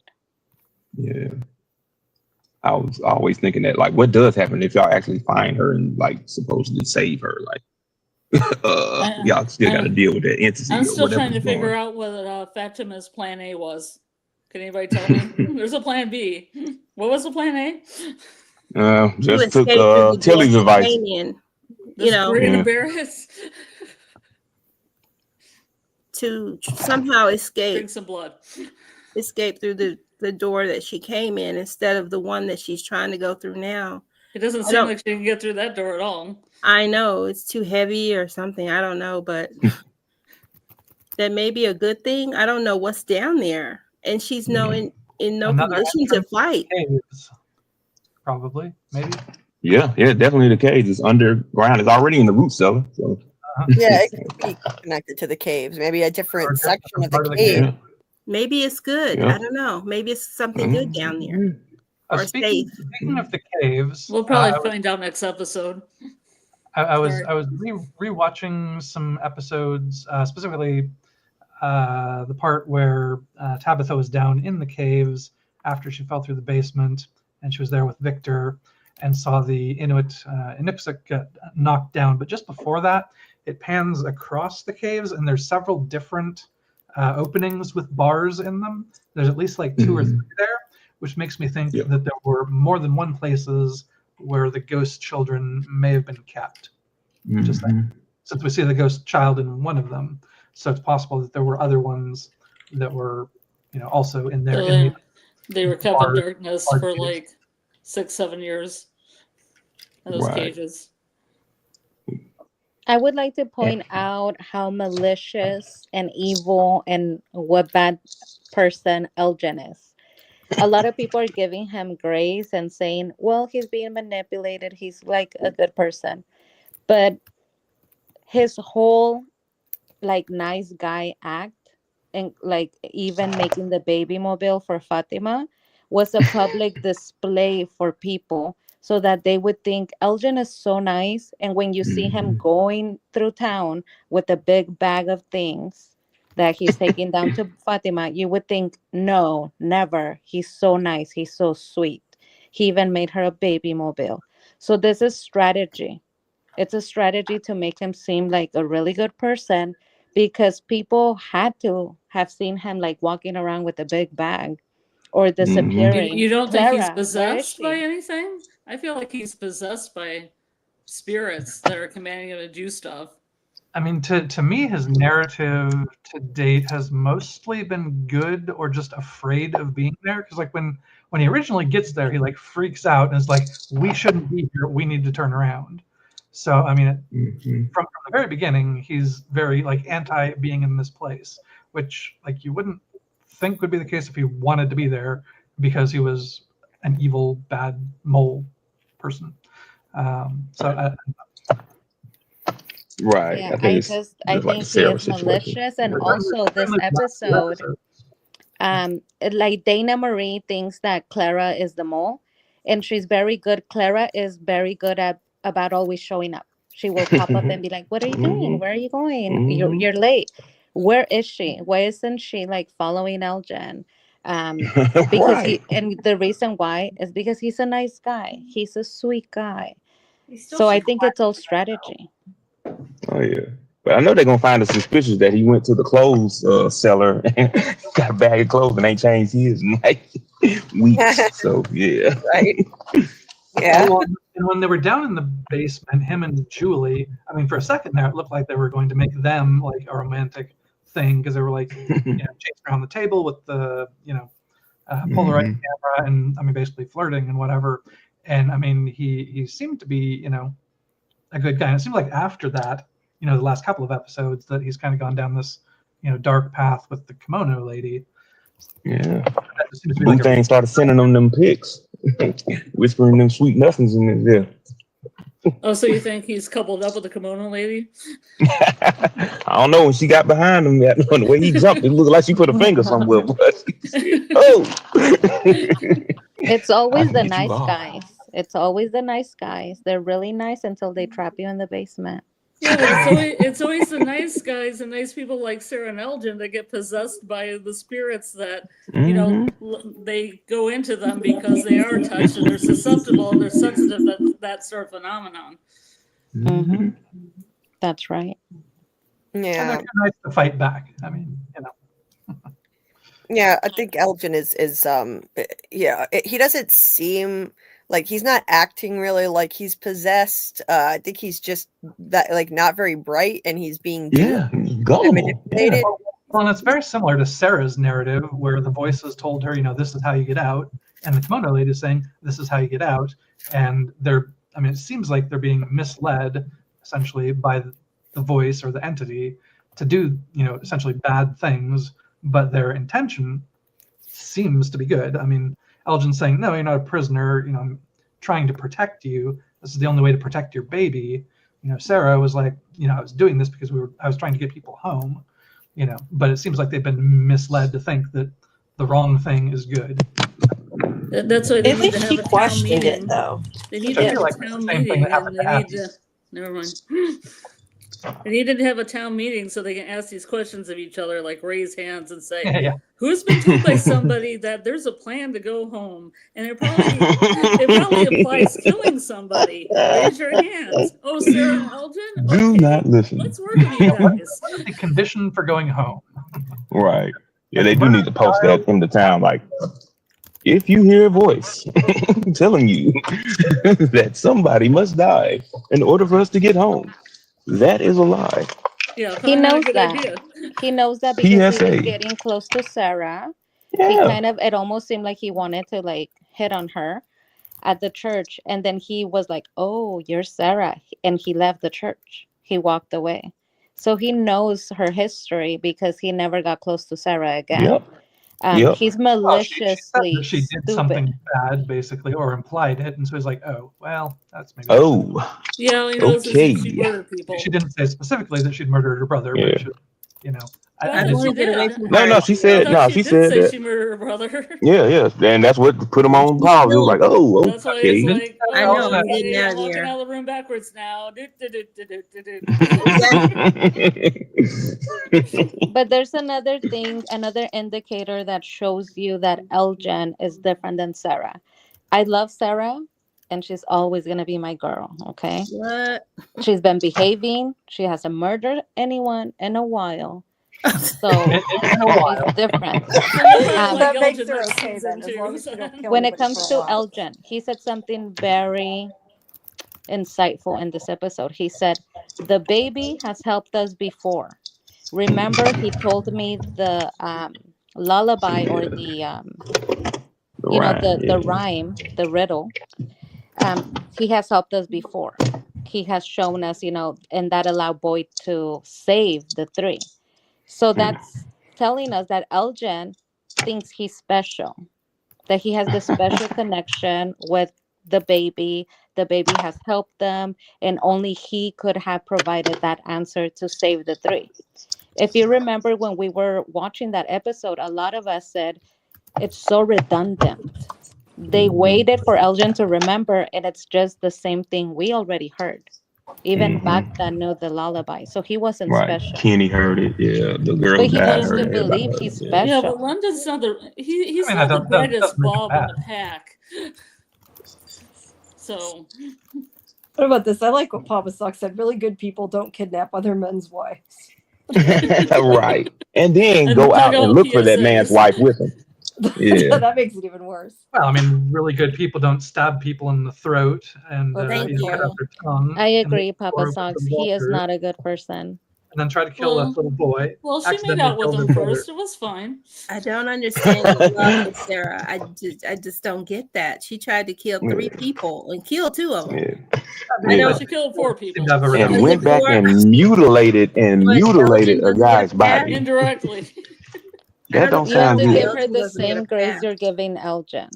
You're giving Elgin the opportunity to walk away and say that he was possessed. Elgin hasn't killed anybody yet. Once Exactly. he starts getting a body count, I'll change my mind. What he's doing might be He's trying to worse. bring life. He's trying to bring life, and she was bringing death. Yeah. So it's a big Mm. difference. I don't know which one's worse, quite honestly. Mark my words, So far, kimono I mean, is his not good. intention She's sounds just not good. good. You She can't may not spin be. it. She may not be, but up until this point, it seems like Sarah is definitely losing. If you couldn't compare Elgin to Sarah, it's I don't understand it. Sarah Sarah is a never murderer. looked that crazy. Someone mentioned how he kept smiling, and I went back and I looked, and it's true. He's smiling the whole way through. Sarah didn't do that. Yeah. Yeah. Well, Yeah. And plus, Sarah was like in Prove, intense though. pain. Yeah. See, she was actually getting pain inflicted. on her to, you know what I'm saying? It's like a person put a gun to your head theories, you know what I'm saying? So Because she's go being ahead, but influenced by evil. That's what evil yeah, does. But oh maybe yeah, Elton is not being influenced by evil. Interesting point. She choked yeah. them. But Sarah's narrative seems to imply that he is being misled by evil because the voices are laughing and thinking that the Right, town yeah, can't save Fatima from whatever the evil is that's happening. yeah. So, They're definitely complicit with whatever's going on. I mean, I clearly, just Elton think he thinks should that he's doing the question right it. thing, but it seems like he's being misled, like the voices misled Sarah into thinking that killing Ethan and Toby was the right thing, which she's kind of had her semi-redemption arc. I She's was about to say, yeah. trying to help and, you know, provide kind of assistance and interpret the voices or tell what the voices are telling her to Boyd, like this is what they're saying. So I don't know. Right now, again, Elgin seems to be in the place that Sarah was before her redemption arc, Mhm. because he Yeah. thinks he's doing the right thing, or at least that's what he's saying. That But he's at saying. least Sarah's like, I don't want to do this. I don't want to kill. I don't want to do whatever it Yeah, is. And yeah, he she just was is really like, oh, fighting I'll back. just kidnap her. It's fine. This is Yeah, good. Yeah, that's also true. yeah. But it literally was like But the tattooing her arm baby. from the inside. So like, But that being said, It's Sarah about the actually baby. did do the things, so you know, and she does have literal blood on her hands, which so far yeah. Elgin doesn't. But we'll see what Well, happens yeah. Yeah. in the next episode. No, he never got know. blood out of his hands. He done gave up 3 pints or something, man. Like, Which I think the You think he'd be lightheaded at this point? I'm pretty oh, sure that's tell what she was thinking, or something. Random Moore says something though that's true. Sarah was told to kill someone, where Elgin's like keeping her alive, so it is easier to deal with. Mhm. But I don't know. I just think it's weird that he doesn't even question it. It's still Yeah, not yeah. keeping somebody locked in a whatever root cellar is still not something that sounds like a good thing. Yeah. Well, Yeah, neither like- telling people. Yeah. But like you said, he's under the impression that he is like he's bringing some baby now. Like I say, the fact that he drinks blood and eats rotten, spoiled food and stuff don't, I guess, seem weird to him, you know? So, you know, he really think he's like being like a, I don't know, not a midwife, but whatever a man's version of that is, you know? But we also don't know the remainder of what conversation we had with the kimono lady, because it cut away just after the "I can help you guys go home." So we don't know exactly what maybe convinced him that it was the right thing to do. You know, kind of like when the voice lied to Sarah and gave her information, like there's going to be 2 cars coming, gave her the information about, you know, whatever, Father Khatri, and essentially convinced her that this was the right thing to do. But subsequent to that, it seems like it wasn't. So I think that the voice or the kimono lady is still lying to Elgin, given Sarah's narrative. So Mhm. Yeah, it's the same kind of thing. It's manipulation. It's the same kind of thing. I can help you. I can save you. I can help you all go home. How Yeah. exactly? How Yeah. like just once I'd like them to say to the voices or this entity this lady, Like, okay, walk how? me all the way through from here to actual real world. Like, you know what I'm saying? If they're And we falling don't know from yet that he towers didn't or have what? that What are we doing? Yeah, like at least tell me how. Like I want to know. Like give me clearly Elgin doesn't even know exactly. And so Yeah. he's going to We these just go home. I don't know. She said we go home. I don't know. That's all. That's a Yeah. good point. It's strategy. I would say, tell me the answer. I'll have them go home and I'll stay behind. If they actually go home, I'll help you. Or That's maybe- good. Like, I don't yeah. think it would work, but that's a off smart screen with point. the entity. You know how to sound like a troll. It might just be a cool trick, like, focus on you. You already are home. Welcome home. Like Victor said, this is my home. Yeah. Yeah, well, you sound like a troll, man. Like how that nurse. So we had been talking about the puppet. Remember last week? The puppet is back. So it never talked, but all of a sudden the puppet is back. I laughed so hard at that scene. Puppet did That was scream great. though. Well, he almost fell off that ladder. Well, It was so funny. That was hilarious. I cracked up. my I God. rewatched that scene like 3 times. I was laughing so hard. I was not expecting on the I don't screen care like about that, this man. anymore. It's just That's like a really good one. "Ah!" Julie knows what he says exactly. What does Um, Victor? Yeah, she knows it exactly. wait, what did he say to who? To the puppet when he was Oh, sitting in yeah. that chair. Oh yeah, he said I'm not scared. I know you can talk. I know you can. Wow. Let me tell you, Jasper and Smiley in one episode, and I was totally happy. 10 out of 10. That's awesome. You know, Yep. we're past hour 4. We probably should I was just thinking because you guys were saying about Smiley. For anybody who didn't hear us in the first few hours when I mentioned it before, Jamie McGuire, who plays Smiley, is going to be on our show next Sunday. We're not sure of the time yet, but he's going to be on here live, and those updates will be. You can either get on my Twitter. I still call it Twitter X, or I kind of refuse to call it X, or on the community page of this YouTube once I put it up. I just haven't gotten that far yet because I just found out tonight. I'm just going to put up the banner here. Somewhere here I have a thing that gives the link to my X, but it's not showing up here.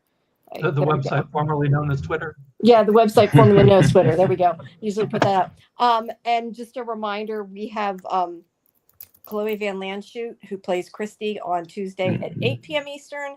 And we may have Avery at 9, who plays Sarah, Avery Conrad, but we're waiting to see because she might have to reschedule. And then Elizabeth Saunders, who plays Donna, is still on the 26th. And as I announced earlier, don't have a day yet. It's going to be, I think, within the next 2 weeks. But we're getting John Griffin and Jeff Pinkner, which is awesome. So that's coming too. Wow. Wow, that's great. For the These day. are really amazing interviews. The Thank fact you. that you get to talk to them, that's so cool. Thanks. Thank I'm you. amazed they all agreed. I mean, I didn't think we'd get as many as we did, but everybody seems to be enjoying it. So I'm really glad they're all coming. But yeah, I've been trying to get, writers or whoever. So I think it was good. We're going to get them. But that'll be sometime, like I said, either this week or the following week. And once I find out exactly the day, I'll post it. I still got other people I've asked, so they could still come up, I can find out more. But because I pretty much asked everybody. But yeah. That's very impressive. Check those out. Thanks. Yeah. They got to be so cool. Thanks. Yeah, and you can always, for anybody who missed the other live streams with the other guests, you can still get them on the live page on our YouTube, and all the ones that weren't live too are on the regular part of our YouTube. But check them out, subscribe, and make sure you check out Julie's YouTube too, which is in the description for this episode that we're talking on. So everybody check all that out. All right, sorry, continue. I just wanted to do that since we're already been here. I don't announce things enough. I'm not good at advertising.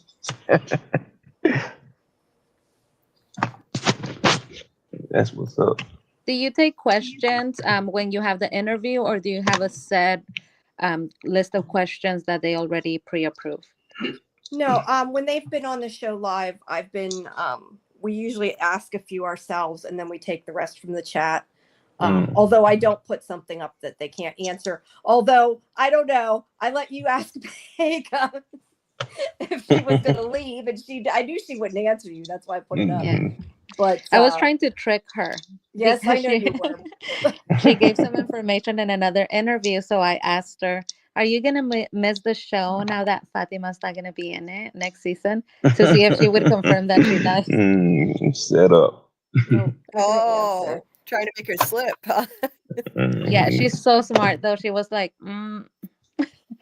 Gotta be quicker than that. That might be why we won't be able to have nice things in the future. No, I think she do, because I just because when I did put that through, I made sure I at least I hope I explained to everybody, that was your thoughts and nobody else. She started laughing. She thought it was she funny. did seem to think it was funny. But yes, I try to get everybody's questions from the chat. It kind of depends how long they can stay. She could only stay a half an hour, so that's why she wasn't here as long. Hannah had to leave early, but she ended up staying anyway, so which was good. Well, Hannah's got school, she's got college. No, yeah, I get that. But yeah, she ended up being she was supposed or she said she was going to, so that was awesome. For the writers, I really, really want to know if they are making changes as they go, or if everything is already structure and there's no changes being made, because I think that that's what a lot of us are basing our theories on. If they're changing things as they go, or maybe we're crazy. A lot of us think that the show's talking to us or referencing things that we say. Yeah. Maybe we are insane. Well, they are. They did change some things, like Victor wasn't supposed to be on the show as long as he was. Right. Yeah, I want Yeah. to hear them confirm that and tell us that they're listening in or something. Yeah. They never say Yeah. that. They would just listen in. I do think a lot of things. I agree with what Julie said before. That a lot of the things this season are them just kind of like trolling us and nodding to us. Yeah, we know you're talking about Yeah. this. Yeah. Yeah. It'd be like, so the Exactly. carol card scene, what was that all about? Yeah. Yeah. That's why I'm And trying to get them after Smiley. the finale, so we can ask them anything, and we don't have to worry about Right. what we Yeah. Yeah. Smiley fan service. I just want more of that. The nurse, the original nurse too. I feel like Oh it would be yeah. nice to ask them if they could bring her back. The I don't know. original nurse. You mean I don't know. the I one liked creature? I liked the one though that I mean I thought the original That nurse was did the thing in the window. yeah, I was gonna say I liked the original nurse. I thought she was creepier, but then the new nurse was creepy as hell, smiling at Boyd in the window and putting the gun, Yeah. the finger to her Yeah. head. Yeah. Like, That was cold. That was cold. Like. Apparently, they said. I forget who said it on Twitter. I think John Griffin said it. That it could have been Harold, but I think it was John. Said that she added that. That was like ad libbed. Oh, that. Oh, wow. Oh, that's holy. I thought That was a good ad lib. I thought they Yeah. put it there on purpose. That's interesting. See, No, she questions just like that are repeated important. what he did, putting his gun up. Yeah, because Yeah, they man. haven't taunt suicide. So I thought that in the writing, the script, that was an important thing. That at this point, they're saying we can't hurt you because we have seen that the monsters can't hurt Boyd for some reason, but you could hurt yourself, kill yourself. Yeah. So if she did it and it was just spur of the moment, then we're reading too much into it. But it works Yeah. the whole narrative of trying to break Boyd. Yeah. Makes No, sense. ooh, that's dang, that's cold. Said, how are you doing in there? Man. Just an aside, Jamie, I put a couple links in the private chat if you want to take a look at my theory crafting thread on Reddit or the previous live stream we did with Julie. Okay, cool. I'll have to take a screen capture of it so I can look at it when we're done. Because if I try to read it now, I'll be like not responding to anybody else. After the show. Yeah. Michael, have okay. you talked to Taryn on Reddit? He has No, not yet. his theory. It's really similar, I think. Yeah, there's some interesting stuff there. Yeah, it is a little bit crossover and stuff. I do like all because it's direct references and stuff to the Inuit. And, like I say that your whole kind of concept and stuff. I definitely got to check it out to kind of get more in depth. There's Man, a he lot did some of research. Yeah, I need to do more research. I was going to say, you linked Julie's live stream. Just tell me it's not an 11-hour live stream. I can't. Sorry, It was a marathon. silly, but I can't watch 11 hours of anybody's live. I think I was announced for half of it. No, Oh, my but I also goodness, put I today, even though there's not much there because I'm figuring it out, I created a Discord too, guys. I put the link in the chat. Trying to, Oh, because then once this runs over to, there'll be other things to talk about, cover and stuff. So I want to try to get that going, but I'm still learning it. dang, that 10 weeks passed quick. How long do you think we're gonna have to wait for the next season? At least a year. Yeah, probably around the same time. They probably still want to do the usually it's Halloween at least a year. time release. Yeah. Mhm. Well, this time it should be faster than last time, though. It took a lot longer last time because of the writer's strike. Because of the strike, yeah. That's still such a long time. Yeah. I think they still want to anchor it around somewhere around the Halloween season, because they did a lot of good promotion with that. So. That's a good point. Oops.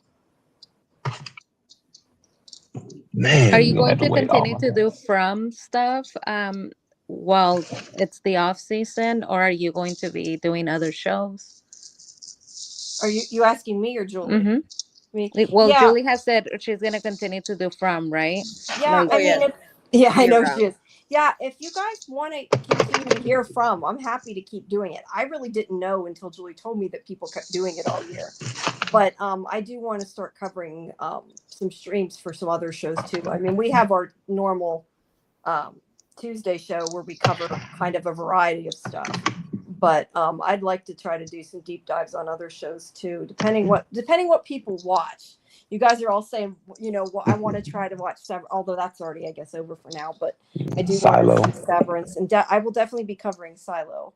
I just haven't watched the new season yet, but I will be, because I know we're talking about the premiere on our Tuesday show at 10, but I haven't gotten a chance yet. Oh, this is good. This is good. This is interesting. Papa says someone stated they thought Jade was interrupted before finishing his version of the bottle tree. I thought he finished it next week. We'll see it has a hole in it. I'm curious why he made a new bottle tree. I thought that it was interesting he made a new one. Like, was there a purpose to it? exactly. They never spoke about why he's doing this, because we're focused on Fatima's storyline, which I Yeah. really want that pregnancy to be over, because we went from the numbers being set out on the table and suddenly he's making a bottle tree. Why? Well, he likes to make models and stuff, so I just took it to mean it's another thought experiment. He does these Yeah. things. It helps him think. Like when he smashed a bunch of bottles on the floor and made a giant symbol out of them in season 2, and then this season he strung up all that string around the bar and Yeah. laid under it, because he said like these kind of things help him think. So I don't think there's any actual purpose to it other than that. You know, Likes to see sort of things a in visual 3D. representation. Yeah. That's true. Yeah. He's done that twice before. Yeah. Yeah, that's what I think it was about. But I mean, it would have been nice to at least address it a little bit. Like, I have somebody ask him, like, what are you doing that for? They glossed over it quickly. But Well, I was going to say Henry kind of mentioned it. Like, he's like, oh, Miranda did that too. But then they Yeah, I was just thinking that Jade is getting tired of Henry keep on bringing up that his wife made the bottle tree, but ain't got nothing, what I'm saying, else to add. Like, what else do you know about the bottle tree? Huh. So This that's is really interesting. I never interesting thought of. and Oops, sorry. confusing that he says Miranda did that too, but instead of Tabitha, which I would expect Tabitha to have that behavior pattern, it's Jade. So then I start Yeah. to question, is Miranda's body or soul in Jade's body? That would be a real weird twist, wouldn't it? Definitely not what anybody's expecting. But Average Cadaver makes a good point, though. How come Christopher never talks to Jade? Only the doll. Screams at him, yeah. I never thought about the fact Christopher never talks. Maybe one of the said maybe he has no tongue. Maybe one of the creatures ripped out his tongue. I don't know, but that is a good question. I hadn't thought about. So Only thing he ever said is that everything is lies. It's all, yeah, we heard him talking in Victor's vision, but that or memory or whatever. But that was Didn't he say something when Jade had the vision of him holding the book before the blood of the symbols ran down the symbols? no, he just didn't say smiled. anything. Oh, he didn't Yeah, say I don't anything? think. Okay. No, he just smiled. That's it. Oh, okay. Pop was saying that Victor standing in the corner was what creeped him out. That's what we were talking about earlier about the Blair Witch. Man. The Blair Witch. Yeah, I saw the Blair Witch reference there. Julie, if Jade actually is Christopher, he's going to inherit Jasper. Yeah, maybe then we will see him talk more. I want to see him talk at all. Oh yeah. Much less Jade, do a song and dance number. I just want to see him say one creepy thing, like just one creepy thing to troll him. I'd be satisfied with that.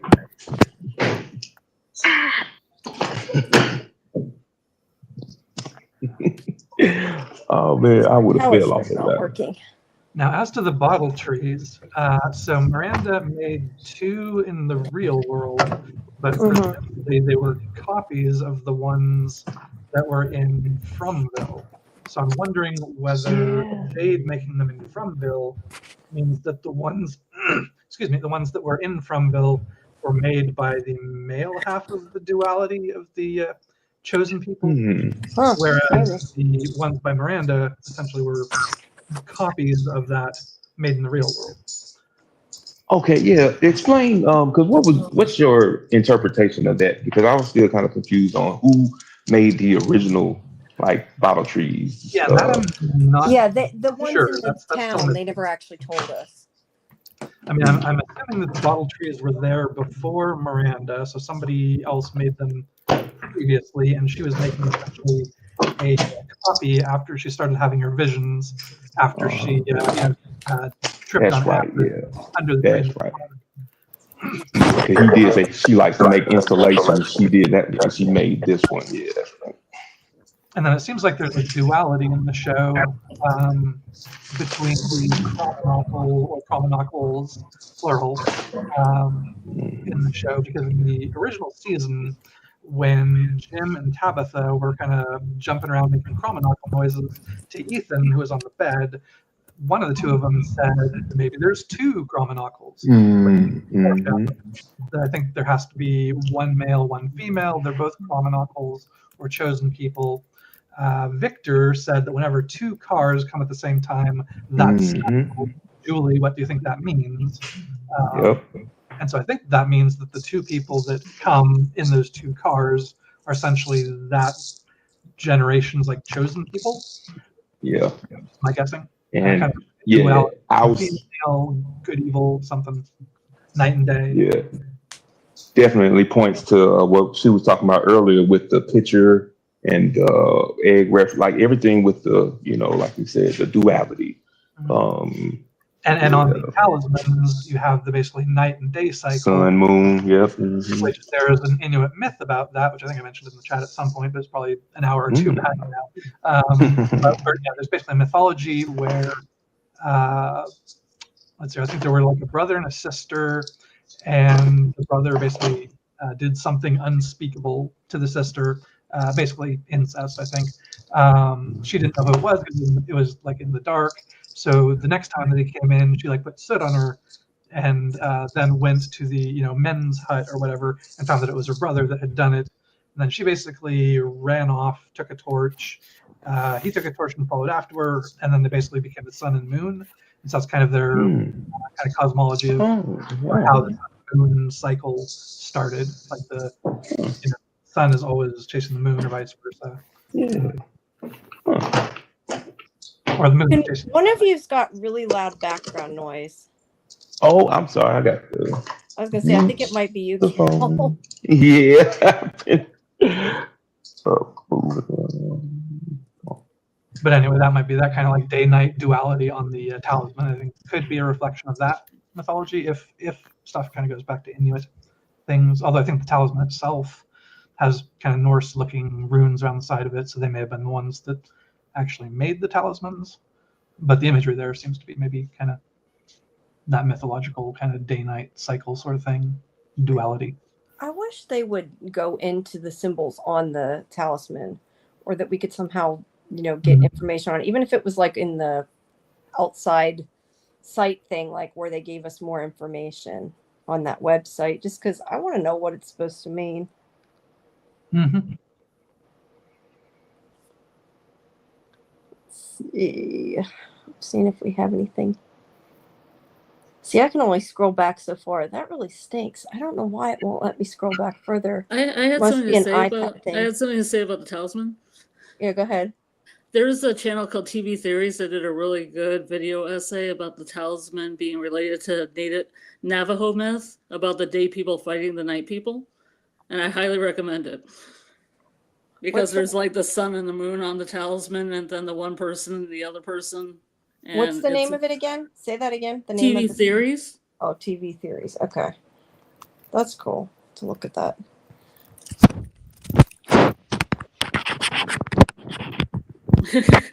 Sorry, I keep not talking. I'm trying to plug my iPad in because it's going dead and the charger isn't working. So I'm like, if I'm making noise, I was gonna say I'm probably making noise trying to plug it in. A little bit. It's being shitty. Sorry. Let's see what else. I'm trying to look. I can only go back so far in the chat on my iPad. That's a problem. That's okay. I mean, like, they don't expect you to like address every comment or highlight every comment. No, I know, but it only, I guess, gives you like the past so long because it won't go back very far. I don't know. I thought it was where I started, but it's not. It only goes back like 20 minutes.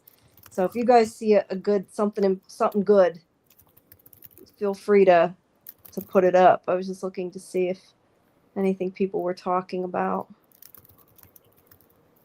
This is really impressive, Sci-Fi Vision. You're doing late night like marathon streams too now. Yeah, but well, yeah, I guess it's almost 5 hours. I'm probably not going to go too much longer though. Yeah, I can't I go won't past be 5 able to hours do, either. I see. I'm lucky. These past 2 weeks, I haven't had anything on Monday that it like mattered. But if I one of the Mondays have interviews or something, I won't be able to stay on. Papa makes an interesting comment when the monster said to Randall, "That's not how it works." That maybe he meant, or she meant about the talisman. That's interesting. Because he was holding the talisman at the time and trying to use it. Yeah, you know? seems to be saying that just holding it up to them, that's not going to save you. Because I mean, it Yeah. seems like whenever they use it, it's inside of an enclosed space. You have to basically hang it up, and it basically protects that kind of enclosed space. So just holding it up in front of them, yeah, that doesn't work that way, sweetie. I think that's again an indication that there are established rules that they have to play the game with. We don't know what they are. So we go back to the game of chess or a potential game between sides where they're trying to use the people as pawns, deities, cards. And it's hard to win when you don't know what the rules of the game are. So true. So true. But what's interesting is that if the people are the cards or the pawns or the chess pieces, they don't need to know what the rules are. Only the person controlling them and the person that's leading the team would. Yeah. If I were a pawn, I'd still want to know what the rules were and see if there's any way that I could influence the game myself. But I guess part of the rules are they don't have to tell you what the rules are. It would be nice if somebody would directly ask the boy in white, "Do you know what the rules of the game are? And can you tell us?" Yeah, very true. Did we Papa's asking, did we discuss, we did talk about the doll, but they were mentioning, I saw this earlier in the chat when I was over at my computer, that maybe the object was cursed, her snowman, and that's why she started hearing the voices then. I don't know about that, but we didn't talk about Jade not knowing his dad either. I think that is something that will probably come back later. I don't know, maybe. Because that's good character development and they sort of like glossed over it, you know?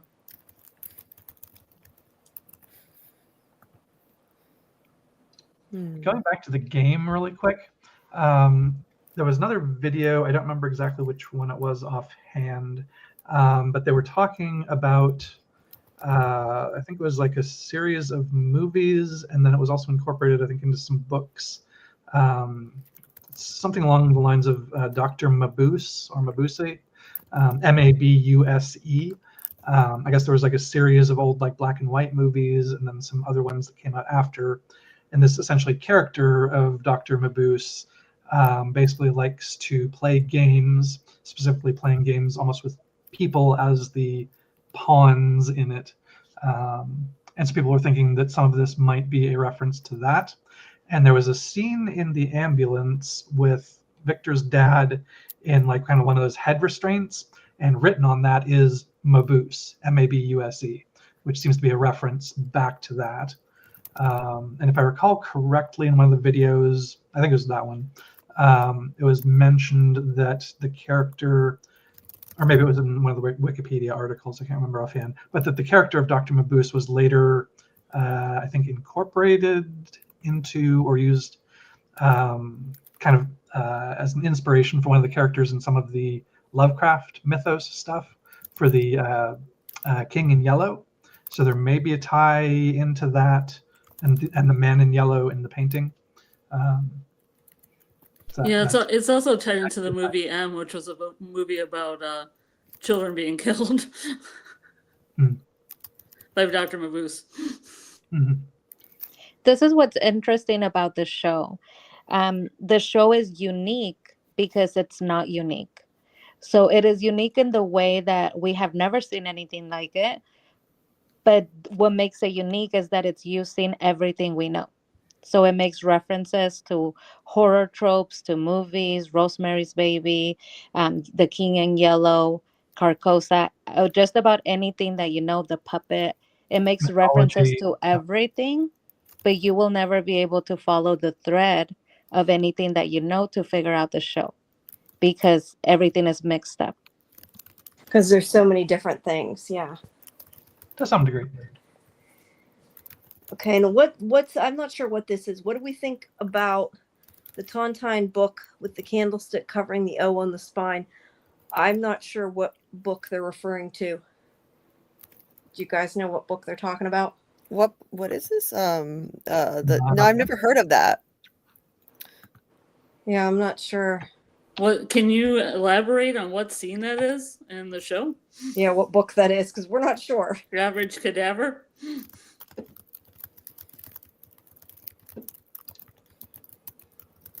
Let's see. Yeah, they're saying there's no real medical equipment with that name. I did see people posting about that Mabuse thing. I just didn't know what it referenced.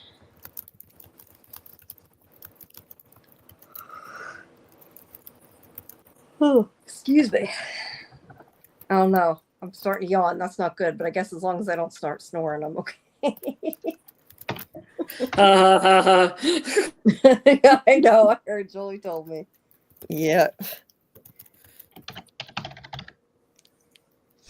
Hey, I thought you were subbing her live when I went to work, so. Let's see. Oh, she still hasn't. He, she. I don't know if it's he or she. I don't know why. Guess that. Did anyone notice in this episode they did a flashback? I think Boyd was at one of the bottle trees, I think. Did you guys notice how dark the bottles were in that scene? Instead of being colorful, they were very dark. A lot on one side of the tree anyway. I didn't notice that actually. Which scene was this? That when Jade was building the new bottle tree by the whatever that house was. I thought I saw all different types of bottles. No, like a it was and a blue bottle. No, it was a flashback. It seems like Boyd was. I can't remember because I only watched it one time. So, but I have to go back and look at it. But I noticed that the bottles where Boyd was standing, they were very dark, and the other side there were lighter bottles. But I just noticed that it seemed like black bottles instead of the colorful bottles and the green bottles, the blue bottles. You know, I just wondered if anyone else noticed that. I haven't watched it enough times or taken screenshots to notice that, but I'll definitely take a look at that. Yeah, I didn't notice it, but I don't remember a flashback, at least not in this episode. I remember a flashback of Donna's, but I don't remember Boyd having a flashback. I thought it was Boyd, but I may be getting it mixed up. But there was a bottle tree other than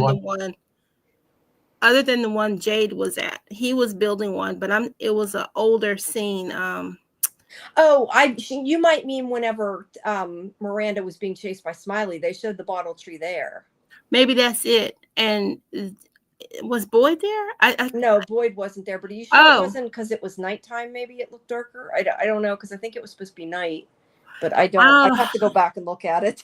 I'm gonna have to go back and look at it as well because I'm obviously. Was it when Victor went to chop down the bottle tree? Okay. No. Yeah, I don't know. I didn't notice the color difference. Sorry, I was Maybe busy next watching time. Smiley attack. There were a few scenes of bottle trees. I think what's really interesting is that the writers made a great move, in my opinion. During this episode, they basically addressed the fact that the town is going to look different. The boy in white is going to look different. and it's all part of the design. Everything is changing, so things are going to look different. That was important to put on there because now we don't have to question why there's no snow, or why he's getting older, or why Ethan might look different. It kind of covers all their bases, including potentially if the trees look different, they could just chalk it up to the place is magical, it's changing, everything looks different, and that's normal. Yeah, it seems like they're addressing I hope they just don't use that watcher as an complaints excuse, that though. the boy is getting older. Like, to, you know what I mean? Like, I hope they don't just use it as an excuse for anything they need to explain. Oh, it's changing, you know? Yeah. Average Cadaver sent me a picture of the book, but I'm not sure what. I don't remember where it is in the episode. Okay, they're going back through the messages to find out. It was in Colony House. I don't know. It does look strange the way they have this. There is like a candle in the middle of the book, and there's a picture of, I guess, the real book, and it doesn't normally have it. So it is very strange and kind of stands out. But I don't remember the scene. I'm sorry, so I can't really answer that. But I guess it was in Colony House. Papa Socks says that some of the Can bottles, you show us that picture, or do you not have I don't access to it? know. I don't know how to get it from my phone to the chat. Okay. What a bummer. I want to see that photo. Yeah, I'm not sure if I can. Can you add it? Yeah, I'm not sure how to do it without adding it through the. I don't think I can add it on my iPad. Maybe I can. Let me see. I might be able to add it directly through the thing here. Give me 1 second. Keep talking while I'm doing it, though, so everybody isn't like waiting for me. Let's see. I wonder if it's right next to that copy of Bible Stories at a Colony House. They have that unread Bible Stories book that's upside down in the shelving unit. Oh, they do? Let's see. Can I even? I don't even know if I can save the picture out of Discord. I don't know. Me and Julie were going to do a From Book Club based on all the books are from, because that'd be interesting. Yeah, I have probably at least 15 weeks worth at this point. That's funny. Let me see if I can. I got it saved, but I have to make my picture sync before it'll, because I'm going from my phone to my iPad because I have the Discord on the phone. Syncing. Sorry, I'm getting there. Yeah. There we go. Okay, let me go back now to here. All right, I got it. I should be able to get it to go then. Okay, now where did it upload it to? Oh, it's in. Why did it not? Oh wait, yeah, it did. It should be here somewhere. These, okay, are they usually in alphabetical order? What in alphabetical order? I put it under the overlay, but it's not showing up. I'm trying to find where I added it. I just don't see it. That's the question. So I don't know. Yeah, let me try one more time. Unless we have too many, that's possible. See, I don't know, because the thing is, I'm using somebody else's. Oh wait, there it is. There we go. That's there's the picture. So that does. Yeah, I think I might have seen this. Yeah, it definitely looks out of place, but I definitely got to put that on my book list then. We'll figure out what that is and put it on the book list. Yeah. Well, they're looking back to find what episode it was from because they don't know. But there we go. That was more than enough for me. Yeah, I know, right? Yeah, it was in Colony House. I said. So I was going to say, I started to say before that, I think that Papa Sock said that he did think the bottles were darker. And I lost. He said maybe Jade has the wrong type of bottles, but I think she meant from the other scene, so I'm not sure about that. Let's see. Okay, now see, this we talked about earlier was what Miranda saw flash, or what Tabitha saw a memory. I think we all most of us kind of agree it was probably a memory, but I don't know that it's 100% confirmed, but let's see. 99.9% confirmed. Yeah. Well, yeah, I mean, I don't know. I never say anything's 100% with this show. Yeah. And yes, we talked earlier about could she be Eloise. We had quite a long discussion earlier about that because I think most of us think she's Tabitha, or Miranda. Yes, she is Tabitha. Miranda. But we were Tabitha is talking. Tabitha. Yeah, Tabitha's Martin too. But we were talking about the possibility she's Eloise earlier. But I think it was really obvious when she touched her face. So you see Smiley coming in yeah, and see, I clearly had ripping her never face off, and she's thought touching about her that. own. I think that's really smart. See, I just saw her touching her face as more like, oh no, this can't be true. But if he did rip off her face, that actually could be indicating that. And I had not thought of that till you said it. Yeah, that's what I thought. She was reliving it, and at the same time, potentially seeing him even closer to her face, ripping out chunks and touching it. Um, Mm-hmm. to me, that's obvious, but then again, it's a confirmation bias potentially. Yeah, I think that's the problem with a lot of people's theories on this show is they think they're trying to make it fit their theory rather than make their theory fit the show. And I think we do that without even meaning to. Yeah, I Mhm. just give up. I was like trying to theorize, and I don't know. I just feel like I just give up because so many things are changing. I'm just going to enjoy the show as it's shown there. Um, because I don't know. It all started with the ambulance. And I've told Julie about this, but nobody believed the ambulance bringing Tabitha back because it didn't make sense. And after that, nothing made sense anymore. Yeah. Well, the thing is I think people think, they theorize things and then something happens and it's like so wacky compared to what people were thinking that it's like they couldn't have predicted it. I mean, the whole Julie and the rope thing was just out of left field. Oh, I loved it though. I had been waiting so long for that to happen. I'm like, I want to talk about the rope. Let's see. Did Victor say at some point that Eloise told him that Miranda went to the bottle tree? I don't know that Victor ever. No, I think he said that Miranda went to the bottle tree. I don't know that he said Eloise told him that. I don't remember. You guys remember that? I don't remember him saying I don't anything about remember. Eloise. I have heard people talking about that, but I don't, me myself, I don't actually remember that happening. Yeah, I don't know. I remember him saying about Miranda, but not about Eloise. He has in the past said that Eloise is dead, but he's never said how he knows that. I think he just assumes it because he, never Yeah. found her, never found a body. Yeah. I don't think he necessarily knows for sure, unless they, make that more concrete at some point. Yeah. Personally, I think she got out, but we'll have to see. Oh yeah. Guys, I wanted to add, it was Victor when he was about to chop the tree down. The bottles were darker. Then. Boyd was on the next scene after that, so I got it confused. But yeah, it's Victor under the bottle tree. Well, that was definitely during the day. I'd have to go back and rewatch the scene though. I don't remember thinking they were darker, but That ties I in probably just didn't perfectly. pay enough attention to it. Yeah, but that ties in perfectly then, because during that scene is when Victor says, "You look different," and the boy in white points out everything is changing. So then it would tie in perfectly with Yeah, it the would make scene sense. when it's said.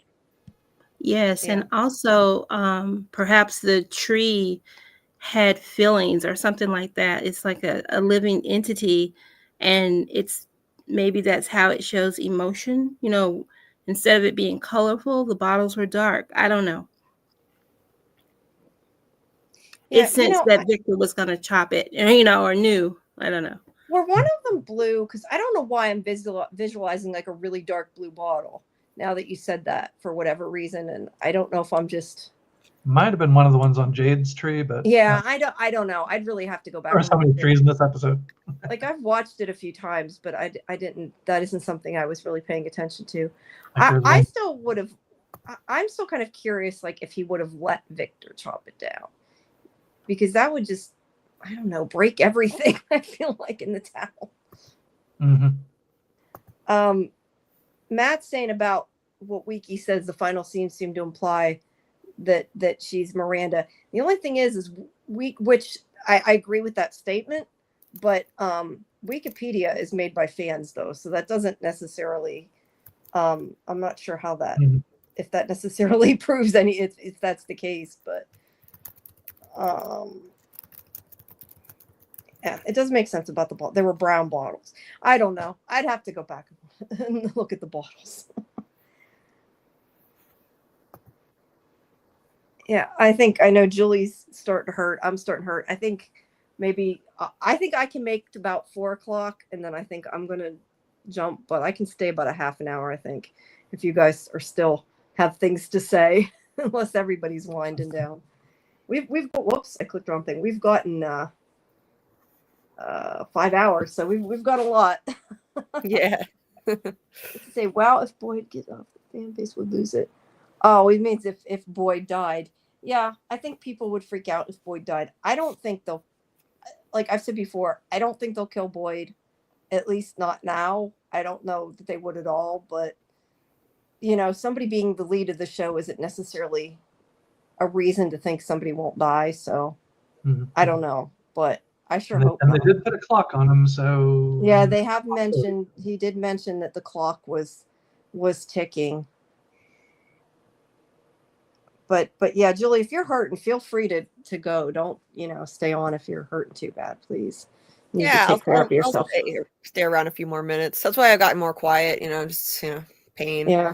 Yeah, no, I get it. I moved to the couch a while ago. That's why I said I'm too old. My back can't handle more than a few hours at the computer. I'm like, I'm done. But I'm sitting on my recliner, so I'm good now. But not forever. I am getting sleepy. It's 3:30. But yeah. Let's see. Okay, Matt's saying about the worms, and is that about reincarnation? I think we mentioned that earlier. Somebody mentioned it earlier. I don't remember who, but somebody mentioned it. Let's see. Whoop. Sorry. When I when I tap on something in the chat to turn it off, it seems to jump up to something else. I don't know. What do you guys? Let me ask you though. What do you guys think was like the best part of this episode? Do you think it was the surprise of Smiley? Because you guys seem to all really like that. I did too. Although seeing the doll scream again was also fun. Smiley cameo. The dummy, yeah. Smiley A cameo number and one. Jasper Plus cameo. good. I liked a bunch of things in the episode. Yeah, I think like for Jim me it recommitting. wasn't Smiley because I don't know, for some reason I don't really care about the monsters that much. But it was, and once again, because I confirmed what I believe, Tabitha remembering, touching her face, pushing Julie, Mhm. saying, "Don't touch me," and holding out her hand to Victor. To me, I'm almost 99% sure that she is Miranda. Tabitha is Miranda. Yeah. Yeah, I liked Jim recommitting to Tabitha. I liked Kenny recommitting to Boyd. I love the scene with the doll screaming at Jade and him nearly falling off the ladder. That was hilarious. Oh, that was hilarious. And I loved how Jade had just gotten done saying, like, "Oh, you need to try something new. This isn't working anymore." And then he had the same old dummy scream, and it's like, oh, apparently it is still working because it almost made Jade fall off the ladder. Yeah. I laughed so hard at that and watched that scene like 2 or 3 times. That was great. Yeah. I don't know.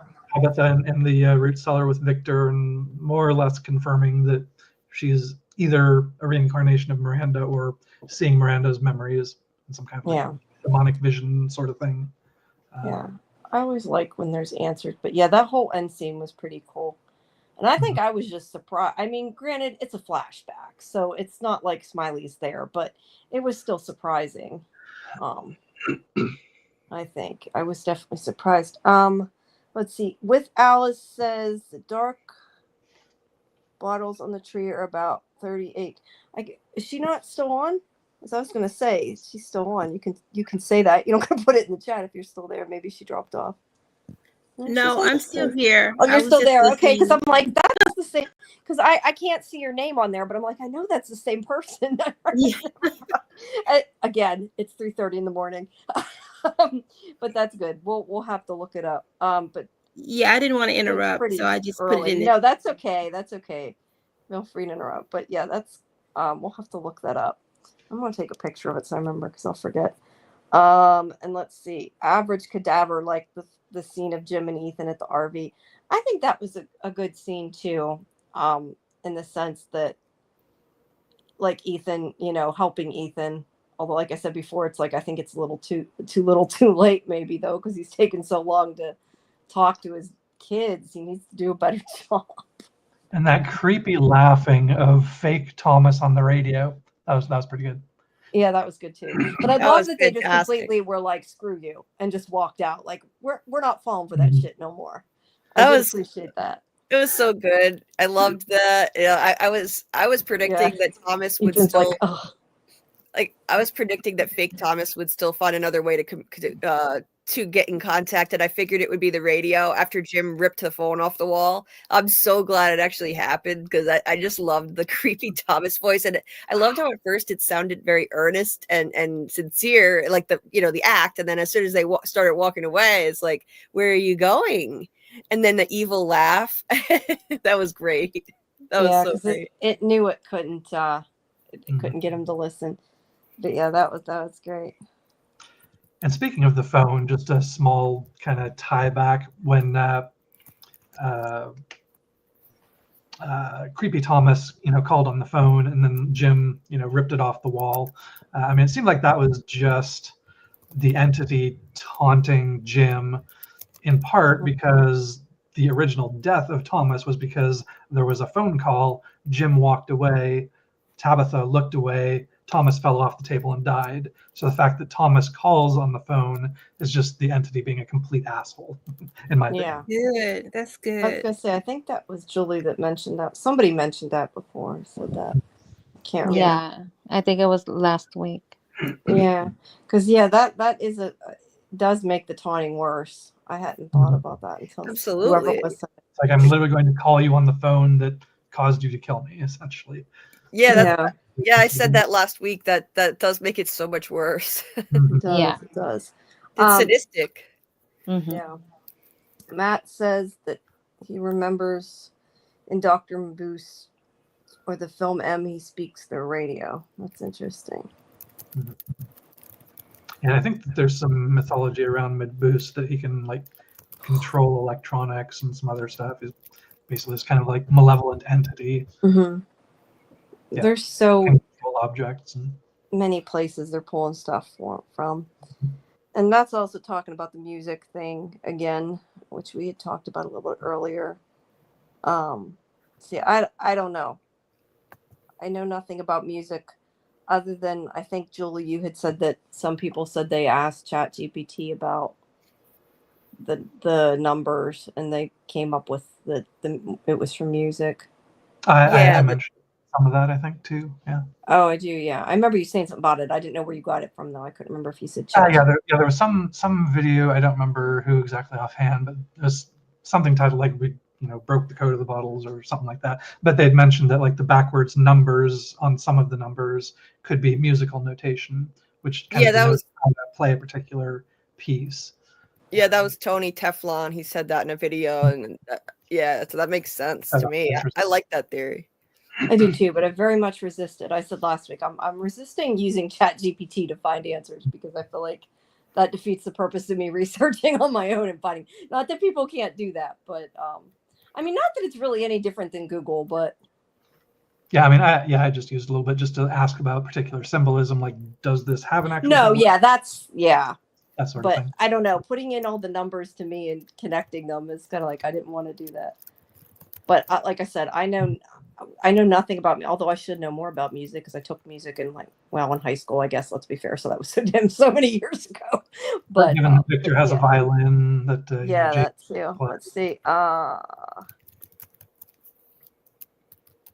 Sorry, Scarlett. Everybody's sick. You guys feel better. I think if it's music, it's really interesting because it shows how we overcomplicate the show and the answer is more simple than we think, like Tabitha just coming back in the ambulance. we overcomplicated where we looked at the numbers and we think it could be a billion things, and Mhm. that Jay would figure out the numbers because he's so intelligent and his background. And if it ends up being music, then it was more simple than we thought. And the reason why he's special is because he could play the violin and not because he's like a super intelligent guy. Yeah, that's a good point. I hadn't thought about that. I don't And it know. ends up being Let's see. music. No one in the what's this? No one on the panel thought that the dress to Fatima looked similar style to the clothing of the Nkui kids. Who said that? Somebody said that. Was that on last night on the chat? Maybe. I don't know if they said that on here or that was on Julie's Well, Discord last night about the dress looking like it was for Nkui kids. Or was that you? Or maybe that was Scarlett that said that. I don't know. Somebody said it. I don't remember who Yeah. it was. That Yeah, said we it. said it really early on. Okay. Yeah. I mean, in embryo, it does. It's a long dress, and the kids, it's colonial wear that you would wear under something else, but it's green and it has Yeah. dark green lace on it.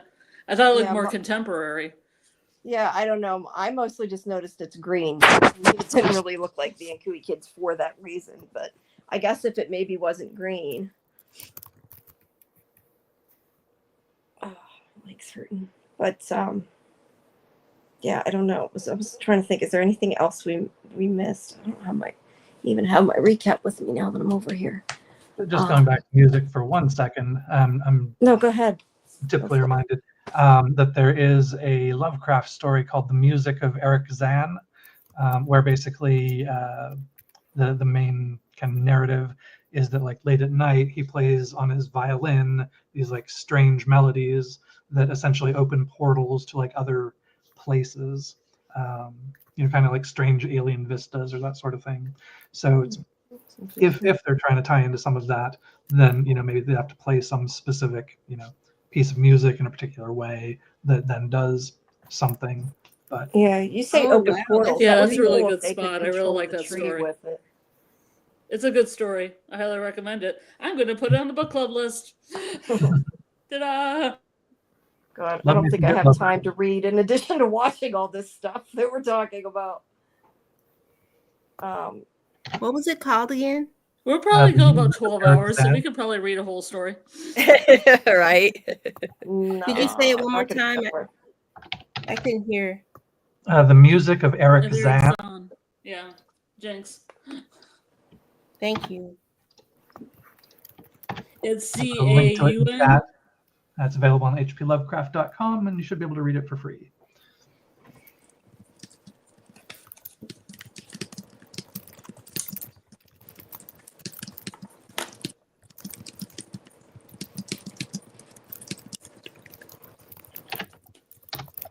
Okay, let's see. I'm trying to see if I had anything I want to mention. I'm scanning through the rest of my recap because some of it I had skipped. Some of my stuff is just comments. I gotta finish my breakdown, like my short breakdown to put with my recap up yet on the site, but I at least took notes. I didn't get it done though. About the pancakes, I like that Ethan's like, I miss Tian Chen's pancakes. Yep. Sure, everybody does. Yeah, I know. I'm surprised Yeah, they that's didn't what I like. tweeted at the time. We all miss their pancakes. I mean, shouldn't there be like there should be a recipe? Like they could duplicate them, but I guess it would never quite be the same. Yeah, she I did thought it was make kind up of stuff. nice that in honor of Tian Chen, kind of being off the show, like just not just serving up more pancakes. Now they're eating something else, but at least the diner is open. That was her thing. So the pancake. Yeah, I like that the diner's open, but I think Ethan, no matter what, probably wouldn't like what they made because it's not her. Yeah. Oh, definitely. Definitely. I feel similar to Ethan, and I'm so glad that he said that because I like Bacta. I don't have a problem with her, but she's just not Tian Chen. Chen, yeah. I don't like Right. seeing her in the diner. I don't know why. I'm very protective of it. I don't like that she took over, and But I thought that somebody she would needs to, have. though. Yeah, somebody needs to. I was thinking Sarah, but nobody wants to eat Sarah's food. Oh, Oh hell no! Yeah, no, Yeah, don't let yeah. her around any sharp instruments, sharp cooking tools. No, no, no, no, no. Honestly, I thought it was a lot sadder having the diner empty like that. I think Tian Shen would want people there, enjoying food. Like she made it made her happy. So I thought it was really fitting because poor Bacta's had nothing to do since she came on the show. Like it was perfect. I was predicting that it would be her because what else does she do around here? Nothing, Yeah, right? yeah, she hasn't really done anything. You're right. It's Um, interesting that they mentioned her degree, but they didn't let her finish the sentence. So we never found out what her degree that she had just finished in was. I thought that that would be helpful, potentially time travel or the science of it. And they never talked about it again. hmm. Yeah, I don't know. I don't think they did. That's interesting. Let's see. AAMMS says, "What if Frumville is the future and the world ended? That would mean when Tabitha went back to the real world, she went to the past." Yeah, I don't know if that would work or not, but it's an interesting theory.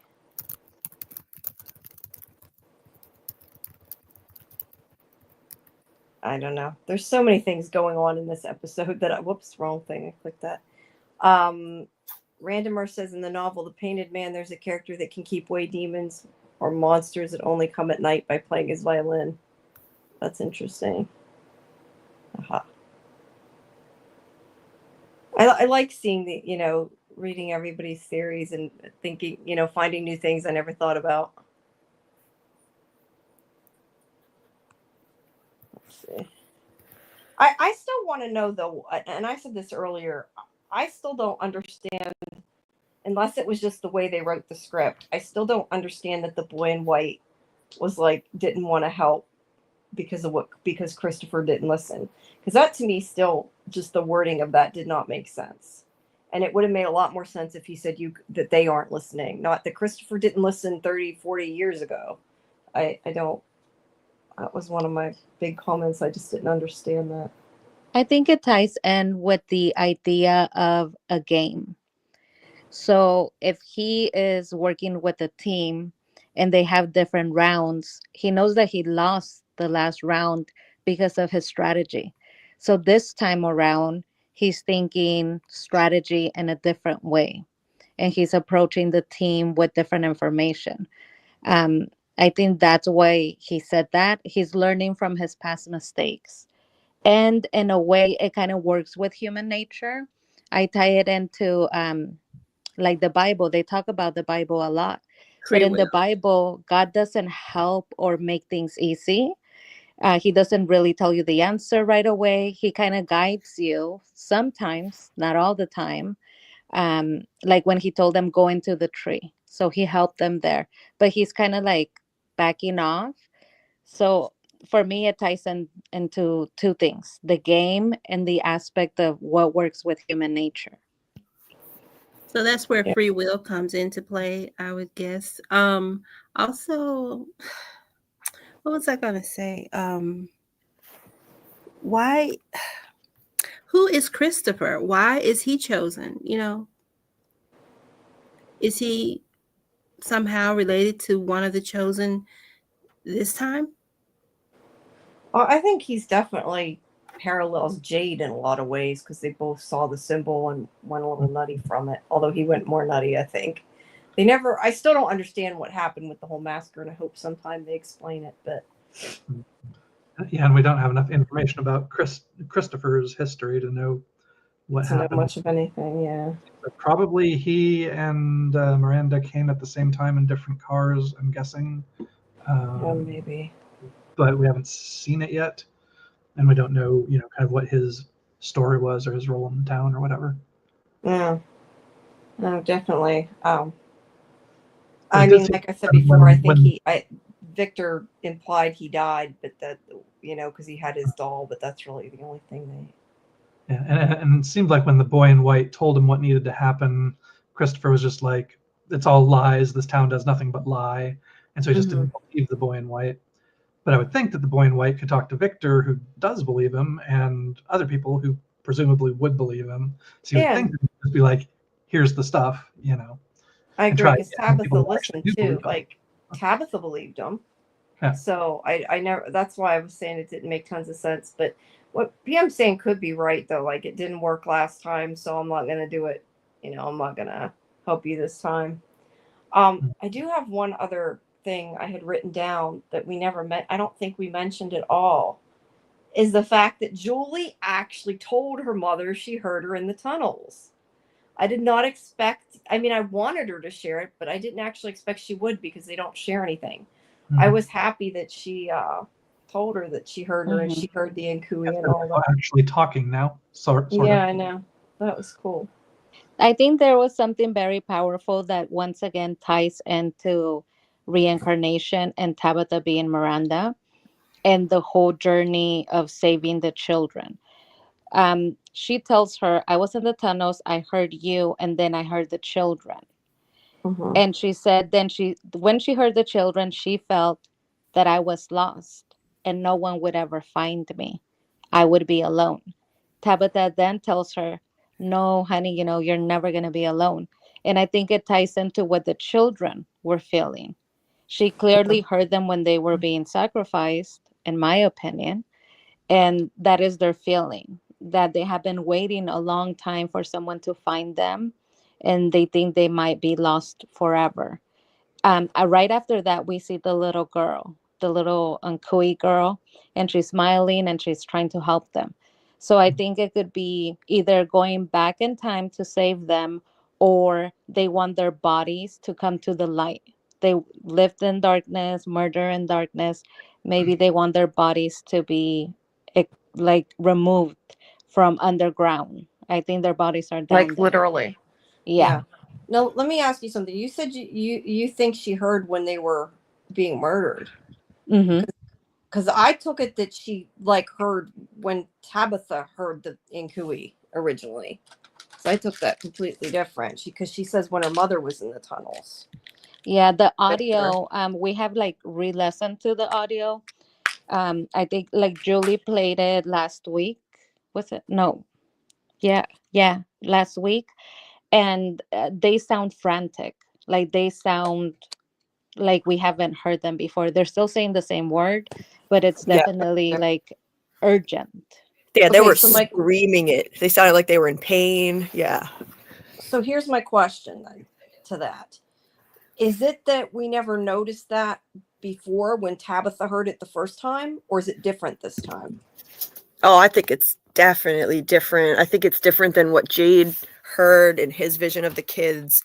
They were saying it in a much calmer way when they were in that vision with this on the slabs, and this was totally different. So and That's then it sounded like pain to me. No, I'm just trying to figure out, because that's interesting that they would use the audio of Tabitha and Victor when they were in the tunnels, but use a different audio of the Nkui kids. Because if they did, that must be important. That's interesting. Yeah, I think it relates. I'd have to go back and compare them, I guess. I don't think it's that weird, because when Victor and Tabitha were down there, there weren't any kids saying Nkui then. It was when Jade was down there later. Oh, so that's true. Either right. way, it would be at a different time when Julie's hearing it. So she might have been even hearing 2 times overlapping at the same time. Okay, I was thinking the kids were down there talking to him when they were in the tunnels. You're right. Nope, they saw one, but it didn't say anything. Yeah. Yeah, I think it would say relates then to she was hearing 2 times at once. Yeah, the children are showing them a vision, maybe not actually factually what happened, but they're trying to show them this is what happened to me. So the way that they present it is different. They present it differently to Jade than they do to Tabby. And I think that Julie was actually time traveling. So she wasn't seeing a vision or hearing a vision. She was actually time traveling and hearing the actual time when the sacrifice happened. It sounds like when the chosen ones are near, meaning when they're in the tunnels, the children get excited in one way or another. So do you think, let me ask you guys, just thinking, I don't know, just kind of going off of, I don't know what I'm going off of, just wondering, Do we think it's actually the ruins that enabled her to do whatever she did, or is it Julie? I think it's Julie. That's why I was thinking if anybody's going to be Eloise, it would make sense Tabitha's Miranda and Julie's Eloise. I So think it's particularly her, and she could probably learn to manage it and use it, and she probably will in the future. so what, the go into the ruins like just kind of triggered it, or is that where you're getting at? That's what I'm thinking. And That we makes do sense. have that Like the monster that's ruins, seems like the ruins are like a kind of a sacred space and may trigger Julie's kind of connection to it, or maybe some latent kind of Mhm. reincarnational shamany type stuff, where she has like a vision or some type of thing going on there. Yeah. That's cool. This was curious. You made me wonder when you said that. Let's see. Average cadaver said that is average, right? Average, yeah. So I keep wanting to say Avada Kedavra when I see it. And I'm like, no, that does say average. Says they definitely sound in pain when Julie hears it. It seems like she shifts into a different place between hearing Tabitha and Victor and hearing them. I see, that's where like I talk to you guys and then I find more out, because I didn't even like, I just assumed that when they were in the tunnels was when they heard Nkui until you said that. And then I think about it like, yeah, you're right. It wasn't that what happened, but that's what my brain connected to it. I'm wondering if she was seeing or hearing Victor and Miranda, and then she was hearing when Jade was having his vision of the kids, and they were saying Ankui, or it could have been seeing the original whatever happened for the or hearing Yeah. the sacrifice. I'm not sure which of the two. Yeah, that's why I'd like to go back, and I probably never will, but go back and compare the sound of when Jade heard it to them and see if it really is different, or it feels different, or Because it seemed like she was having visions of the different things that people in the group had experienced. So she saw, Boyd in the well. She saw the people chained to the wall. She heard Victor and Tabitha in the caves, and then maybe she heard Jade having the vision of the Ankui kids when he was down in the caves. Yeah, or she could have went all the way back to when it actually happened. You're right. It could really be either. So I was thinking, when she throws the rope down, Martin says, Julie, he needs the rope. Hurry up, they're coming. Or he, And I I think. think that what that's referring to is Julie's going to try to go back. Maybe she'll talk to Boyd, and they will try to get Boyd not to get the worms, right? Potentially. So I think that they are coming refers to Julie herself and potentially Randall or Mariel. Like they are coming to stop Julie from doing what she just did. I don't know. I feel like we need more of that scene. They didn't give us enough. And I really wish she had looked down the well to find out who was down there.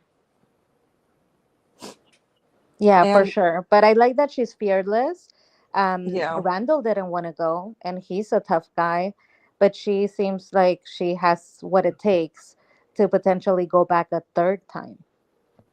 Yeah, I could definitely see her going back again. I can't even see what that whole name is. Since I haven't seen this person in the chat, do you guys know who Julius is? That doesn't ring a bell. No. This is where, like, I don't know. Do I put the person through and try it? Because I hate that to one not I don't know. What do you think, guys? You want to try or not? Or if somebody's trying to join, have them say so in chat. Yeah, say something in the chat so we know who you are if you want to join the audio, because we don't want to have a repeat of what happened last time. And if you are just somebody who really wants to join, then I apologize. But it seems like so far that the ones who, see, that's kind of what I figured. They disappeared. Yeah, there you go. Yeah, it seems like they want to take the time to try to talk, but as soon as we say you got to talk in the chat, they're like, nope, bye. Right, exactly. In private chat, it says Julius Mauver. No, wait, what's this in private chat? Oh, okay, wait. On StreamYards. No, wait, this isn't a private chat. It says, hey, it's Julius. Okay. How are they in the private? Oh, they were in the private chat because they went and tried to connect. Is that why? I would Yes. probably. To Okay. stream there. If you're still there, I meant put it in the public chat because that's what we meant. Everybody's chatting about From, and we want to make sure that you're calling in about From. If you want to talk about From, that's great. You're more than welcome to come on the panel. We just had an issue before where somebody came on and posted porn, so we're just being a little careful. It's nothing against you if you are really trying to talk about From. I apologize, but I don't know. They only posted in the private chat and they disappeared. So I'm not sure if they're still here or they just completely disappeared. But there we go. But anyway, at least people know why we do that. And I've completely lost what I was going to say at that point now. Oh, I know. I put up Matt's thing and then I never commented on it. Boyd saw the dungeons as ruins when he was inside them. And they were an intact structure. That's time travel. I think this is the thing where me and Julie both disagreed, because I think Boyd physically time traveled where Julie's mind went through, but you think Boyd was in a dream state as well, and that he maybe passed out because Kenny had at one point he did pass out, but we never Some seen him have type a of seizure. spiritual excursion similar to Julie passing out and having a seizure. Because when Boyd wakes up, he's in the ruins. So it seems like it's like kind of spiritual, whether it's like astral projection or just some spiritual state where he's in kind of that spirit realm ish thing. But yeah, we don't really know what exactly that place is. I do remember he did at one point pass out, but that's where like I should go back and rewatch it. I want to do a rewatch this season because I really thought that Boyd physically traveled. That was kind of my idea. He went through the faraway tree. Yeah, He and did he physically do that. Well, he went through the faraway tree. Season 1, I think. Yeah, that part he definitely went through the faraway tree. That we know actually happened. But And then I thought that his body physically traveled, and that's why he had to use the torch. But it is possible that he passed out and had a seizure, and they just didn't completely explain that. Yeah, and at the start of season 2, when it picks up with him in the well, I think it shows him like waking up in the well, like he had passed out. But I'm not sure if that's because in that kind of dream state, he'd already tried to climb out of the well, fell down, and just knocked himself out. Or because he literally fell asleep or passed out in the well. Yeah. Right. Is he really? Because I think at some point he had mentioned later that he had like tried to climb out of the well, but it didn't work, and then the rope was thrown down. So I don't know whether he did try to climb out, fell down, and knocked himself out, or if there was it's hard to tell if he really traveled. Well, he said chimney. He said he was stuck in a chimney. Yeah. Yeah, which I found was very strange because when we first saw him in this thing and we didn't know what it was, it did look like a chimney. But then we found out it was, it was in this dungeon thing, and it like a dry really well. looks like a well, not a chimney. So I don't know why he said chimney. That was strange. Yeah. Personally, I think it might actually be like an oubliette, which is where you basically throw someone when you just don't want to see them anymore, and basically forget about them. So I don't know if it was even a well. It was just a dark hole that you throw somebody into, and they're not there anymore. Yeah. So I'm gonna really, I'm gonna head out. I've gone past what I should have done already with my pain going on. So thank you so much again for having me, Jamie. It's always a pleasure. Thanks for being here, and we'll see you again on Sunday. And I'll probably talk to you. Well, I'll probably talk to you when you have your watch party. But I'll talk to you either way. But we'll see you again on Sunday, and let you know when exactly Jamie's coming. We'll find out. Sounds awesome. Yeah. Keep me posted. And thanks so much. Bye, thanks for coming. Bye. Bye. Bye. Bye.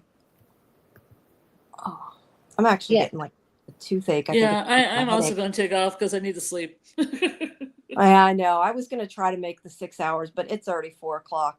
I can go a little bit longer, but I'm about tapped out, guys. Well, what else before we go? What is there anything else we want to discuss quickly before we? The last thing about that specific scene, at the time when we first watched it, we see that Ellis appears with the keys for the boat and says, "Come on, Dad, do you want to go out, take the boat out?" That happens to be the exact time that Julie is talking to Martin. So I think it was by design a distraction so that Boyd wouldn't hear Julie and they wouldn't be able to communicate. Oh, Yeah, interesting. I agree I with was that. just going to say Really maybe agree. it meant he traveled back farther like she did, but that actually, because I wonder if that happened. Like, did he imagine that, or like was that an actual memory? Yeah, I think it was just an apparition. The town trying to mess with Boyd again. And also, he would recognize Julie's voice. So He I think would. it was a distraction. Yeah, That's it's along the interesting. lines the way that Martin treated Julie too, like a little bit more casually, and then Todd to Boyd in a different manner, Yeah. while distracting him at the same time with the boat. Exactly. When he was talking to Julie, he seemed healthy. He seemed Mhm. like he knew what was Yeah. going on. And as soon as Mhm. Boyd comes up, his voice changes. He's frail. Um, he's making like this like different voice where he sounds like he's in pain. So it's definitely, I think, by design. And Martin is bad. Like I just think he's bad. I never thought he was good or a victim. I think he's part of the entity. Yeah.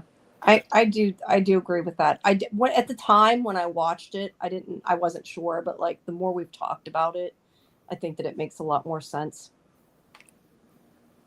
It seems like when Boyd was in the chimney or whatever it was, that narrow space, that was a town also kind of messing with him. It's like they can't kill him, but they can make him so uncomfortable, but they Yeah. can't kill him. Yeah, we've kind of commented, I think I've said before that we wonder if they can't do anything, if they're not allowed to do anything for whatever reason. Yeah, I'm thinking that it's the rules of the game and that it would take, like in chess, it would take a more powerful player to be able to hurt physically or kill Boyd. And I think that that powerful player potentially is the man with the yellow suit, because he definitely seems like he's above the monsters. So I'm wondering if they bring him in, could we then potentially see Boyd die because he can touch him? Um, Yeah. Yeah, let me ask you guys though. What do you think? I mean, do you have an opinion of what you think the man in yellow is? We've kind of talked here and there about it, but I don't know if anybody actually said what they think. You just think he's like above certain entities? I think he's definitely bad, and I think that Well, yeah. he's the leader of the bad team. So in my opinion, there's multiple teams, but I think he's definitely the leader, the opposing force to the boy in white. And I think that he's modeled after the King in Yellow, and From is modeled after the city of Carcosa. The King in Yellow is not good. He distorts and destroys and confuses. So I think that that's what he's going to be doing when he comes in, if we see him, which I think we probably will. Um, but he probably is the opposing force to Boy in White. Makes sense. Yeah, it does. I definitely think he's bad. And he's definitely, I think, higher up at any rate than a lot of the other things we've seen. Yeah, it definitely seems plausible that it's a reference to the King in Yellow, but we'll have to see. Yeah. What's interesting about the color yellow is that it's usually a happy, compassionate, or sympathy. It means hopeful things. You rarely see yellow, if ever, depicted in a negative or sinister way. And the only place that you see it is the King in Yellow. Could be cowardly. Unless it's bile, which is generally perceived as being bad, sometimes corrupt. And cowardly. Yellow is cowardly. Represents that. Mhm. Yellow belly. Yeah, no, you're totally right. It does. Mhm. Yeah. Sorry, everybody sometimes gets quiet. I feel like I don't know if everybody's like me. I'm kind of like in my head thinking, and like thinking in my own head, not saying anything. Mhm. But We're waiting on your lead. no, I'm just like I was inside my own head thinking about it, about what you guys are saying. I mean, I haven't read any of that, so I know nothing about the King in Yellow or whatever you're saying, other than what you guys have said. So I can't comment on that part. But I do think Now that you have a Discord, Now I'll join your Discord and I'll send you a video. There's a channel here on YouTube that makes a really great, like, concise video of the King in Yellow and the city of Carcosa. And I'll send it to you through there now that you have that Discord. Okay, that would be awesome. I'll try to check it out when I get a chance. And yes, everybody, please do join my Discord. Let me see. I can get the link from it again here somehow. Am I in my own Discord? I want to make sure I'm in my own before I start inviting people and sending it to the wrong thing here. How do you do copy? There we go. Copy.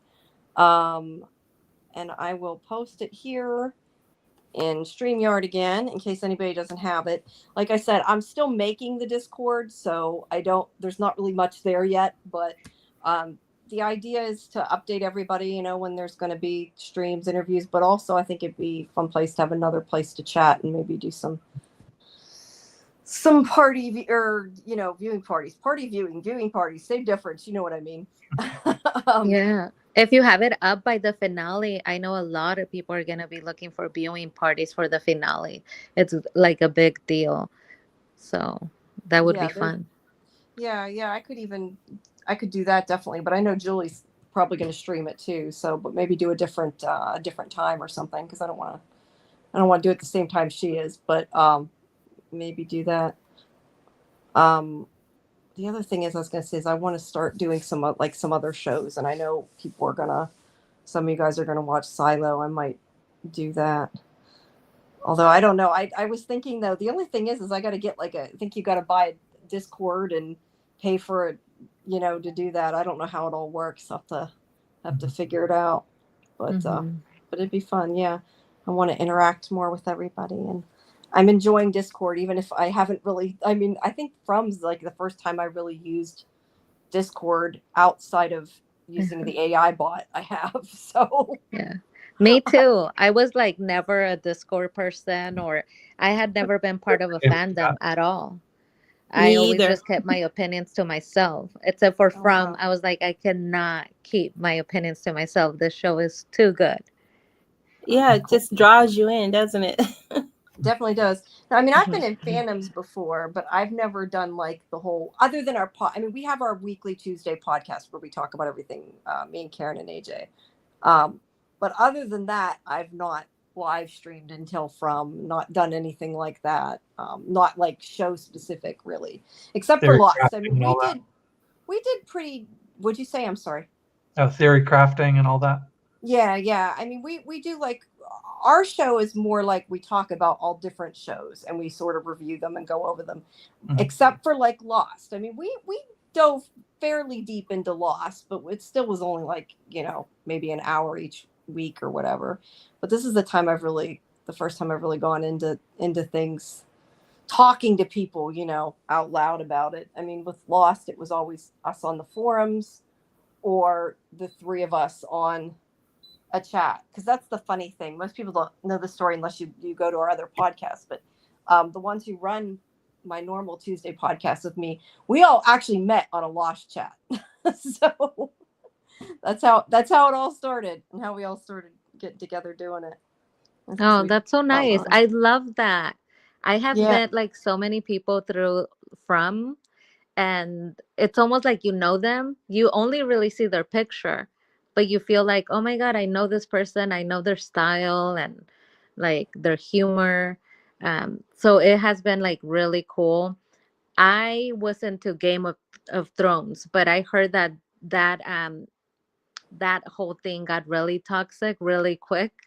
And From is not like that. From is like just super nice. Yeah, most of the people are really nice. You're right about that. I don't know. I've never really, like I said, I've never really talked that much other than Lost to people within a fandom. There's love for a good mystery show. Yeah. It's good to talk to people and try to figure it out. But yeah, Reddit can be toxic no matter where you are on Reddit. Oh, yes. So yeah, I wouldn't go on Reddit. Like if I was a creator, I wouldn't, because people are just mean, and I don't think that they would say that on your YouTube. Like I don't think they would put that on your chat, but on Reddit they will be like really, really mean. The kind of stuff, yeah. Yeah, I kind of I go on Reddit sometimes, but usually if I'm on Reddit, it's because I'm looking for support, like trying to find something out, not because I'm looking for. Although to be fair, the one from group that I'm on Discord, they have a Reddit, so like it's not always bad, but sometimes you get certain people who aren't as polite as they are in the Discord, because there's a lot of people I think that are part of the Reddit that aren't part of the Discord, because the Discord group's good. Bright Lights group. Yeah, so far the Reddit chats that I've had on From have been pretty good. Yeah. Yeah, I haven't had too many problems with From. The only thing I've really ever had is when I posted on Facebook. Oh no, it wasn't that I posted it. Okay, I had posted on Twitter. Long story short, I had posted on Twitter after I watched the From finale. I had posted that we were going to get answers, because I was excited, and I just said I really liked it and you will get some answers, and I've said this, repeatedly. I won't tell you what happens, but you'll like it. And somebody reposted that on a Facebook group. And then you get like 20,000 things of, how did you see it early? I don't believe this. You're making this up. Those are kind of like what most of the comments were. And you shouldn't get it. It's not fair that you get it, and all this. And yeah, there's a lot of that. But I understand that people don't get why it happens. But Well, right now there's a witch hunt. That's the only toxic like thing that I have seen in the From community, because people leaked so much of the content that they received, and because it's so obvious and people can tell that it was somebody who got the episode and it's actual content. There's a witch hunt as to like who did it, and like who's not following the rules, or who's posting interviews where they're giving away more information than they should. So I think potentially, because this has gotten so big, maybe next time they will be more choosy. Maybe they will work with more people that are professionals and have an established time like you, and not just channels that, are leaking things.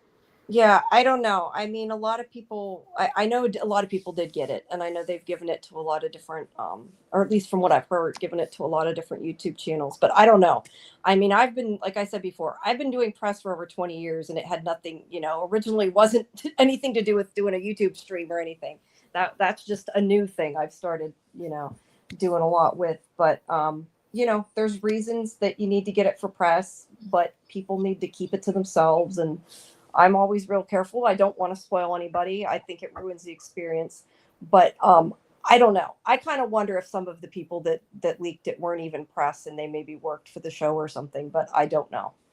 Don't want to get involved, But I didn't know that there was a witch hunt.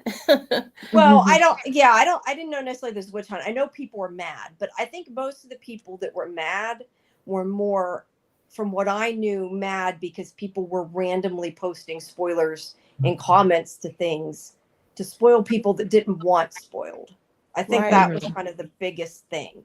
But yeah, I don't know. I mean, I understand that people want, news, and they find out little tidbits, and they talk about spoilers, and I get that, and people do that. I mean, I remember I used to be one of those people with the X-Files. I was like, I loved spoilers, and I get that, but I think there's a difference between leaks and spoilers.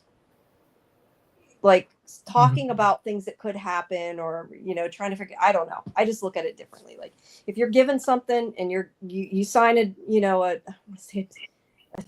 I'm like losing my brain tonight. You sign a DNR, you're not allowed to, talk about it. You're agreeing not to talk about it. Then you shouldn't be. And but yeah, it's one thing to talk about things that have already been shown on TV or that are publicly available on the web that have like been officially released, but it's another one to talk about things that have been given out ahead of time and that you're not allowed to share embargo on, and you're not supposed to be talking about it. Right. And I think that's what a lot of people are pissed about, is that people that should have an embargo on it are talking about it before they're supposed to. Yeah. And I mean, I know sometimes I think some people have maybe like made a mistake and accidentally, because I know there's been times in the past I've seen like where somebody accidentally posted something that was like supposed to be private and it went live or something. Like, I But there mean, have been a few mistakes cases where happen, but people just came into chat and were just like, "Here's a spoiler." Bleh. And it's yeah, like, no, no, don't do these that. were definitely done on purpose. But Yeah. yeah, I don't know. What I'm waiting to do, and I want to find out about if it is embargoed, is I want to put up my review of the finale, a non-spoiler review of the finale, just so people kind of get my impressions of it. But I'm not sure yet what we're allowed to do. I gotta see how it's going. But yeah, because I'm excited to talk about it. That's why at least when I talk to the actors, I get to talk about it. It's like finally somebody who knows what I'm talking about. Oh. But yeah, but all I I'm can say looking is I forward think to those everybody will really like interviews. it. Sorry? I'm looking forward to your interviews. Thank you. Yeah, go watch them. Yeah, I have I think I have so many. The only thing I'm starting to wonder if I should have done is I did most of the interviews on the finale, so I have to hold them, but now it means they're all going to be released at once because I have Cordian's and I have Catalina's and I have the rest of Pega's and the rest of Elizabeth. I'm trying to think, was there another one? I feel like there was another one. I don't know. I've been lately Maybe doing so schedule many. like one a day or something over the course of No, the week. there's been it's been over like the past month or whatever. There was mostly one a week. I'm trying. I feel like I'm missing one of them, and I'm not even. It might be because Ian was supposed to do one and then didn't. That might be what I'm thinking of. But anyway, there's quite a few. I've been tweeting. I mean, they're in my tweets about them, but they're all going to go up, after the finale. So they'll all post on the same day. But Perfect. I'm really excited about the writers because they could answer more questions, I feel. Since the actual actors and actresses sometimes don't really know, or they're saying that they don't know where the story is going, that they're not told. But having an interview with the actual writers, maybe they change their mind and they decide to give us more information in an interview. I'm really excited about that one. Thanks. Yeah. That's why I'm hoping to schedule it after the finale because I think like they had planned to do it next week, but I'm hoping we can get it after because I think it'll be better because we can ask anything. Now that doesn't mean they're going to answer anything, but at least there'll be less of a restriction on what we can ask because people will have Exactly. And And we who could knows, ask, maybe they're feeling generous we can hope, after they right? see people's reaction, because I think that they would probably go online, see the reaction, and then use the interview to clarify or to respond to the reaction of the fans. Mm-hmm. I think it'd be interesting to ask them if they go on to any of the fan sites and look at the various theories and use that to inform where they navigate the series eventually, like building in little snippets here and there if it makes sense to do so. Or at least maybe that they put little nods Easter to us eggs at or any whatever. rate about for things that we comment on. But yeah, I don't know. I also though just want to know about like different ideas behind why they did XYZ, yes, David, we're still going. We're I think about ready to wrap though in a few minutes. But yeah, She keeps saying that, David. She keeps Apology. saying that. yeah, I keep saying that. Well, I said I'd try to get to the 6 hours. We have a few minutes left. But yeah, I'm excited. I want to talk to them. I was really happy that they responded they would do it because I had been trying all season to figure out how to contact them. And I finally just made a phone call instead of email because I couldn't find an email. So I finally just called.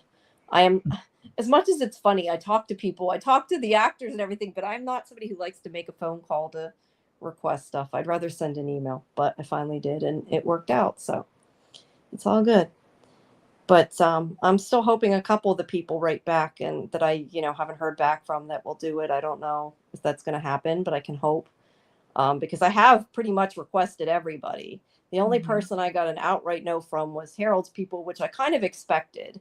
But I also requested him earlier than before we had done all these. So I wasn't super surprised. But there's a few people I'm still waiting to hear. So, but I've enjoyed it and I love the show, so I'm happy to do it, and it's all good. Well, maybe once you release the other interviews, you can go back and be like, hey, see these other interviews? Do you want to come on now? Yeah, it would be nice, but I know he's really super busy. And I Okay. was, I talked to him earlier in the season at the roundtable, and I was really happy to get to do that. And Oh, nice. yeah, so I'm okay with that. Still good. I feel But like he's my favorite actor or character, really. And from a lot of people like Jade, and I like Jade too. I think he's super cute. But my favorite is definitely Boyd. Like his strength, and mhm. also like he's funny, and like everything about him is really interesting. He would be definitely my favorite. I Who's love your Jade's favorite? characterization. I like Boyd and Jade. I like both of them, honestly. I like Jade because he's funny and he's kind of like the comic relief, but I also just think he's funny when he's an asshole too, for whatever reason. I find him funny. But yeah, like I guess character wise, like Boyd is, you're right, like he's the strong one. He's like the leader and everything. So yeah, I like both of them. Boyd is definitely my favorite, and then I like Kenny. He's a Yeah, I quiet like Kenny too. strength, and yeah, Jade is definitely the comic relief without even trying. Yeah. He's just funny, I He's, think. yeah. I like everybody though. I mean, there's nobody really I dislike. Like I get annoyed with Jim, but I think you're supposed to get annoyed with Jim. But I Mhm. like everybody because like I think Donna's really cool too. Yep. I And started liking Jim this episode. It's difficult to change my mind, but I started liking him and liking the picture of the Matthews family being united and them loving each other. I really hope that that's where it's going. But like I said, and from you just cannot have anything nice. you So can it's never probably going to know. get Yeah, ruined. But I I like know. Jim now, and I was like a Jim hater for life. But I it was feel like nice they to did see that him. intentionally to some degree to make Jim a kind of unlikable character, and then have him do kind of like a 180 and make him into a more sympathetic character, and that like going forward he's all in. Either that or they just responded to watchers' criticisms of like, yeah, Jim's an asshole, and fixed his character. But I don't know. We'll see. Yeah, I don't know. I don't know. I feel like I said, I think that the writers probably put in like little references to things that maybe that we've said, but I don't know that I mean I don't know. I tend to think they probably wouldn't change a whole character just Mhm. because of what people said, but I don't know. Have to ask them that, I guess. But Exactly. That would be like my number one question. Like, there's insane people like me who think that you're talking to them through the screen. Are you really talking to them? Or is it yeah, that's just why I've like said you don't from the even care what we beginning. say? I think they think Jade is the audience. Like Jade is like the one going crazy trying to answer, figure everything out. But yeah, I mean, And I think writers tend to though not write to the audience just because they can't. well, Well, they also can't use their ideas, but also I don't know. I don't think that they necessarily completely you change got to figure that the scripts are probably written a long time well in ahead of advance. time Yeah, in order to be filmed. So probably it was written a long time ago, and yeah, maybe they tweaked this a little bit here or there, but I don't know if they'd change like entire story beats right. Like they might in the change middle of something little, a but season. I wouldn't think. Yeah, I just feel like the smiley is what tells me that they're listening, because everyone went crazy for Smiley. And when he was killed, everybody was like, I miss him. That was a bad move. It should have been someone else. And so then we started seeing him in all of the PR, all of the hmm, posters. And now he's back. It was a exactly. tiny little part of it, but At I least in a think that they flashback. heard that we loved them. I don't know. I mean, it's possible. I think sometimes they bring people back or keep people on that they didn't intend to. But it's kind of like sometimes I don't know because it's like the rope. I think so many people complained they wanted to know what the rope was, and I said from the beginning I thought it was just a mistake that he somehow threw him the rope. But it seems clear to me that they had to have had that planned a long time ago Yep. for her to be the one that threw it down, and that's what I think is cool that Hmm. they we just didn't know it all that time ago. And I see Exactly. average cadaver likes Katri. Katri's cool too. Or there's a general series timeline for where they're trying to go, and they can maybe tweak this or that kind of around the fringes of it, but maybe the main narrative still progresses. Yeah, maybe a tiny Yeah. bit. I It's like gonna be cool to actually ask them and to like hear it directly from them. That'd be good. Yeah, it'll be fun. I was gonna say I like Tian Shen too, and she's not there now though. But I do still miss her. I think a lot of people do. She was Yeah. cool. I was really surprised that they killed her off because she was was such a too. big part of the show. But I understand why they did, because I've only cried 2 times with the show, and I love the show. Victor seeing his father again, and Tian Cheng dying, and Boyd's reaction. Like I literally cried. I was like, "Leave him alone. Leave her alone." It's not real, but it was so powerful. I can't comment because I cry really easy at everything. So me saying that I cried doesn't necessarily mean a whole lot because I've cried quite a few times at this show. But it was even more impactful because his Yeah, it was dad had more already impactful. But died, yeah, and then her they killed and off his I mom. think most of the times have been Victor though, because he's really good. Usually he does something, and I'm like, oh, yeah, He's a good actor, Victor. yeah. Scott McCord. Now, do you think that he's going to go back and recollect all that stuff he threw out the window? Probably. Don't know. Maybe. Or somebody else is maybe going to take it and look at it? His father. Now that he has his father there, it's really cool that he has a parental figure that can fix and like try to speak to him when he is incoherent like this. And I really, really have enjoyed the fits.